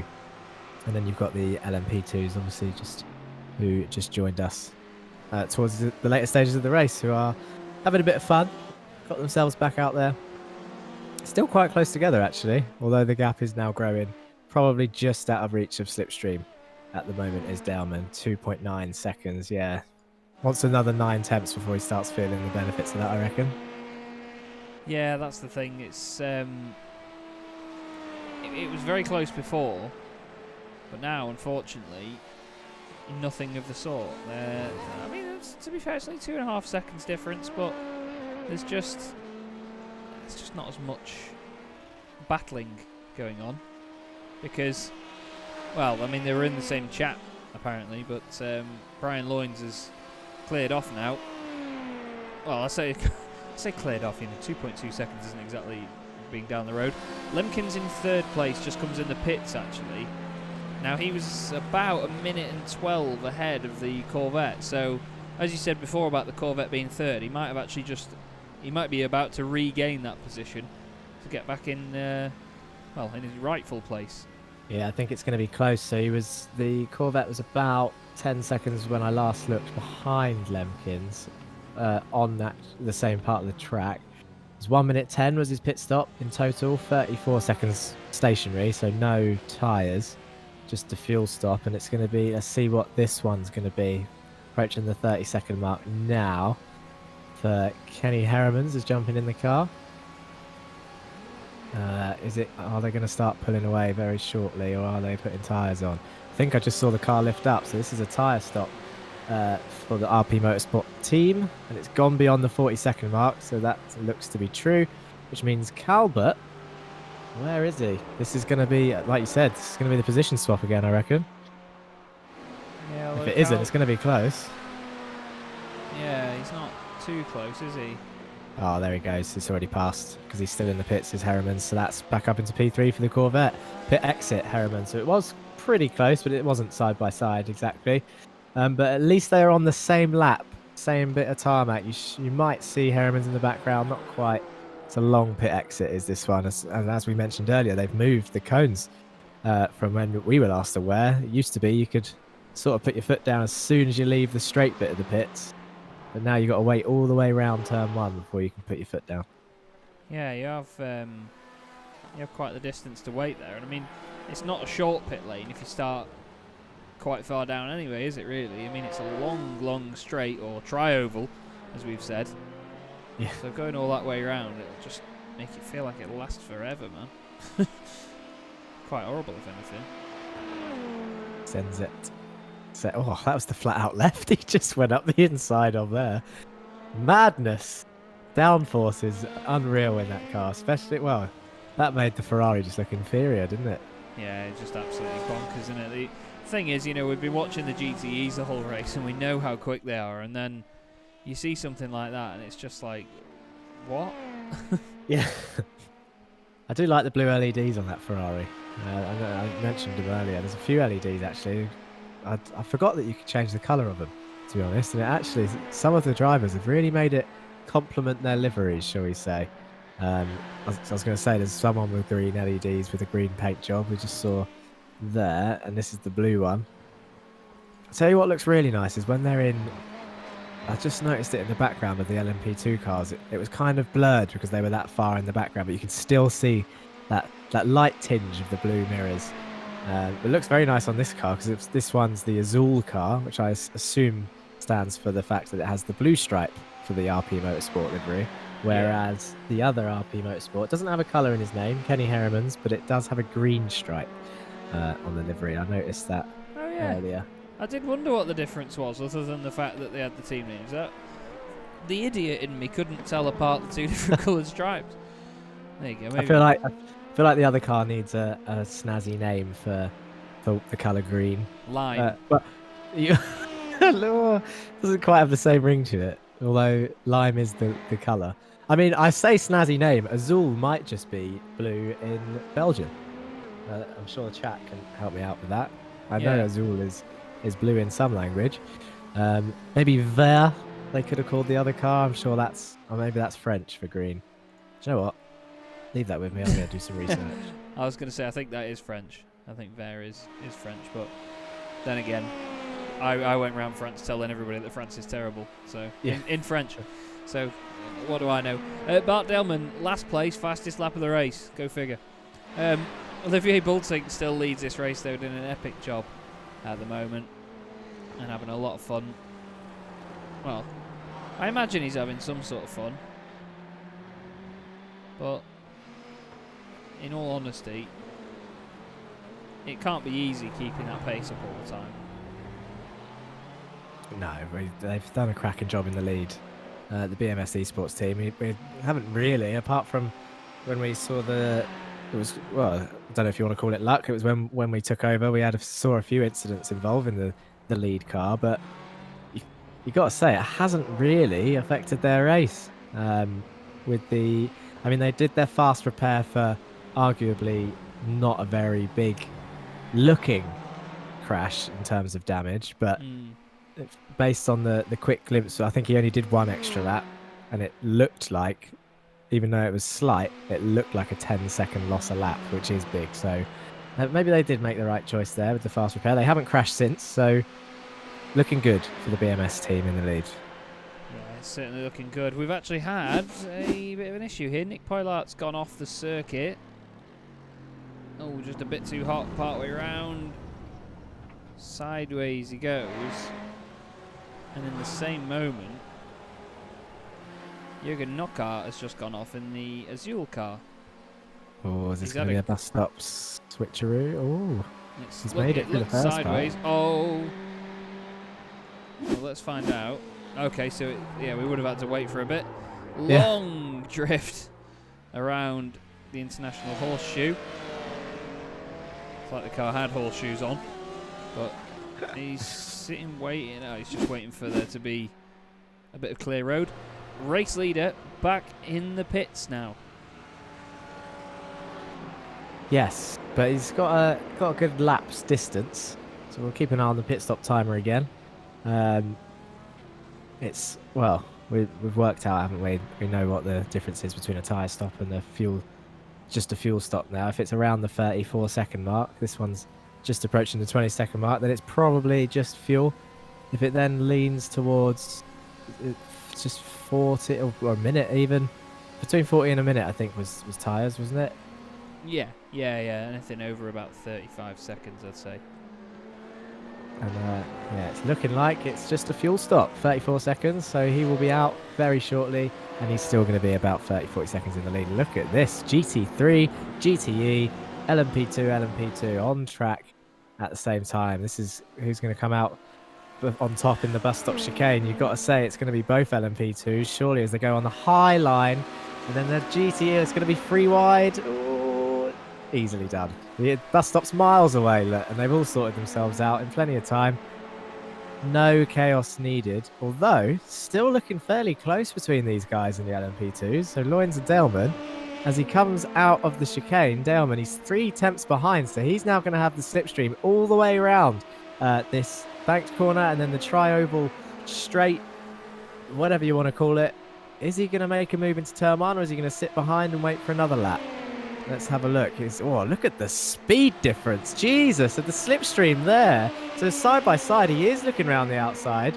Like, he's going to stay there. Who can break later? It looks like the inside line is king here. He gets it turned in. He can't even see Daleman now. There he is. He's getting the switchback. That's why. But didn't quite get the nose in. And that's that move sorted. Although he's all over the back of him, Chaz. Look. Look. He's going to go up the inside there. They're going to go side by side on the exit of turn 2. It's going to be the flat out left next. They're not going to battle through here, surely. As he moves over, does Loynes. So that was smartly done. That could have ended very badly if there was contact there. Pit maneuver at the fastest.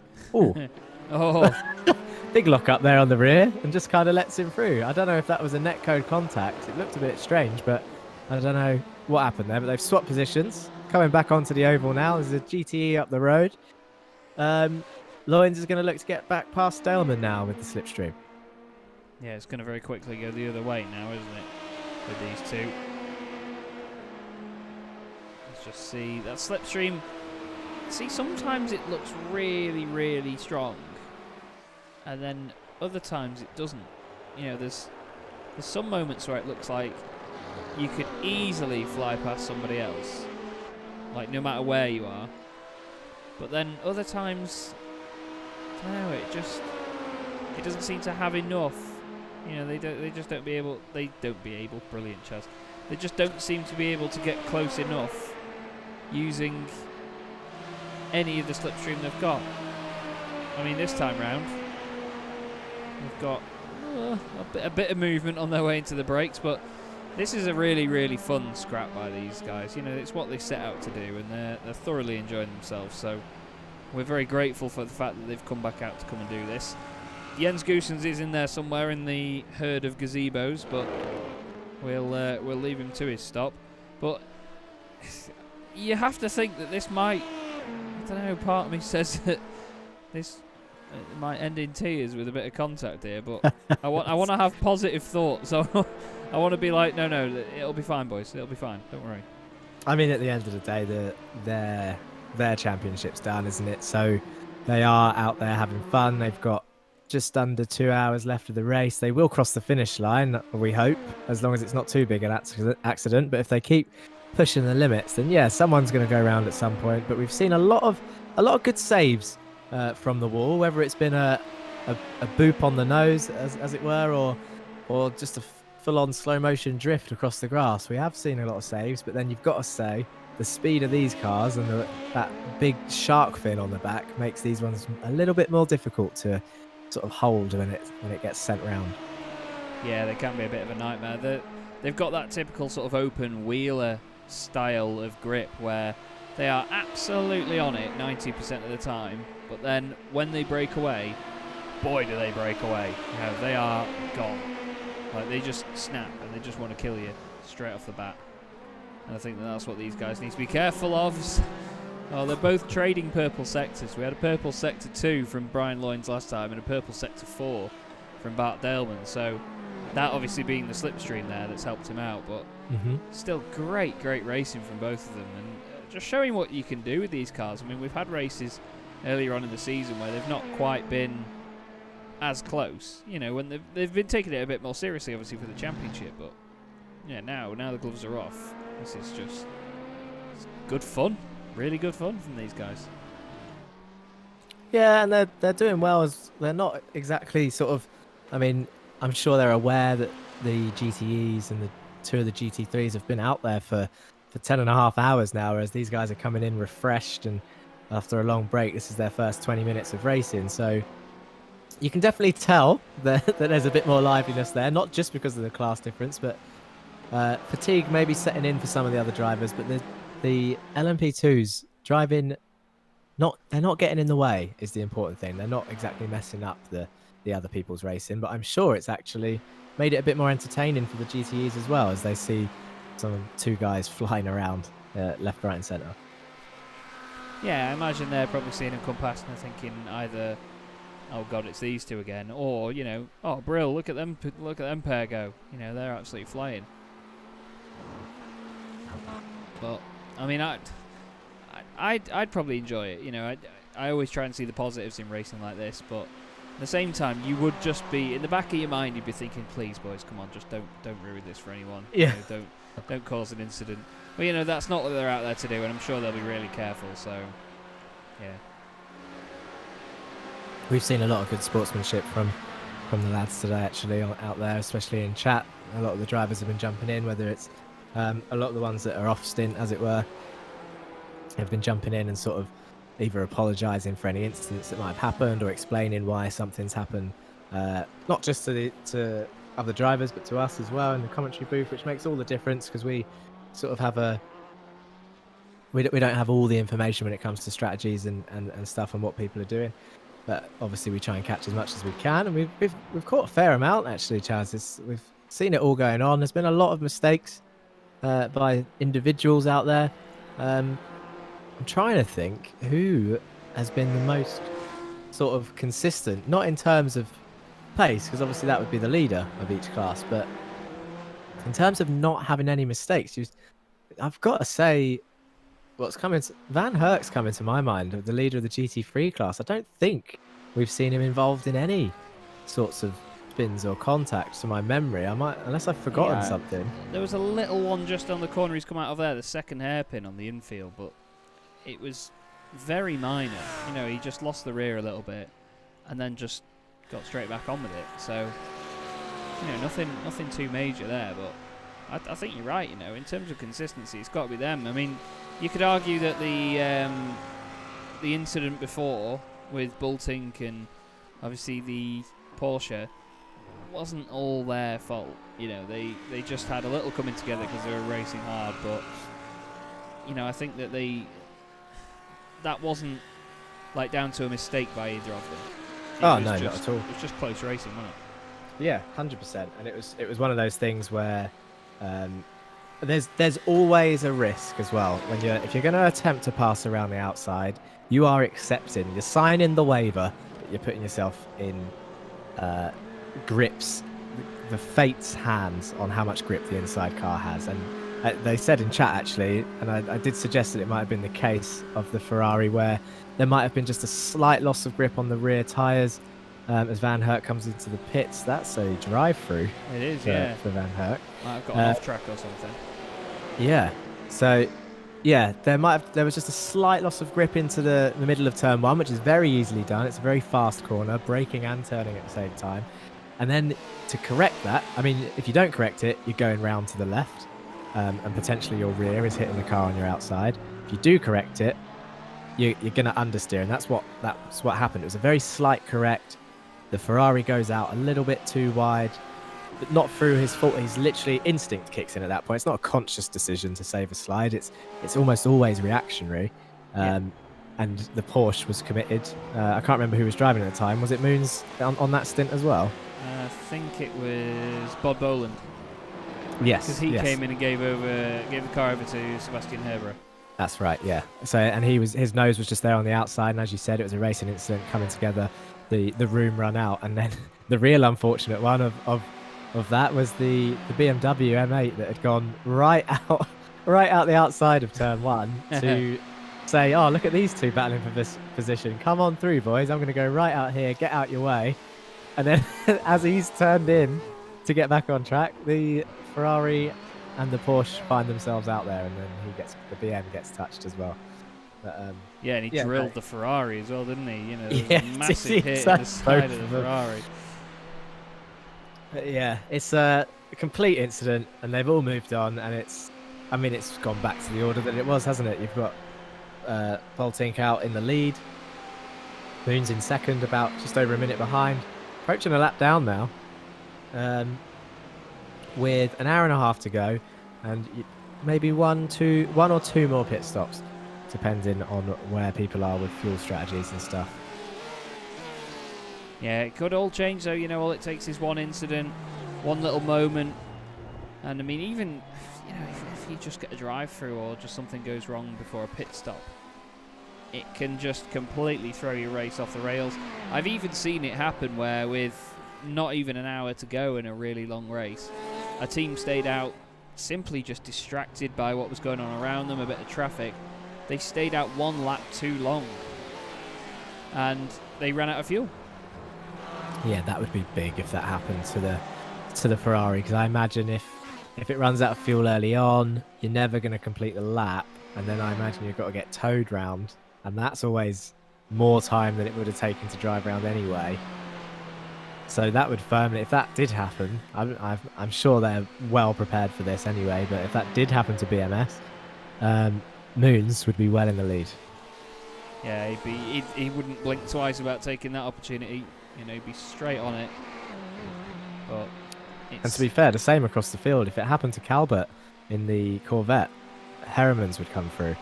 And then potentially 5th and 6th with Del News. That could happen. There's a lap difference between the two, but the towing getting towed is a big thing. Yeah, I mean, as soon as, I think it's just as soon as anything takes one team out of sync, they're just completely gone. You know, there's no chance of them fixing it. Especially when we get into these stages now, because we're just over 90 minutes from the end of the race. That is a stint and a bit. You know, you're gonna have one pit stop now between that and the end of the race, unless you're obviously out of sync. But then, you know, you'll only have a splash and dash, so you've got the time that it takes to get down the pit lane, and maybe a few seconds, if that. So it could all change a lot. Van Herk still in the pits, although actually. It was a drive-through earlier, wasn't it? So yes, it was. Yes, sorry, yeah. Got in again. Yeah, now he's been in the pits. Been stationary 36 seconds, 37, 38. It's going to be a longer stop, I think, just to. Yeah. Oh, there you go. Not too much longer. 41 seconds. So. Probably Definitely brims it. Yeah. Probably not tyres again, though, is it? I don't think that's a tyre stop for them. That'll just be fuel, but a lot of fuel.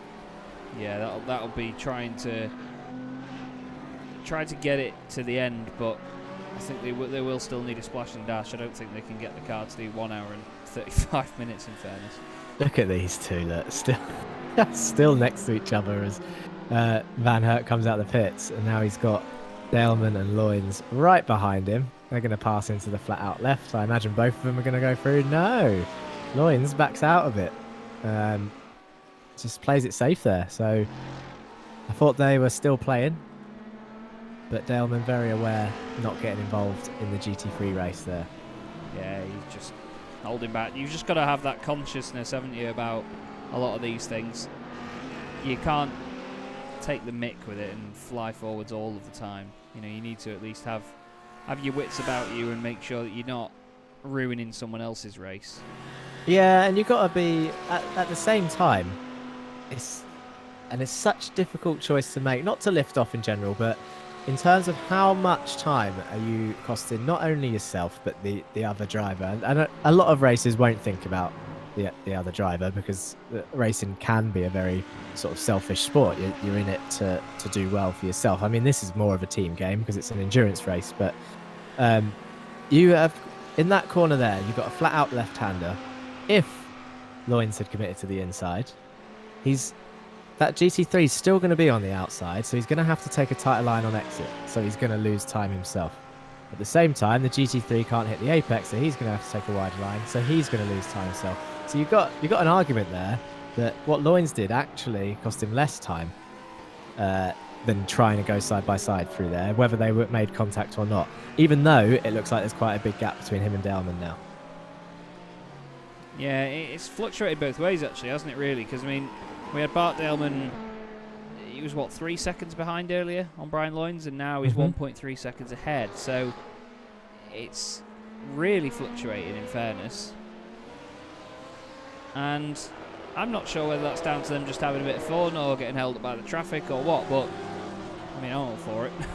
Yeah, it's he's a good still fight, well isn't it? within slipstream. Yeah, it's not going to be over anytime soon as they approach one of the BMWs on track. I'm not sure which one that is. I get confused between those two. That is turns. We'll wait and see the signs. There you go. That's the back straight. That's the best way to know. That BM is the yellow one. Reaction Motorsport's yellow because the yellow wing mirrors. Yes, that's Wervec. Coming Yeah, through number 29 in 5th place. Yeah, just trying to get any ground they can on moving forward towards the Racemaster Esports car, but they're just not going to be able to, I don't think. You know, they've got no chance at this point unless something happens to that car further up. We'll have to see. They'll have to see. But all they can do, you know, they're doing everything they can. That's the thing. You know, you can't take that away from them. They're doing everything they can, and they're pushing forward at the moment. And they all they can do is just put the pace in. You have to put the pace in all the way through the race and carry on pushing. And I don't really think there's anything more they can do. These two are really enjoying themselves out there, aren't they? Like they're probably all enjoying themselves, but it's showing through that these two are just having fun battling, staying in the slipstream of each other, even when there's traffic involved.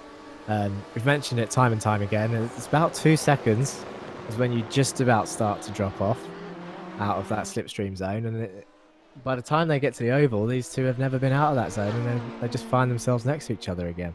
As the BMW moves well out the way, that's the other one. So we saw Wervec earlier, which means that was Behrens in the other Reaction Motorsport car. Yeah, Behrens currently 11th place overall. And still behind GT3 leader Van Herk in the Audi. Nearly called it Mercedes then. I'd be quite pleased if the Mercedes was still able to win the class. But that's what it is. This Audi has been insane, to be fair. Yeah, very quick. Can't fault that team. Team MRS. They've been. I haven't even noticed driver changes, to be honest, but it's because they've just been so consistent and by themselves. We only ever occasionally look at them just to admire the car. That's how lonely they've been, I think. Well, yeah. I mean, they. Thing is, they'll still be happy that they've been winning this race, but I'd imagine they'd wanted more of a battle to get there, if you know what I mean. Mm-hmm. It's always exciting when you have a fight to get through a race, because then when you win it, or even if you don't, you know, I've finished second in many races where I've been thoroughly entertained by the fighting that I've had. But at the same time, you know, an easy race out front, it's some people prefer it, and I get that, but I think it depends on how you cope with the pressure, because I've done a few races where I've led from the front. Not many, I'll tell you that. But yeah. it's so difficult to just keep your head all the way. I kind of have mood swings with what I prefer out of those two. I think it depends on what I'm racing for. If I'm racing pure like for fun and there's nothing on the line, then absolutely I will prefer battling, defending, trying to overtake. I know my teammate is one of the guys that you just mentioned. He prefers to be out ahead or just by himself, putting in time trial laps. And for me as a driver, that's not what I prefer. I kind of get bored doing that, but then at the same time, if it was for a championship, if it was for points, then yeah, absolutely. Occasionally, I wouldn't mind an easy race where, well, it's never easy when you've got to keep the consistency up, but you know what I mean. In terms of stress levels of other cars around you, it's a lot easier to concentrate than when you've got someone nudging you down the straight at every opportunity because they know they're slightly quicker. It's one of those catch-22s. I think I'd prefer to battle, but it depends what's on the line. Yeah, I think that's a good point. Depends what's on the line. I like that. That's a really, really good assessment of it, because you could have this insane battle all the way through, and you could be for 25th place, and you could probably go a little bit harder in said battle because no offense to people that finish in 25th, but you wouldn't lose as much if it went a little bit Pete Tong. Whereas if you were doing it for the race win, you'd be inclined to be a bit more reserved in what you're doing, let's say. Be fuming if you got taken out as well. That's what you'd be. It'd be angry. But that's, to be fair though, at the same time, that's one of those consequences of real. That's when both drivers are pushing it close to the edge. I mean, really, you want to find out before that. You don't want to come to blows with each other. But when a fight is that tight and that close, it does happen. It will always happen. I'm sure we'll see that in motorsport for many years to come. I don't think there'll ever be crashless sort of lead fights in a way if it's that close. No, that's just part of motorsport again, isn't it, really? You're going to get it, and I think it's... If you could honestly say... Now, here's a question. Here's a big question to go for. If you were asked, motorsport, but with no crashes ever again, would you watch it?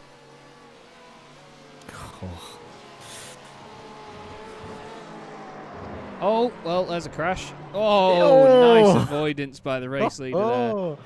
I was going to say, I think Hessels has answered my question. Do you know what? As I understand that there's big pushes on safety, and of course, I would not wish any injury on any driver or any person ever. Yeah. But at the same time, and you touched on this earlier actually, motorsport is motorsport because there's an element of risk involved, and that's not just for fans. That's for, as in, there's no risk for fans, but that's not for fans' entertainment. That's the drivers do it for that risk. You got to say the people that do it in real life, they know that that's there. Even when you go karting, there's signs everywhere. In karting's, I mean, commercial karting's not that dangerous, but people still get injured. So to answer your question simply, I don't think if there was never going to be another crash again, I don't think I would, no. But that's not me wishing that everyone crashes. That's me. Of That course. it's part of the show. I want to reiterate that I wouldn't wish a crash or an accident on anybody, at all. But it adds to the drama, having those incidents and having the contact, and it can not just have race implications, but it can have championship implications. I was just going to say, there's been championships decided over crashes, even sort of retirements and car failures can sometimes be really disappointing when it affects the championship. But we've seen that happen many a time as well, when an engine fails and by the end of the season someone might have lost out by 10 points or whatever, and if they had a breakdown for a win earlier on in a season, that they're always going to think, I could have won that championship if that didn't happen. But it's always shoulda, coulda, woulda, and as a lot of racing drivers say in interviews, that's, to quote Daniel Kvyat, that's racing. Yeah, well, it just is. I mean, I wouldn't like to quote Daniel Kvyat after what he said on Netflix, but one of the funniest things I've ever heard from a Formula 1 driver is what Daniel Kvyat said at the end of, I think it was the end of season 2 of Drive to Survive, about Netflix, and he was being asked, are you going to be on Drive to Survive this season? And he was like, no, Netflix haven't bothered speaking to me, they can off. It was brilliant. But it was right at the end, just as they were on the truck where they parade all the drivers around.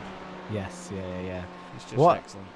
Whilst we're on potentially touchy subjects and going back to our podcast zone, whilst the field is spread out, what do you think of that series and of Drive to Survive in particular, and then the potential to have more things like that on different series, I guess? But what do you think of it?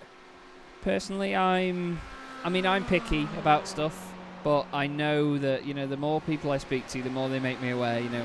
It's not made for picky old me that goes, they've done commentary over it, or because obviously they get Ben Edwards to do a bit of commentary on it, and it seems to me, I'm not sure if it is, obviously I'd love to speak to Ben one day because he's a wonderful commentator, but to me it just seems like they've gone, right, Ben, we need you to commentate on a few bits of footage as if we've, done it live.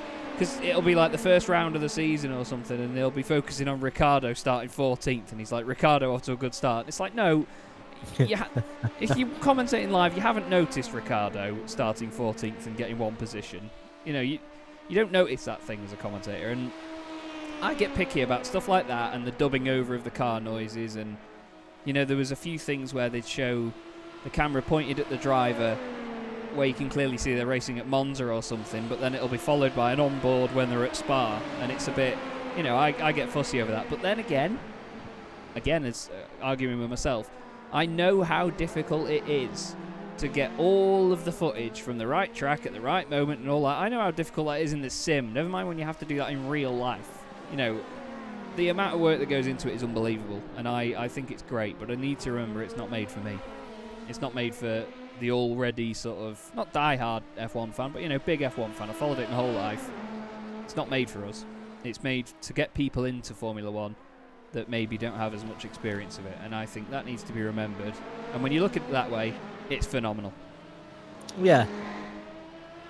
Sorry, I'm getting distracted a little bit as well by these two, because they just had a wicked battle into turn 1, did Daleman and Loynes. Number 15, Daleman had a bit of a rear slide on the exit, actually, and then came under pressure from Loynes into turn 2. But yeah, I kind of agree with you. I'm on the fence with that one. It's really tough. I fully appreciate that it's not aimed at the diehard fans. At the same time, like the same as you said, the camera things, when it shows a bit of footage at Monza and then it's talking about Spa or whatever, that is something I'd have to just get over. I completely understand that they're making a show and they're not always going to have footage for something when they need it. At the same time, I still can't get my head around, and I know they're trying to drum up excitement for the sport, but I feel like, especially in 2020, I feel like they tried too hard to create storylines that weren't there and ignored the actual storylines that were there all season. Like they didn't need to over dramatize it, as we see Loynes, they're going to go side by side through the fast left hand. He's going to back out again. We've seen him back out of this before. Yeah, Daleman just slots back in front and away they go.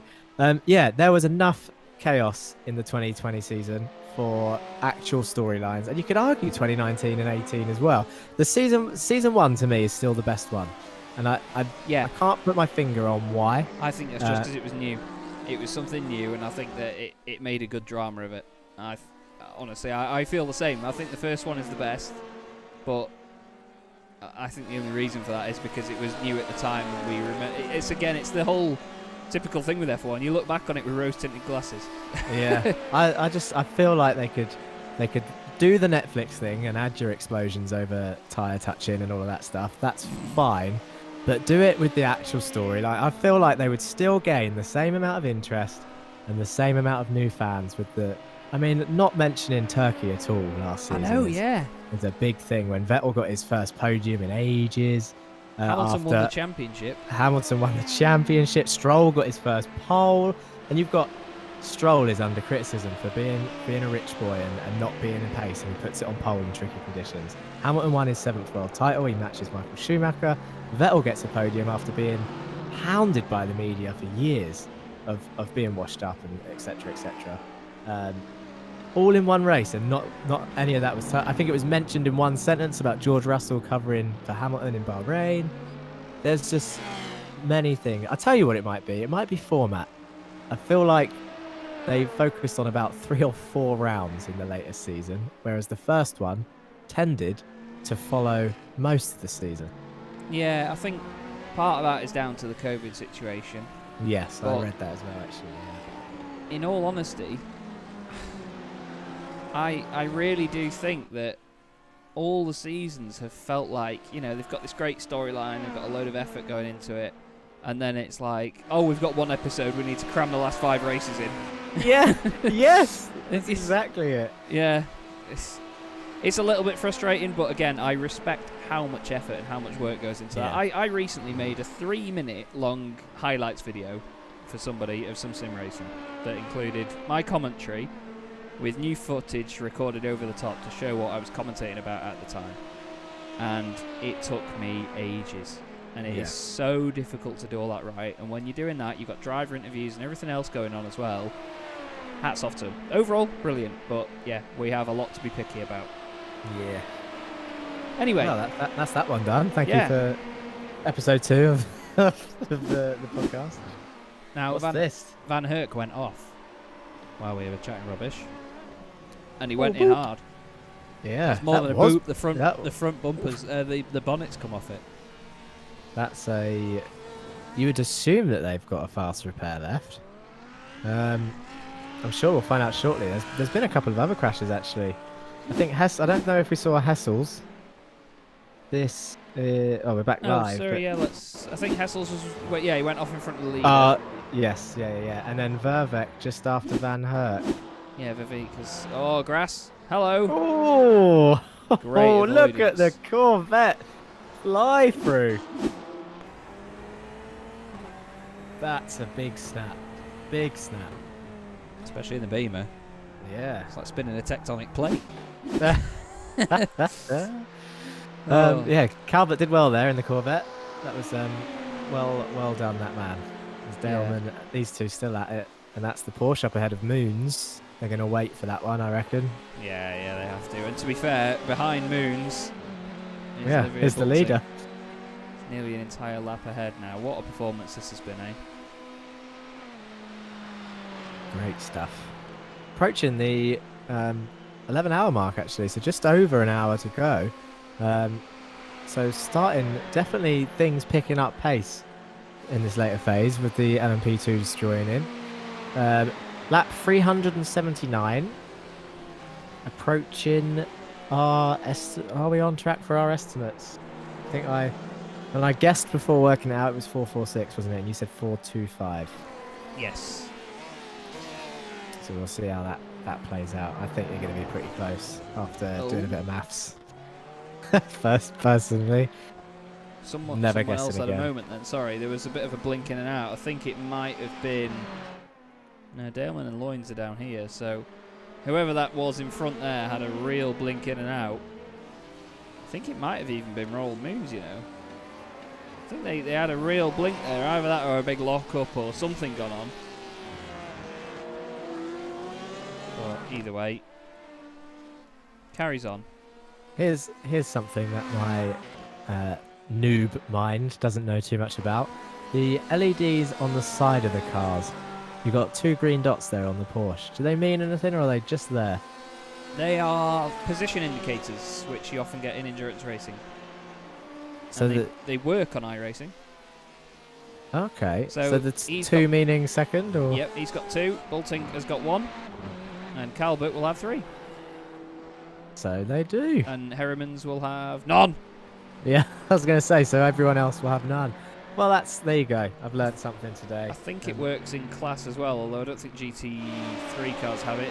These do. They'll swap over now. Look, there you go. Boop. Yeah. Good Love timing. it. Well, thank you for that. Well, GT3 racing made it a lot easier for us in recent years, because I think if we look at probably like on the windscreen, it has a big number 2 on the... No, not like that. Big 02 on the LED board. Yes. But Which isn't on the BMW yet. or the Don't know if you noticed that. Lamborghini. However, Ah. annoyingly, it's modelled. Like, they've modelled the actual plate for it to be on. But they just... Yeah.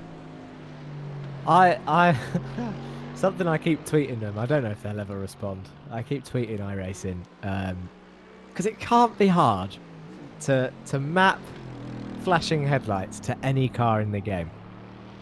You want Now- flashing Jettas, don't you? I am a headlight flasher, me. I Oh, love it, no. and I would love, even like, I do want it for the Jettas, but even MX-5s, Mustangs, the Solstice. So anything that has multi-class should have the ability to do it. And I just can't imagine it being that hard for the programmers to be like, yeah, okay, here, have the button. Just turn it, because the Jetta lights work. They come on when the sun goes down. Yeah, so all that's you got to true. do is map a button to them. Oh, I Oh, dunno. it'd be my favourite thing. I'm going to keep tweeting. Just to put it in the feature suggestions on the forums. Yeah. Well, either way, you have flashy lights on these, but not so much on the Jetters, I'm afraid. Which, yeah, I think I'd kind of agree with see it. Jeremy Hessel's on his way out the pit lane. I can't believe we've done 10 hours and 50 minutes. Now, the GT3 leader is in the pits, and they do not have a fast repair. Oh dear. We seem to have glossed over that. Well, we saw the crash, didn't we? And then we saw a couple more. And yeah, we were waiting to find this out. So they've been in there for 5 minutes. And they were 4 laps ahead, which is now 2. I wonder how long that repair job is, if it's fixable. Because it was a big hit, as you said, Chaz. They might be in there for a while. I don't know if any of the drivers are in the chat to let the audience and us know. But that, as we said earlier, the most consistent probably all race, 11 hours in. You said it, anything can change. Now only 1 lap down. Yeah, because Pollard is now halfway around his next lap. So this is his 358th lap. Stockman's for Team MRS has completed 359. So we've got this lap and then 1 more for this Mercedes to do before they're right back with them. So put yourself in this position, Chaz. Look, you've got Nick coming round now. He's about to cross the pit lane again, and he's going to see Stockman's is in there. His grey name on his relative box. He knows. He's been driving that Mercedes for ages with that damage. That you can see it's got a bit of bonnet damage. It hasn't really been affecting it. He's been consistent. We're 11 hours in, approaching 11 hours. He's been sat in second for 11 hours. And he's about to take the lead in the final stretch. It's incredible, isn't it, really? The fact that, you know, we've seen this before. You know, we've seen similar situations where a team could have been leading a race all the way through, and then it takes just something in the final hour to just ruin that for them. Whether it's a mistake on their own, or whether it's a mistake by somebody around them that's, you know, caused an issue, or maybe just misjudged something, but yeah. You can see Stocky has said 6 mins of repairs still, so I'm not sure if that was from the start or from when he put that message in, but that does mean that I think it's going to be a complete role reversal of potentially about a 4-lap swing. You've got to say Stockman's is going to be about 4 laps down, if that's the case. If it was overall, then they might be on the same lap, but if it's 6 minutes from when he put the message, they're going to be in there for a little while longer. This is the lap now. They're on the same lap. Stockman's is in the pits. Big wobble. Don't do that. Don't chuck it away now. You're on your way to the lead, sir. Jeremy Hessels has had a few moments. He's got the race leader behind him. Flash. Oh, he's overdone it. Yep, the 15 brake horsepower really got to him. Jürgen Knockout's gone off, and then Jeremy Hessels has had another moment on his own. That's too hot. Man's not hot. Goes in. Jeremy Hessels had a moment after this. The grass, isn't it? Claiming a few victims late in the day. Lights it up and gets going again, though. And here you go, then. So Stockman's is there. Here is Pollard. 10 hours and 54 minutes of racing. He's going to have got this done, man. This is crazy. You know, you have to give a bit of respect to Team MRS. Their pace has been superior. It's not been done completely on pace by the Dynamics Bell Speed guys, but ready to watch it change on the left. There it is. Look at those meters lining up as well. Wow. I remember you saying you wanted to see the Mercedes win, so how much have you paid for the Audi to crash? I have not paid anything for that Audi to crash. Oh dear. Oh, Tice. Well, Team Tice. Jeremy Hessels again. I might have seen that at a different time to you because I was just looking at the. I just wanted to see the time, and I was still on board with someone, and I saw him go. Yeah, he just went round into the wall by himself. It's 4:45 in the morning, by the way, guys. Oh, 4:45 in the morning. It certainly feels like I've had a very, very long day. I am shattered. But, yeah, still a great one this has been, as Yoda would say. Ross Nicholson making the point that Netflix is only at some races with Yes, yeah. thingy earlier, by the way. I haven't looked at the YouTube chat for a bit. Sorry, guys. We've had different screens up and running and so on. But yeah, nearly 1 hour to go in this race now, Jack. And, I mean, it's been a lot of fun, as we always expect to have. We've got Jonas van Verbeek in the pits. Stockman's still there as well in that Audi. That's such a shame as well, because it's just that bus stop, isn't it? That tiny little mistake, and it just makes all the difference. Yeah, it's caught a load of people out. It's gonna be a waiting game. Can Stockman's? I'm not sure. It just depends how long he's got left. I don't think he can close. He's got the pace. I don't think he can close it to the lead. But can Hoylart keep it consistent now till the end in that car? That's all. He can win this. That team can now win this in the last hour for the first time. Yeah, they've now put a lap on them. Daleman does the fastest lap of the race in the LMP2s. He's 5.7 seconds ahead of Brian Loynes. Still plenty to go in their race as well. 1 hour left. I can't believe how quickly this last hour has gone, really. It's flown by, technically. But we have one more car to ride on board with in this race, and what I'm going to do is I'm going to put it to the YouTube chat. If we get a car that is overriding, give us your car number, and if it's an overriding call to be on board with that one for the last break of the entire day, then we'll go on board with that one. So Get just put your votes in now. Yeah, put the car number in chat, and we'll go on board with it for you, and we'll go from there.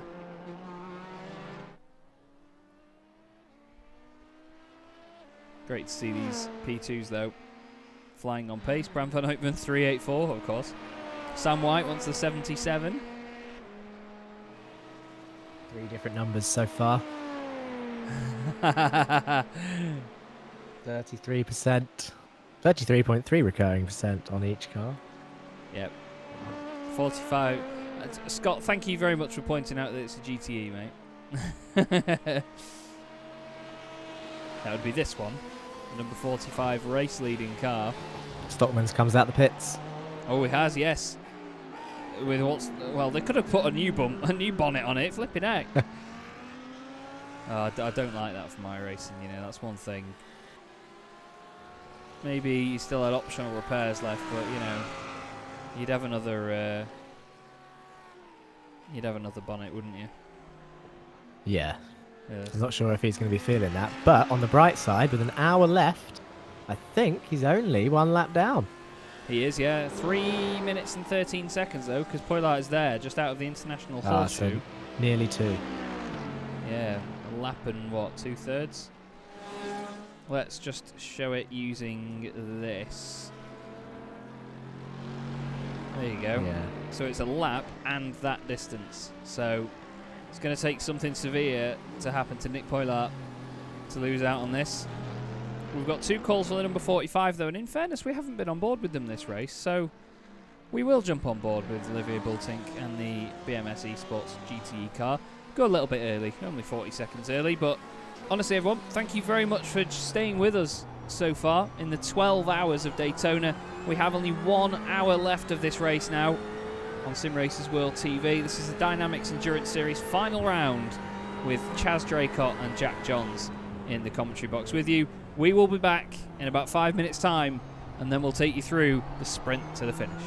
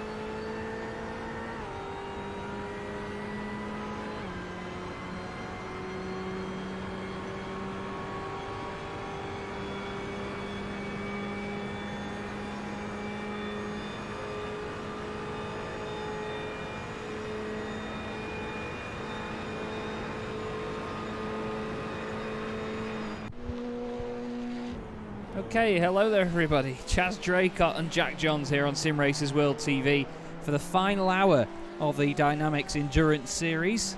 This is the 12 hours of Daytona, the last round of the season. Apologies for the delay there, I just had a fight with an ice cube tray trying to get a drink, but as is. Jack, we've had a lot of fun, as expected, mate, and to be fair, this race has once again proven that you don't need a big grid to have a good race, does it?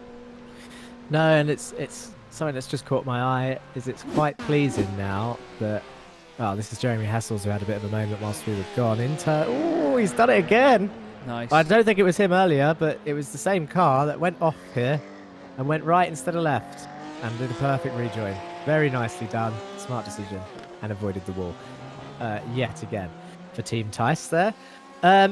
Yeah, something that was quite pleasing then. Now that the unfortunate incident with Team MRS in the GT3 class, Tom Stockman's car at the moment, being one lap behind Poilart in first, there's now a nice traffic light order. All the GTEs are 1 to 10.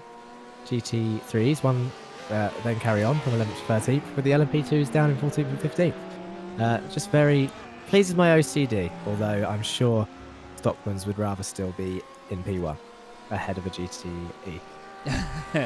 I agree, though, traffic light system, innit? Yeah. I like that. Yeah. 53 minutes to go. So is. not long. Jürgen van der Peer gets back in the Mercedes, so they did not have a pit stop in hand to the Team MRS car, who is now halfway around the lap. This is their 365th lap, so they'll gain a lap back here, but this could be really close. it could be very close indeed. They're still in the pits. Let's see what time their stop is.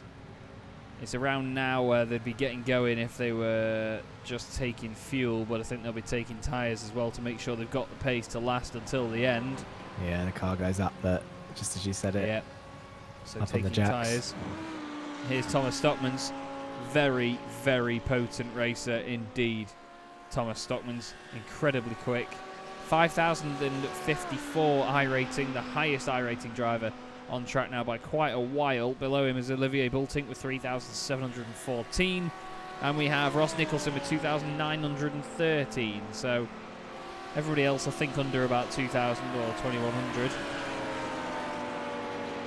And that's mad pace as well for that I rating. This is where that system sort of falls under it, as we see Stockman's unlap himself there as Van der Peer comes out of the pits now. That's the gap. That is the That's gap. the gap. So he's on the same lap as Jürgen, but it's nearly an entire lap between the two of them. And again, we'll show you the positions on there. That is it now. Doesn't have to go round again, doesn't have to pass go and collect $200. That is it. 50 minutes to close that gap and take the lead back. Oh, I don't know. But one slide, one spin. It's right back in, even if Van der Peer doesn't hit the wall. But One slide, you one got spin, it's right back in. Yeah, Giggity. that's yeah. But you got to say the Mercedes has had that damage on it for ages, and they haven't really had any incidents since. Yeah, that's true. So it's looking fairly consistent for the Mercedes team there. DynamiXX Bell Speed up into P1 for the GT3 class. Yeah, I was saying with the I rating system, these guys, all of the people competing right now, even though you said I think a majority of them are around 2K or below, they are fast.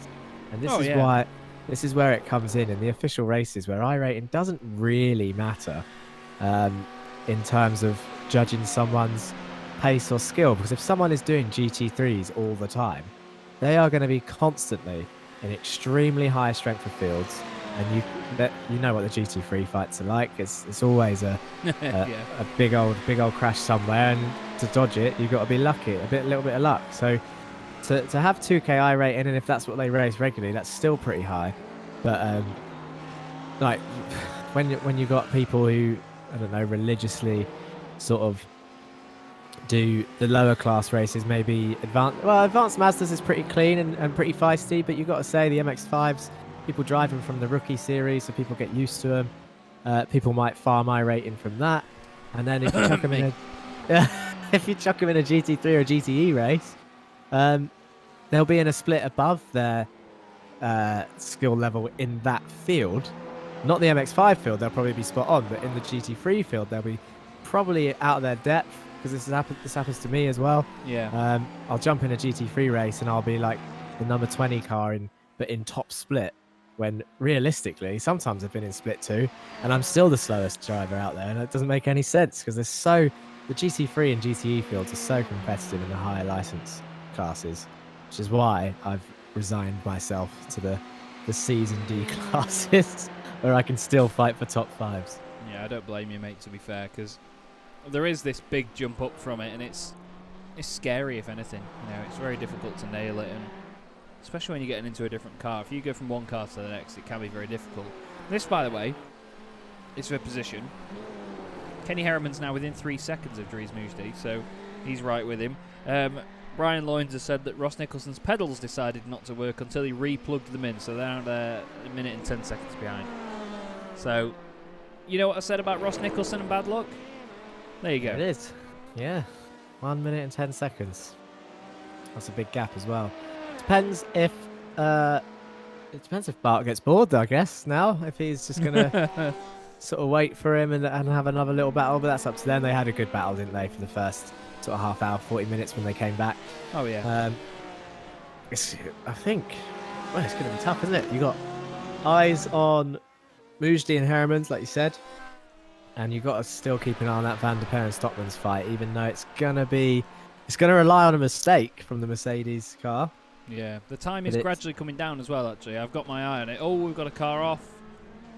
Jens Goossens. I suppose let's have a ganders at what he did. I really hope you get that joke. It's just too hot. What's up? Do you know what? I don't think I do. A gander is a male goose. I did not know that. I've heard of the saying "have a gander" all the time. Is that where it's from? We've had a gander at Goossens. Right then. Dries Moosdi, well, he's going to be moody if he gets overtaken by Kenny Harriman, isn't he? Let's face it. This is for the final podium spot.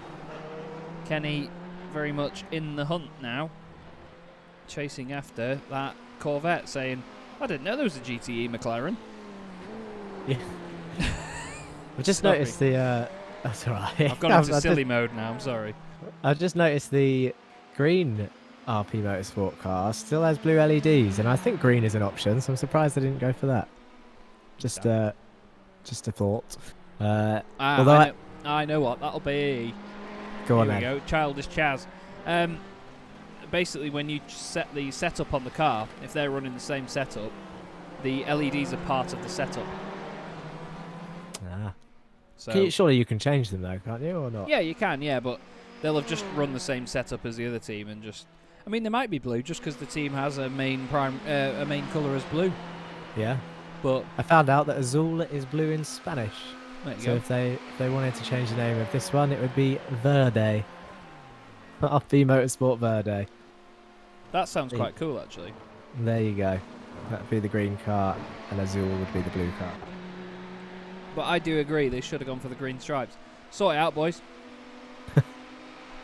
Still an alright looking car. Oh god, yeah. I'm a fan of the McDonald's sticker, to be honest. Making me hungry. Well, is that that's the Corvette up ahead, isn't it? So Harry, is this the gap? Is this for position? Yeah. This is we saw it a minute ago when they came out of the pits, and this was fuel saving. I don't know if that was just a bit of a spook from the LMP2 flying round, but this, yeah, okay. We are on for a fight here. Is that Goossens that's just come out the pit from his crash, and with a repaired rear wing. Yay! That they've finally taken their fast mate. repair. He's And flashing that's- his lights. Yeah, do love a flash. All right. Keep your Friday nights to yourself, mate. Yeah, Jens Goossens continues in 8th place.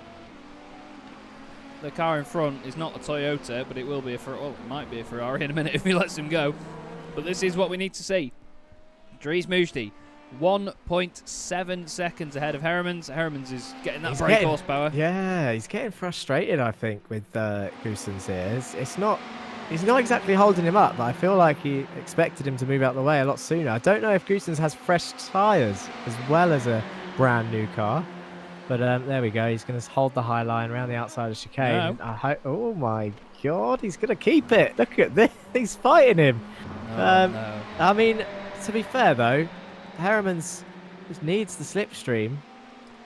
But he clearly feels like he's being held up here. But if that car has fresh tyres and Heremans doesn't, then it's going to be difficult to get past, because clearly that car's going to have pace now that it's been fixed. Yeah, it's going to be very pokey. So they'll be very happy with that. Oh!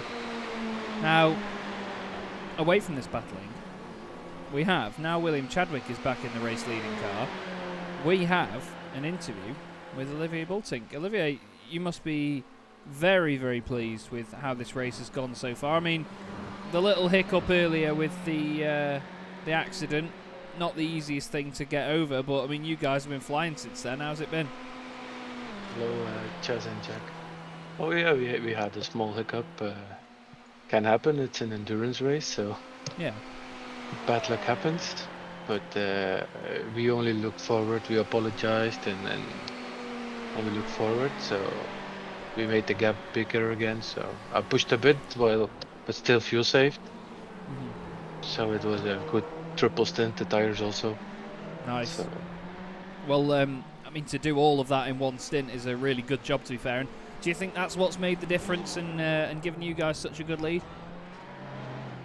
well, I think we had pretty much good raw pace. So I could gap a little bit in the beginning, and then after the first stint I could make the gap, and then I could fuel save even more. So that was a key point. We almost made the hour, and then with Will he made more than the hour, so Mega stuff. it was then. good. It was good. And now, I mean, into this final hour, obviously, Will be finishing the race, I take it.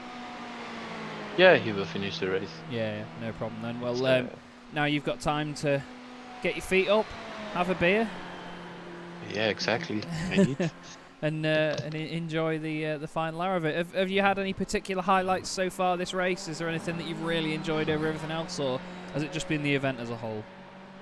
Well, I enjoyed this race, to work together with the Vibe guys, and I have to thank them that they want to do this race with me, and I need to thank the BMS team. And this race is pretty nice, pretty clean, a lot Yeah. of respect from my opinion, so I'm And happy with it. And there you go, Chadwick does another fastest lap of the race, a 1:39.3. So it's not like he's holding back at this point. He's No. absolutely on it now, gung-ho all the way to the end. Olivier, it's been great to speak to you, mate. It's been a fantastic performance from you guys as well, and I'm sure if we do some interviews at the end, then yeah, pop in and we'll have another chat with you then, mate.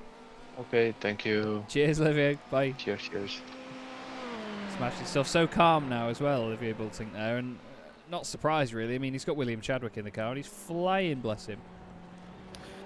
Yes, he's really pulling out a gap now. Herbert back in the car in P2. He's been trying to keep an eye on the battle for P3 and 4. Is Joe Pinder, is he going to go for another spin? He's just pulling over. Going to click What escape? on- Or is he just going to stop there? I don't know about He's- clicking escape, but Oh, no, he's back on again. Maybe he had a hardware issue or needed Yeah. to text someone. Just pull over, and that way he won't get any points on his license. No problem. Just- Yeah, just sorry, I was going to say, just watch the car here. It continues to turn left at the same trajectory.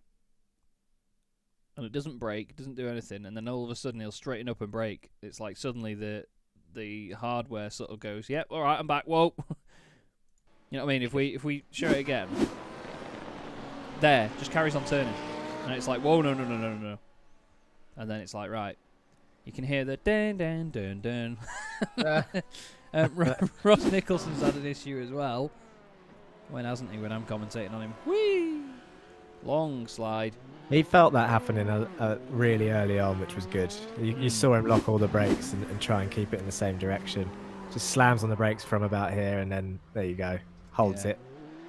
And away Nice he stuff. goes again. And he's a minute and 11 behind Bart now. Yeah. I was getting distracted again. I'm trying to keep an eye on the How many battle laps? we was watching earlier.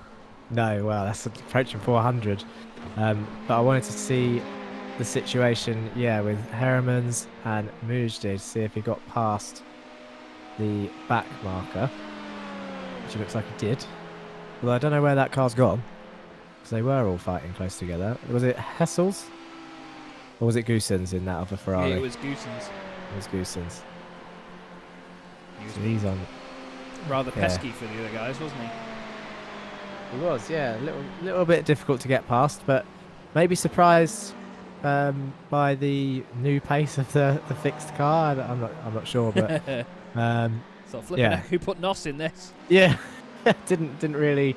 He well, I don't know what I'm trying to say. Underestimated the pace of the car and fought back into the chicane. But yeah, was a little bit of a pain for Heremans. But you've got to say, Heremans is still there. He's not far behind. What's the gap? 1.2 seconds, is it? Or am I reading the wrong thing there? Between Mujdi and Heremans for P3. 1.2 Looks at that. seconds. Yeah, it does look about 1.2, so that's right then. So yeah, well in slipstream zone, and this is for position. We believe, I might just be making this up to be honest, but I think all the pit stops are sorted. If not, then there might be a splash and dash towards the end. Yeah, I think we may see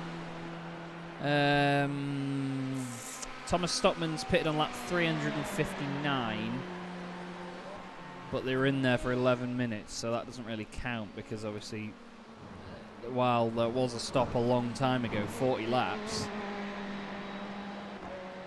I suppose actually no, they've done 373, haven't they? So if you count it off the leaders' laps, it's difficult to check. So yeah, realistically, they all have pitted very recently. So Jeremy Hessel's pitted on lap 364. They're now on lap 383. I reckon they might have to pit before the end. Kenny Herreman sounds like he's fuel saving. He's dropping the revs down quite a lot, but nothing too dramatic. But he's right with Mujdi now, actually. We'll go back on board because this is turning into a good old scrap here, Jack. Yeah, I mean, he's in the perfect place. There's not much he needs to do. He's right in the slipstream. You can see the back end of that McLaren / Corvette. And yeah, so here we go, coming around the flat out left-hander now, into the next long right-hander, hard on the brakes as he sort of went to the inside, maybe just to let him know that he's there. Maybe he does want this position early, even though it might be better to just sit there and try and pressure Mujdi into a mistake, because they come round the fourth braking zone of the track out of 5 onto the oval section. Look at the rear end squirreling in that Corvette up ahead. Like a McLaren. Yeah, and now he's in the slipstream. Look at the pops and bangs coming out of the exhaust. Fireworks, as someone said earlier in the comments. I wonder, he's just going to back out, surely, not into the chicane. He's going to want to do this into turn. Yeah, there it is. He's lifted off. More than that, he's put the clutch through the flipping bulkhead. Now, Sven Kalbert, of course, Dries Mujdi's teammate in that Corvette, has said they're at risk for a splash and dash, and they've only got one incident left for a drive-through. So they really are on the ropes here. Kenny Herremans. Well, if I was Kenny reading that, just nudge him up the back a little bit and try and get a 1X. Savage stock car racing with Jack Jones. Just disguise it as a bump draft, saying, "Oh, just pushing you along, mate. 'Cause we've got loads of time left." But realistically, in Mujdi's eyes, yeah, 1X. That's a risky place to be for the 77 car. But I wonder. I'm sure a lot of the drivers' teammates. Oh, there it is. Oh my! I didn't mean it, boys. The views of Jack Johns and the racing line are those of Jack Johns and the racing line only. I did not mean actually hit him. That is. They are not the views of Sim Racers World TV and its counterparts, nor me. Oh, that's naughty. If that's going to affect the results, that is naughty. I don't know if penalties get applied post-race. If if it No, was, he was just late on the brakes. He was just Yeah. late on the brakes. well, we'll see if they come in for a drive-through now. It'd be interesting to know the number 8 team's penalty situation. But yeah, you got to say that was a hard hit, probably a 4x. But still in the oval section now. Right then. Well, you've got to think now then. Either Hermans feels terrible or he doesn't give one, but it was just late on the brakes. You know, when you're following another car, especially into the international horseshoe, it's very difficult to get your braking right lap after lap. It's one of those corners that really invites you in to brake as late as possible. And especially when you've got such momentum after coming out of the first few corners there. And again, that momentum can change a lot as well, so I'm sympathetic of them. Oh, And into the pits comes Mujdi. Drive through it is. They were looking for a podium. If anyone, Get it here. yeah, if anyone from the RP Motorsport Verde car, as we're now calling it, or I'm calling it, let us know your incident situation so I can suggest more crashes. I can't believe that happened just after I said it. It's so bad. There's actually been I'm not sure if we see. I don't think we've seen this already. There's been another incident out there with. Is that a Joe and Ross incident? Is that old or Yeah, is that new? they've already happened. Yeah, Joe Oh, was they're the old ones. his BMW wanted to turn left, and Ross, his Yeah. Delara didn't want to turn right, or it wanted to turn right too much. That's it. Big old drift for the LMP2 shark fin car. Indeed. Well, Harriman's back up into P3. Herbera still in P2. Sets a 140.2 there. Chadwick, your leader for BMS Esports GTE. The nice grey and lime green Ferrari there, up in the lead. 125 is the gap between Van der Poel and Stockman, so it's steadied. It's not closing as much anymore. They are holding out. Oh, it's gone back to 129. I don't know if that's just dependent on the circuit. The point on the circuit they are. So it's effectively the same. It looks like their pace is pretty even. So definitely Stockman's relying on a mistake from the Mercedes GT3 car. Yeah, he's just pushing hard now, is Jürgen, doing everything he needs to do. And then again, they're just one of these teams that have been every round. They've just turned up and they've just got on with it. And you know, even if they don't win the class, or even if they've got 4 cars in class and they finish last, they just get on with it. And this is the sort of team you need. You know, I really take my hats off. Not that I wear more than one at once. I take my hat off to teams like this that just have the dedication and the commitment to carry on and just do every round. Because at the end of the day, whether a league is free or whether it's paid for, I can understand when real world stuff comes into it and people don't turn up for rounds and so on. But, you know, it's just the whole, oh, I've not got anything to fight for anymore, I'm not going to bother. You'd at least do it for the sake of it. Even if you've paid for it, you know, you've paid for that race, you may as well do it. Like getting your money's worth, turn it into a McDonald's advert. But just, yeah, it's just a bit disappointing that we've had a lower turnout. And a lot of them, you know, it wasn't for a good enough reason, if you ask me. Because I know a lot of them will have just been, oh, we're not in a championship fight now, I'm not going to do a 12-hour race. But, yeah, I don't want to make it personal, you know, I have nothing against any of the drivers that aren't here today. You know, I love all the drivers that I get to commentate on. I have such a laugh with so many of them, and they accept what, not what just I do, but, you know, what we do on Sim Racers World TV. But, yeah, it is a shame, no matter what, but we've still had a very, very good race out of it. And Jürgen van der Poel, well, he didn't care, does he? He's thinking, great, I'm going to win. Yeah, so, yeah. Win's a win. It doesn't matter how it came about. Well, actually, I suppose sometimes it does, but in a very, very rare occasion. Lap 403, so we've crossed the 400 mark, and we have half an hour, almost exactly half an hour to go. As I believe Bart is setting purple sectors out there in the LMP2 car. Oh, they're back together. No. But a lap apart. Yeah, I was going to say. A minute and a half, unfortunately.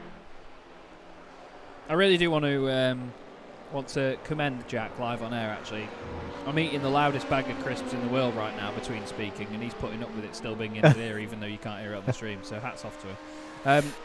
But yeah, the fact that these two are together again, I don't think Ross will care that much, but I don't think I'll have ever seen anybody finish last in a race and win the championship at the same time. Just to point that out. Yeah. I wonder if these two are going to have a little play around now. There's a lap apart. And then again, as we've seen, just one incident can have a massive effect, so maybe not. Oh, it's getting Send it, Ross. I mean, what? Yeah. Oh, I wasn't muted. Yeah, no, that was really tight there on the rear panel of the orange car. But survived, and the fight carries on. Even though it is one lap apart, still quite soothing to see green, amber, red on the left-hand side. That's probably not going to change now, to be honest. But at least Pinder can go home or stay at home and say, I didn't get beaten by GT3 today. That's what he's here for. Yeah, I suppose so. It's silver linings and all that. Yeah. But yeah, it's been. I mean, it's a nice sort of wind down period now. Lap 404 out of 425. Not 446. But yeah.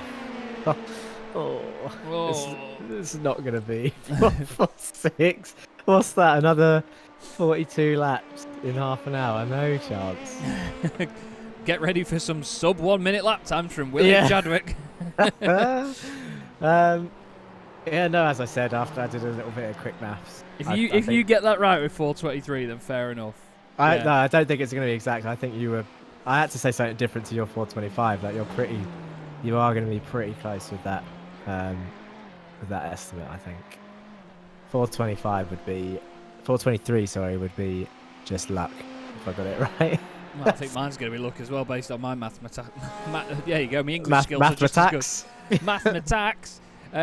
Sam White did say 430 laps, but that's 25. You know what? That could be close. Yeah. 25. Sam White could be, 25 laps in about half an hour. Less than half an hour as well. 30 what? No, that's half an hour. 27 minutes, 26 minutes, and 17 seconds. There you go. No, 47 seconds. Yeah, damn it! Yeah. Give up. I didn't know whether to just leave that or let it carry on, but. Sorry, I'm feeding Jack information while I'm muted and sneezing down the microphone and then shouting at him. They couldn't hear that. It's fine. But there you go. Full disclosure, everybody. Full disclosure. I love my Stream Deck. Right. I was going to say, you must have a button mapped because these mutes are extremely fast. Yeah. This big red button that I always forget to turn off partway through a broadcast. And then they go, why is the commentator not speaking? Yeah, well, just in case anyone's curious, bless you, Chaz, and thank you for sneezing in my ear. You are very welcome.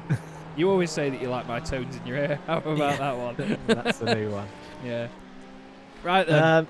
Now, back to the race. What do we look at now? 26 minutes to go. We could, the LMP2's still next to each other. And their lap times are pretty close as well. Way up. There we go, side by side, down through the S. Oh, it's still side by side. They look so fast at some of these angles. This is the nose cam of Daleman. Looking forwards. Yeah, look at that rear end. Slipping and sliding. And then this is back from Nicholson in the SimStickers Racing Blue team, number 68. Someone coming round. That. No. Someone please clip that. Clip what? What happened? Slipping and sliding. You look at that rear end slipping. Oh my god. Good lord, the filth. It's after hours, everybody. You are filthy past the watershed, you are. Welcome to Sim Racers World TV After Dark.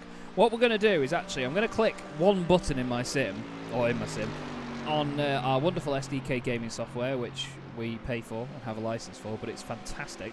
I'm going to click one button that automatically chooses what car it looks at. And I've clicked on crashes, and ironically it says Kenny Herriman's, and then it's the other RP motorsport car. But it will change around a bit more sporadically. There you go, you've had your warning. But we've got this now. So what it'll do is it'll look at the most exciting cars on track that are closing up to one another. And then if someone has an accident, it'll show us them. You could do this for the Jetta Cup. Mate, I couldn't do it for the Jetta Cup because it would be cutting camera angles every half a second with the contact, the door-to-door bashes. It is interesting, but I'll avoid advertising it on this beautiful DynamiXX Racing Simulators event. Although if you want to find it, everyone can. Yeah, go and look for the Racing Line Jetta Cup. And if you want to watch more Jetta racing than that, you can then go as far back as the British Boring Car Championship. Which I watched the other day, actually. I watched one. Can't remember which one. Was it one with David Addison? No, although I remember you saying about that. I haven't found that. I think he did 4 of the first season and then 2 in the 4 of the first season, 2 in the second season. I'll send you some links and stuff. Anyway. Yeah. This man. This man, William Chadwick, number 45, British driver, BMS Esports GTE, flying through the bus stop chicane, using all of those curbs. That 1X on the exit used to get me quite a lot on the grass. It didn't get him that time, I don't think. You can use a little bit of the grass, but not too much. That is the Porsche of Hessel's ahead. I keep forgetting which one is which of Hessel's and Goossens, but I'm pretty sure it's Hessel's now. Yes, there it is. And looking back, there's actually quite a few cars coming up. Looking to lap Hessel's one more time. Goossens is in that white and green Ferrari then. Those are the two that I keep getting confused. And look at the track map. Now we can see where everybody is. So that is Chadwick, obviously behind because we were on board. And then Mujdi in P4, also behind as well. There he is. In what sounds like a hybrid McLaren. Yeah, it does get really quiet for me when you jump on board with this Corvette. Good. Quite an even spread, but also a couple of little duos around there, so people have got other cars to see whilst they slipstream around the circuit. Bart Daleman on his way out of the pit lane, so too is Ross Nicholson. Their battle kind of dead now, in all honesty. Although, no, you know what? Bart's been a gentleman here. Bart has been in the pits for a minute and a half. Ross Nicholson's been in for 22 seconds. So either Ross hasn't got enough fuel, or Bart has just waited for them. Doesn't look like he's waiting for them. That doesn't look that big. It's, what is it, 12 seconds? And he's waiting. I'm pretty sure he's waiting because he's losing a lot of time. So they're going to have they're going to have a fight for all position. They're going to have an accident as well, probably. Yeah. They're going to have a fight for position, these two. Until they crash. Let's go aboard with Ross Nicholson. You can hear it now. Foot down. The acceleration of these P2s is fantastic. Stay on board with this through the bus stop because it is absolutely ridiculous, as you can see. As you put it, the cack all over the front of the car. The white paint job. But look, watch this. That means in 6th gear, 310 kilometers an hour they reach before the braking zone. You have no idea how much I wanted to just go for blimp cam then. And then look at that, flying through the bus stop chicane. Full commitment, so much downforce, and thank you for not changing the camera angle as I was talking through Ross Blimpy Nicholson boy. through the bus stop chicane. Love this blimp shot, although I think mine's slightly different to yours in terms of speed. Yeah, mine's doing about 4 knots by the look of it. What I will do though, actually, everybody, if you bear with me 2 seconds, I'll turn this up. Let me just shimmy back to our thumbnail. Let me just turn this back up because it sounds epic when you turn the volume of the blimp cam up. It's beautiful. You just get the ambience of all of it. Let's just get rid of all the logos and all the everything.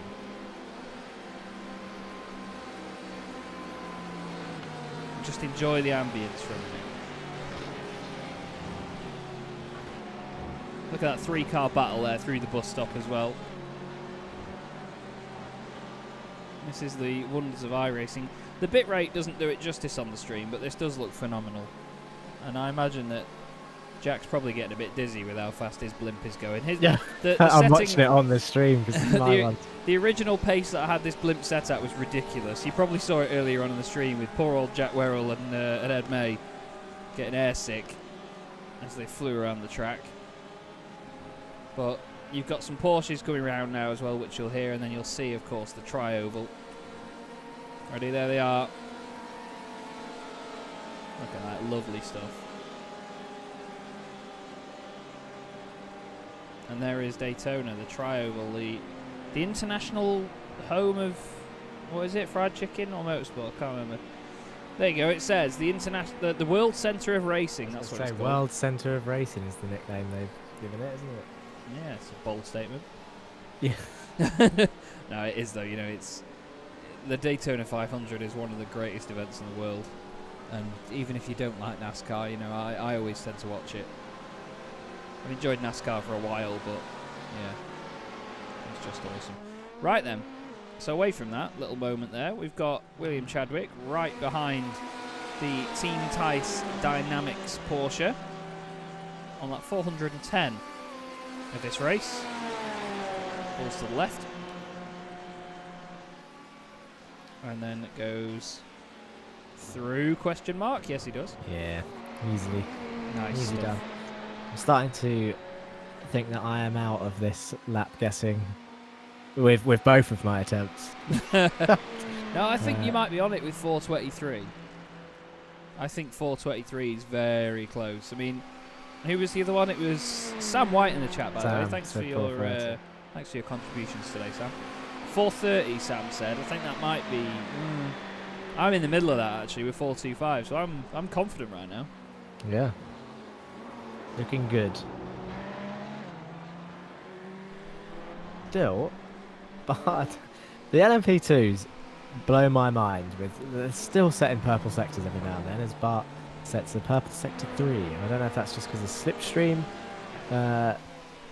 Although it didn't look like he had. Well, he had a Porsche in front of him, but the other LMP2 is out of sight. Out of sight, out of mind. That is Herbera in P2. With the other Porsche behind him, is that Hendricks? Yes, that is Jesse Hendricks. There he is.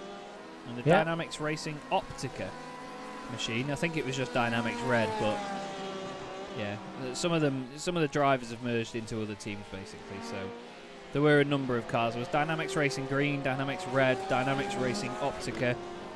So some of the drivers will show different team names compared to some of the others, but yeah, continues on in the Porsche, the 911 991 RSR. Not like that's confusing. But I'll tell you what, actually, while we're on the subject of Porsches, what do you make of the new 992 Cup car? Oh, you are asking me a question I know nothing about then. The 992 Cup car. Yeah, Is that what you asked? Yeah, the new Porsche Cup car for this year, the Porsche Cup 992. It is absolutely, I think, unbelievably beautiful. It just looks like a GT3 car, though. It doesn't look as... I mean, I enjoyed the previous one because it looked like a step down from something like a GT3 car. But this just genuinely looks like a GT3 car. It's ridiculously pretty. Yeah, can't argue with that. It is a nice looking car. The only thing that gets me is that I think the Porsche is generally, I mean, it's grown on me as I've got older, but it's generally a pretty car. And you've always, there's always that age-old argument of, do they ever look any different, really? I know, yeah, I agree. I mean, there's going to be subtle differences. Yeah. The rear tail light is standing out to me as it goes across the whole back, which is reminiscent of sort of like the old sort of Boxsters, I think, used to do that. 939 as well. Porsche 939 did that. Yes, and I like the front. It looks like the front has some sort of gills or vents in the bonnet, which make it look a little bit different, as opposed to the one that we're seeing now on track, where it goes across the whole front of the bonnet there. This one has two vents, like one on each side, but bigger. Yeah, do you know what? Nice. That does look nice. I mistake myself there. It was the 959. Ah. One of the strangest looking Porsches you will ever see. The 959. What's a weird car? You know, the more I look at it right now, I don't like it. I used to have a toy of one, and I thought it was phenomenal, but it's just so weird. Some of these angles make it look more like a Toyota MR2. Yeah, it's... do you want it to be a square? Do you want it to be a circle? What do you want? Yeah. What do you want, Porsche? Love you, Porsche, if you're listening. We have, then, Jesse Hendricks in his Porsche, as you may say it. I always say Porsche, but apparently it's Porsche. He is absolutely cading it at the moment. The only car... There's 2 cars on track that are the only example of their manufacturer in the entire field, one of which is Jürgen van der Peer in the Mercedes, the other is Dries Mujdi in the McLaren. I'm not going to drop C8. that. Yeah, the Corvette C8R, great looking machine. Shame it looks like a McLaren. But, you know, I'm kind of gutted for these guys because the incident before, yes, you know, the contact didn't have to happen. It was a simple mistake by Kenny Heremans. You know, nothing at all against Kenny. We all make those mistakes. But you've got to think, even without the incident, they were at risk of having to do a splash and dash anyway, weren't they? So Yes, they were in a lot of danger. I mean, they even said it themselves in the YouTube chat. Yeah, and you've got to say, like you said, it was 1x away, so with that amount of time left, it was against them regardless of the contact. You got slightly too much speed into a bus stop chicane, and then it would have been the same result anyway. So, like you said, they were on the back foot anyway in that situation. But a lovely looking car, and really, I'll tell you what, since we've seen that accident from Stockman's, you've got to say, barring like I think one spin, which there was no damage on, I think they now take the most consistent position in my head. I think they've been the most sort of damageless car in the Corvette. Yeah, definitely, I'd say so. Really, really strong performance. And it will be a shame if they don't secure the podium one way or another, but we are 12 minutes away from the end of this race, and honestly, not sure if you feel the same, Jack, but the last 2 hours has absolutely bolted by. Really has. Yeah, it has. I'm not sure if it was the fine grain coffee I had at the 10 o'clock break, but this is, yeah, absolutely agree. The last 2 hours has flown by. I tell you what, it's amazing how much of a difference 2 cars made in a completely different class. That took it up from 12 cars to 14, and it definitely threw out some more action to follow. But at the same time, we have seen things happen in both the GT3 and GTE classes since. And as you said, with these endurance races, it is the way. To quote the Mandalorian, this is the way. There's always accidents in the late phase, and this is where we are. We're 12 minutes to go, approaching the 11 minute to go mark, and we've had swaps for position. You've got to say this is the home stretch now, but as is motorsport, Tom Stockman's coming in again. Is this a splash and dash? Wow, we We'll nailed see. that. Nailed that intro. We did. Entry. Ah, Chadwick, the fastest lap. Move on, Chaz. Fastest lap of the race by Chadwick, 1:39.34. Only a mere thousandth or so faster. Baxter. Yeah, Baxter than he was before. Olivier Bultink asking what happened with Team MRS. They ran out of talent. is what they did. No, that's me being harsh. They just had a simple spin on the way into the bus stop. Back end just broke away. Couldn't flick the car back the other way quickly enough, unfortunately, and it ended up going in the wall. And they got a lot of damage. Yeah, it's the pretty much, we've seen the same camera shot of that incident from many cars.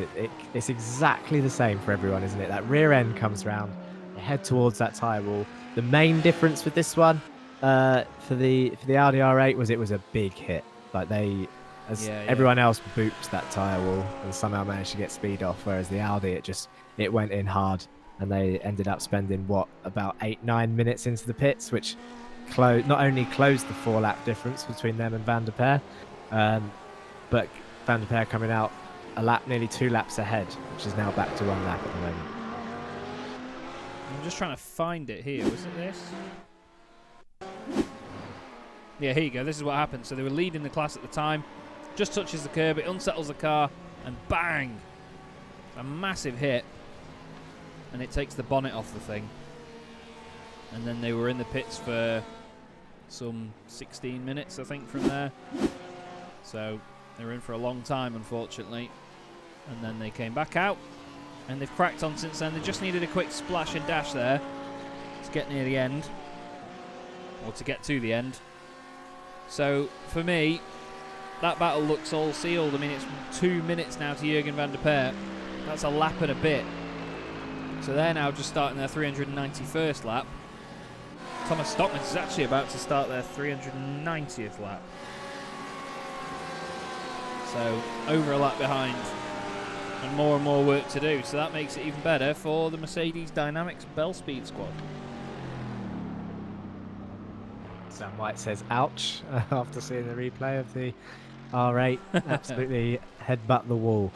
That Mercedes is, I'll tell you what, having those two cars out there that are solely representing the brand really makes them stand out a bit. Even though it's quite a dark, they've gone for the black and orange colour scheme here on the Mercedes, which is actually quite, I'm seeing this colour scheme quite a lot in on iRacing liveries, and probably real world liveries as well. Orange and black seems to be a very popular colour at the moment.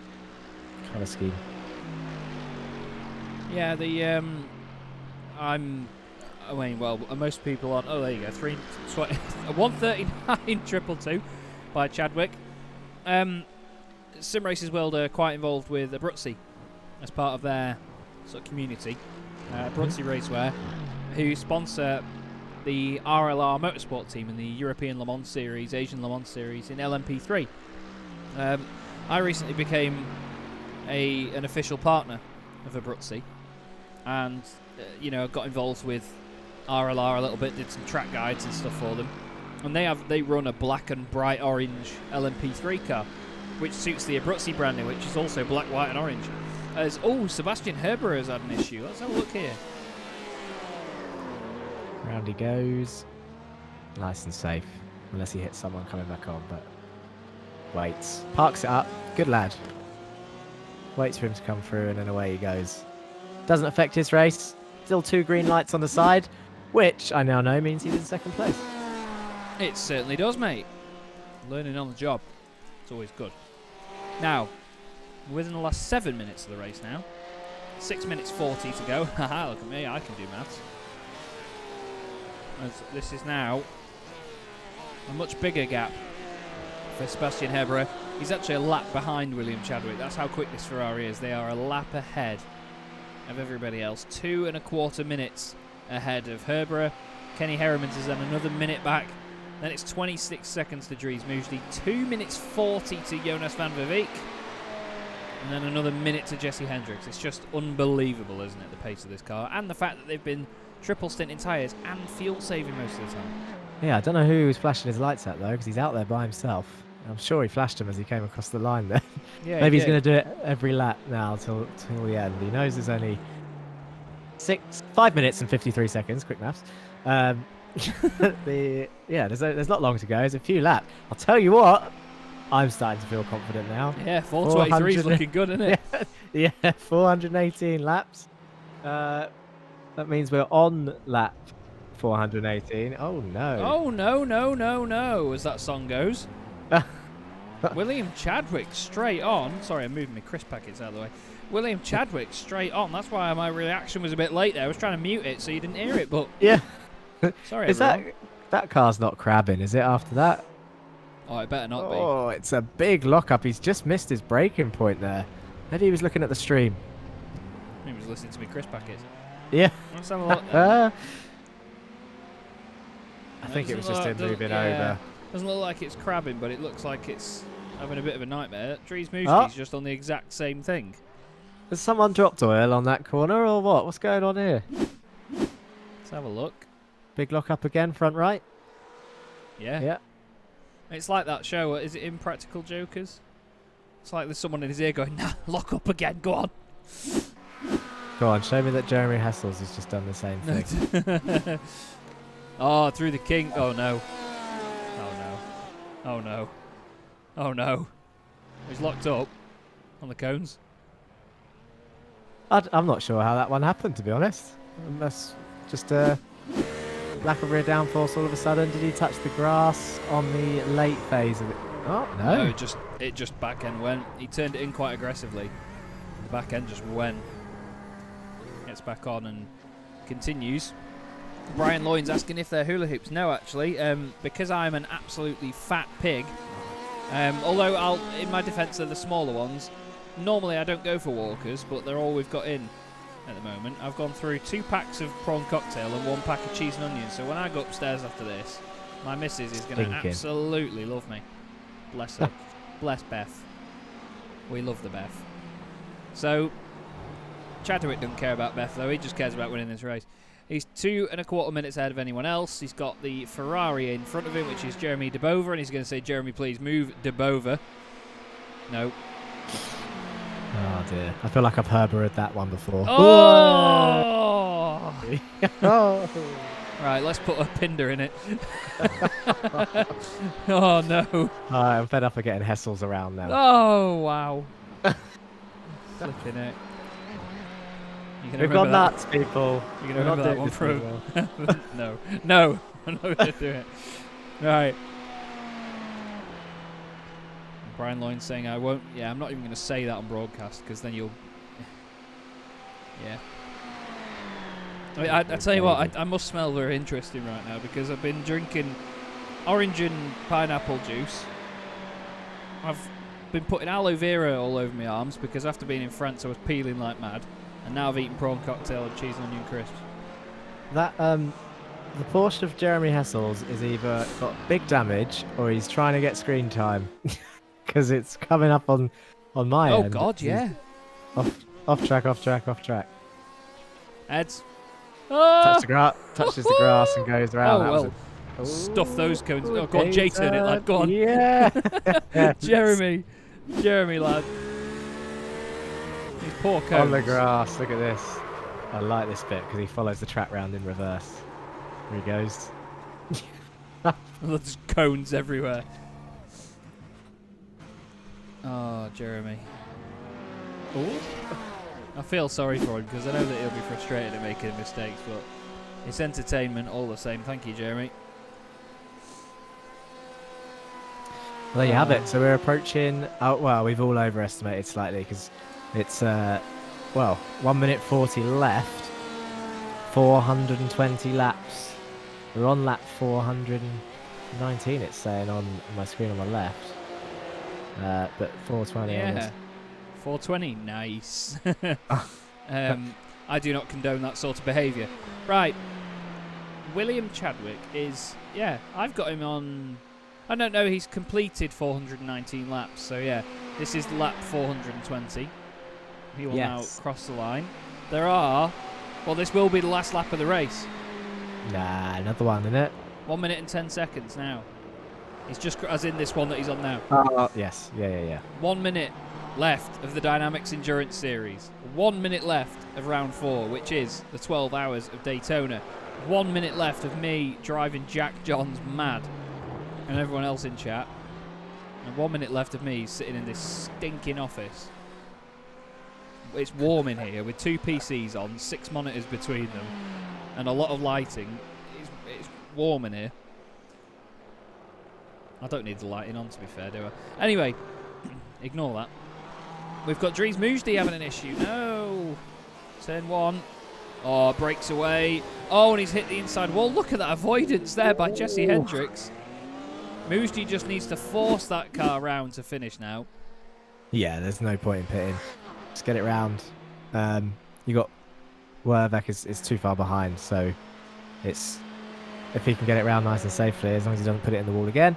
That is it. But we are looking at William Chadwick for BMS Esports GTE coming through the bus stop chicane on the final lap of this 12-hour race. It's lap 421. I was 2 laps out in the end. He's got another car in front of him. He's going to pass him. Yeah, he's going to back off and be like, I'm done. Yeah. Get that checkered flag out. Here we go then. So William Chadwick comes around after 12 hours of racing. Chaz Draycott, he is about to take the win. Flash your headlights, boys. Come on, get the show on. I wonder if we're going to see donuts and photo opportunities into turn one. We've got weaving down the back straight and across the line. William Chadwick takes your win for the DynamiXX Racing Simulators Endurance Series. Over to you, Chaz. Beautiful drive, absolutely beautiful drive by all involved with BMS Esports GTE. Incredible stuff. Sebastian Herbera, after starting 14th in this field, is going to cross the line for Race Masters Esports and take second place overall. Really good haul of points for them. That'll do wonders for their championship. Excellent stuff, boys. Excellent stuff indeed. Bart Daleman is, I can't believe I'm going to say it, but he's over 250 laps down. Bart Daleman wins the LMP2 class. And Jürgen van der Peer with DynamiXX Bell Speed. He's flashing the lights already. He's going to win what looked like an unwinnable race in GT3. Hats off to you boys. Awesome. Awesome consistency. Awesome performance. And I believe the guys that will be the GT3 champions, though, after some unbelievable performances, will be Team MRS. If I've got that wrong, then I'm sorry.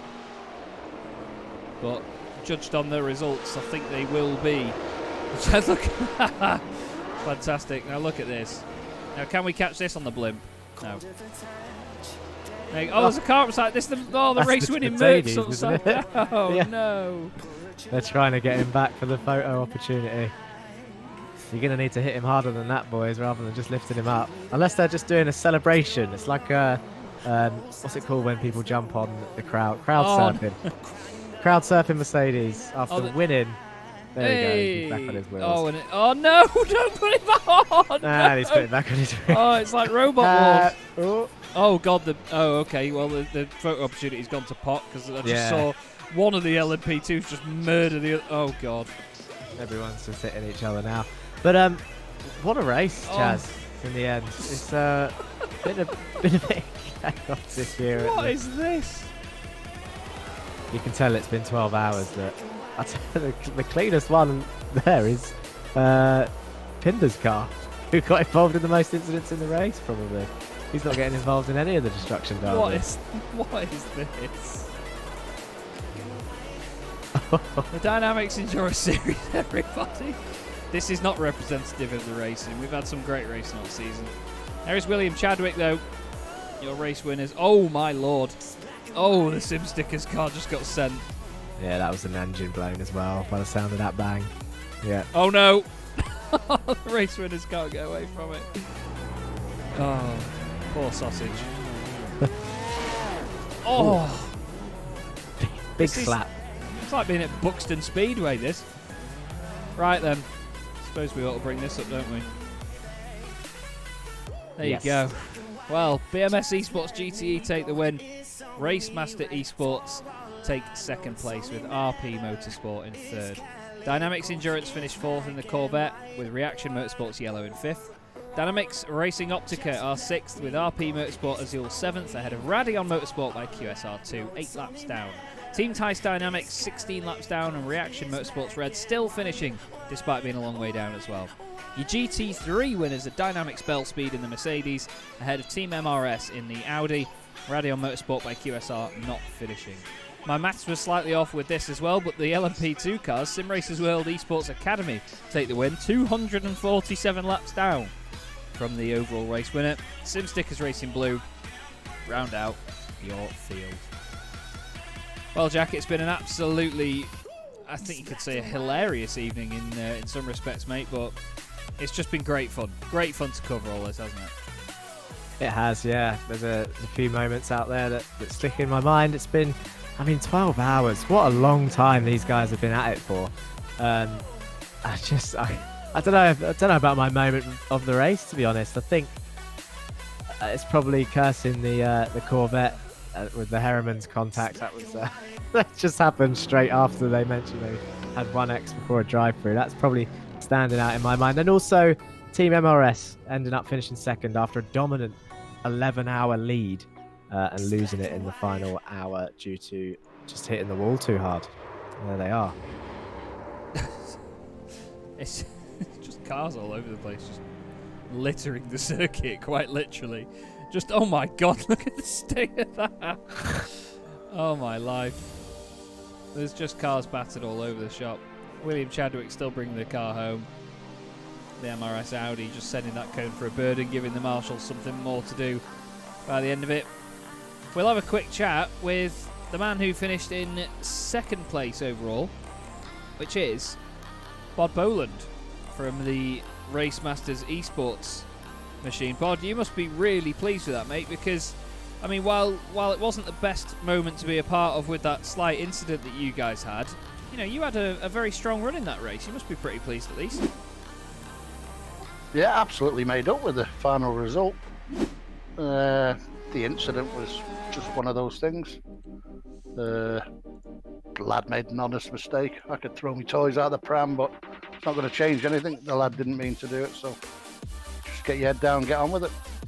Yeah, fair play to you, mate, because we know that, you know, how frustrating it can be when you have something like that go on, and, you know, it affects your race massively, but, you know, you guys did an incredible job of it, and it actually means as well that you win the GTE class. You know, you won the GTE championship.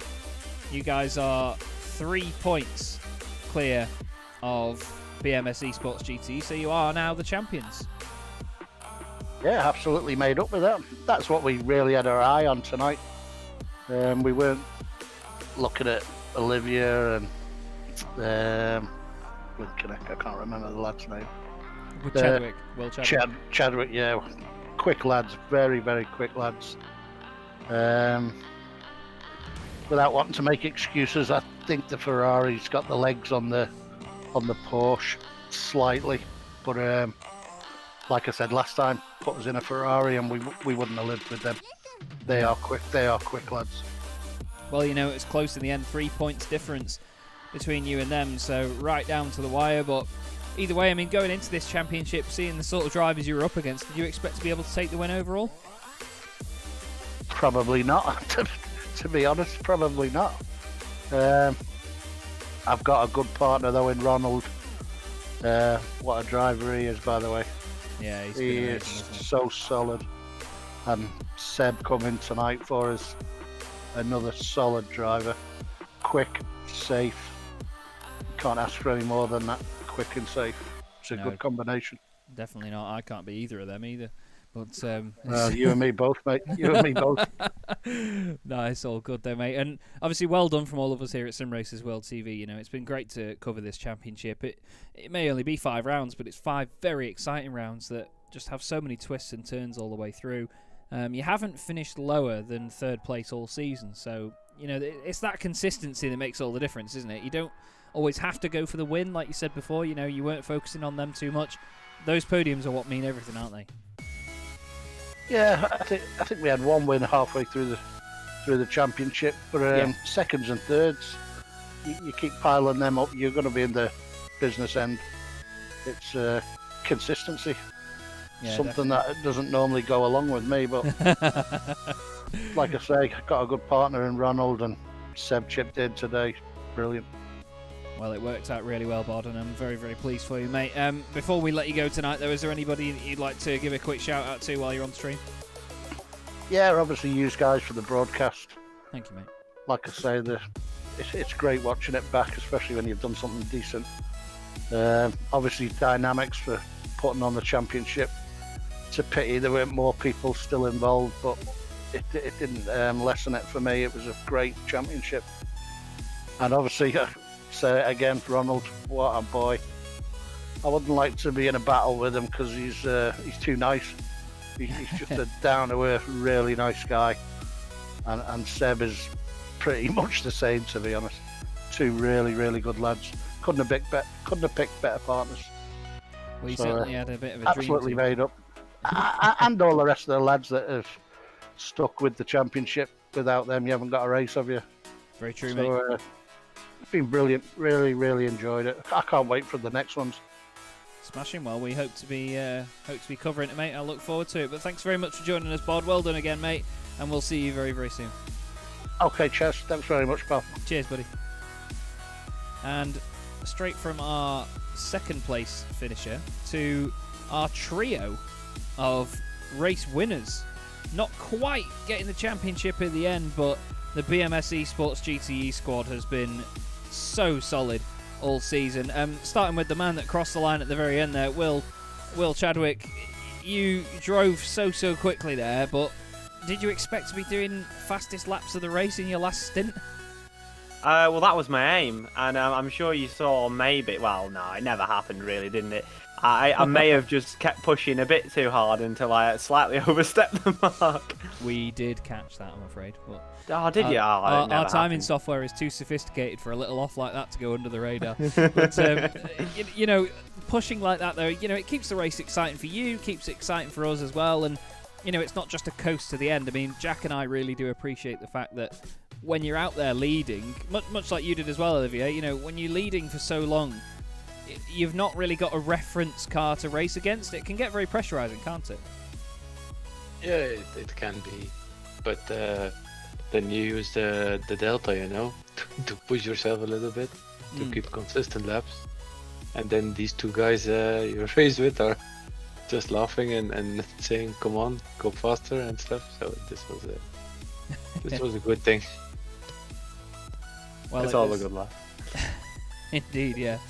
Well, in fairness, I mean, Nilton as well, you were just solid all the way throughout your stint. Was there anything in particular that you were doing to make sure that you kept that consistency? Well, first of all, thank you for having me here. You guys done a great job on these last 12 hours. Thank you. First of all, I'd like to, I was the one who created a little bit of a chaos on the race. I'd like to apologize the SRW. I tried to keep the car as tight as possible to the corner. Unfortunately, I couldn't slow the car the way I wanted to, and I went a little bit wired. So yeah, it was a little bit of a moment. A bit of a race incident. And congratulations to them. I've just been made aware that they won the championship. And well, our goal was to keep the car clean. We knew we had a good pace. Will and Oliver done a great job. I was supposed to finish the race, but then we flicked a coin, and Will won it. So yeah, it was good fun.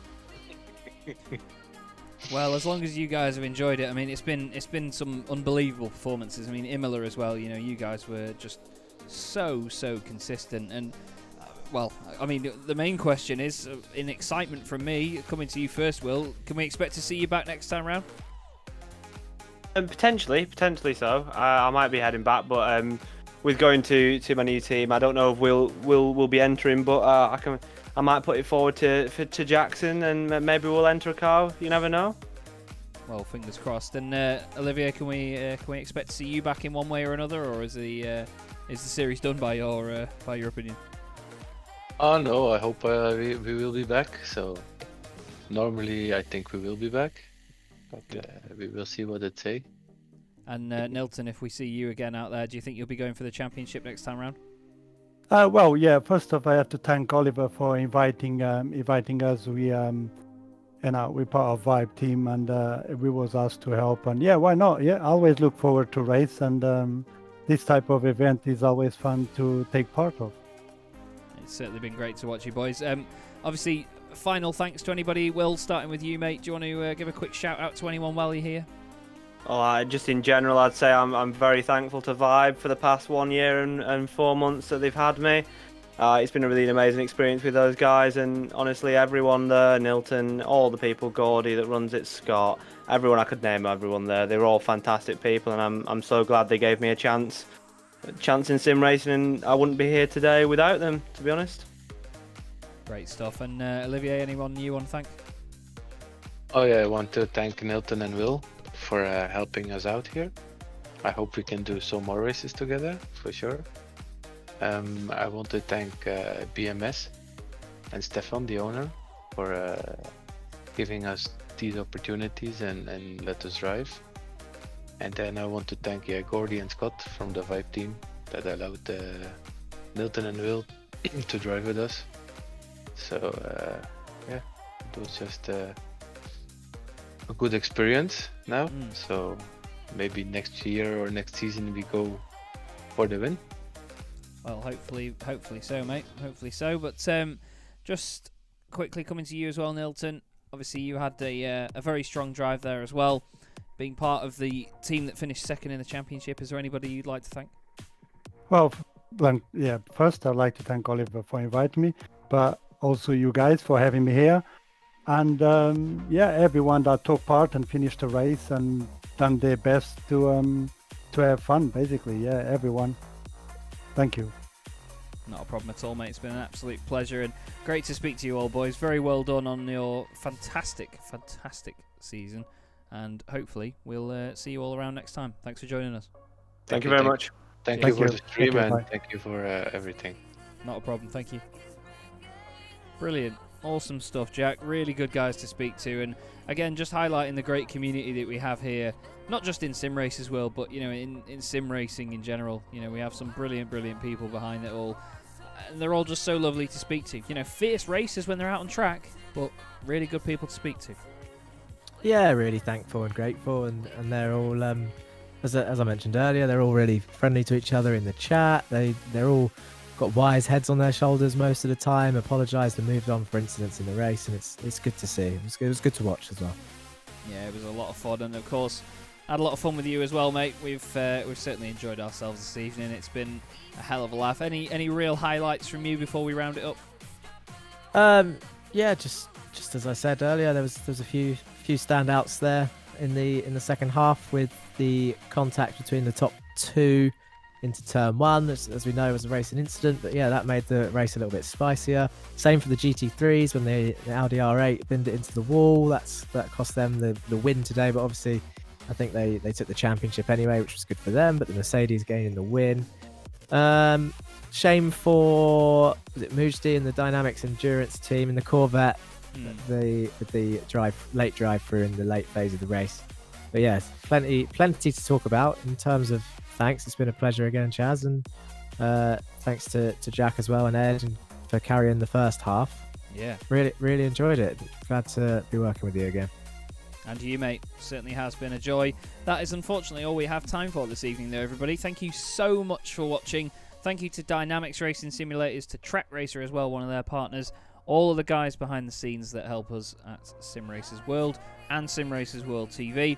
Thank you to my wonderful co-host, Jack Johns. Amazing job as ever. Thank you to the wonderful Jack Werrell and Edward May for their parts in the first half of the day. I've been Chaz Draycott. This has been the DynamiXX Endurance Series. Thank you very much for watching. Have yourselves a great evening, and I'll crank up the music for this fantastic drop. We'll see you very soon, guys. Have a good night. We're existing.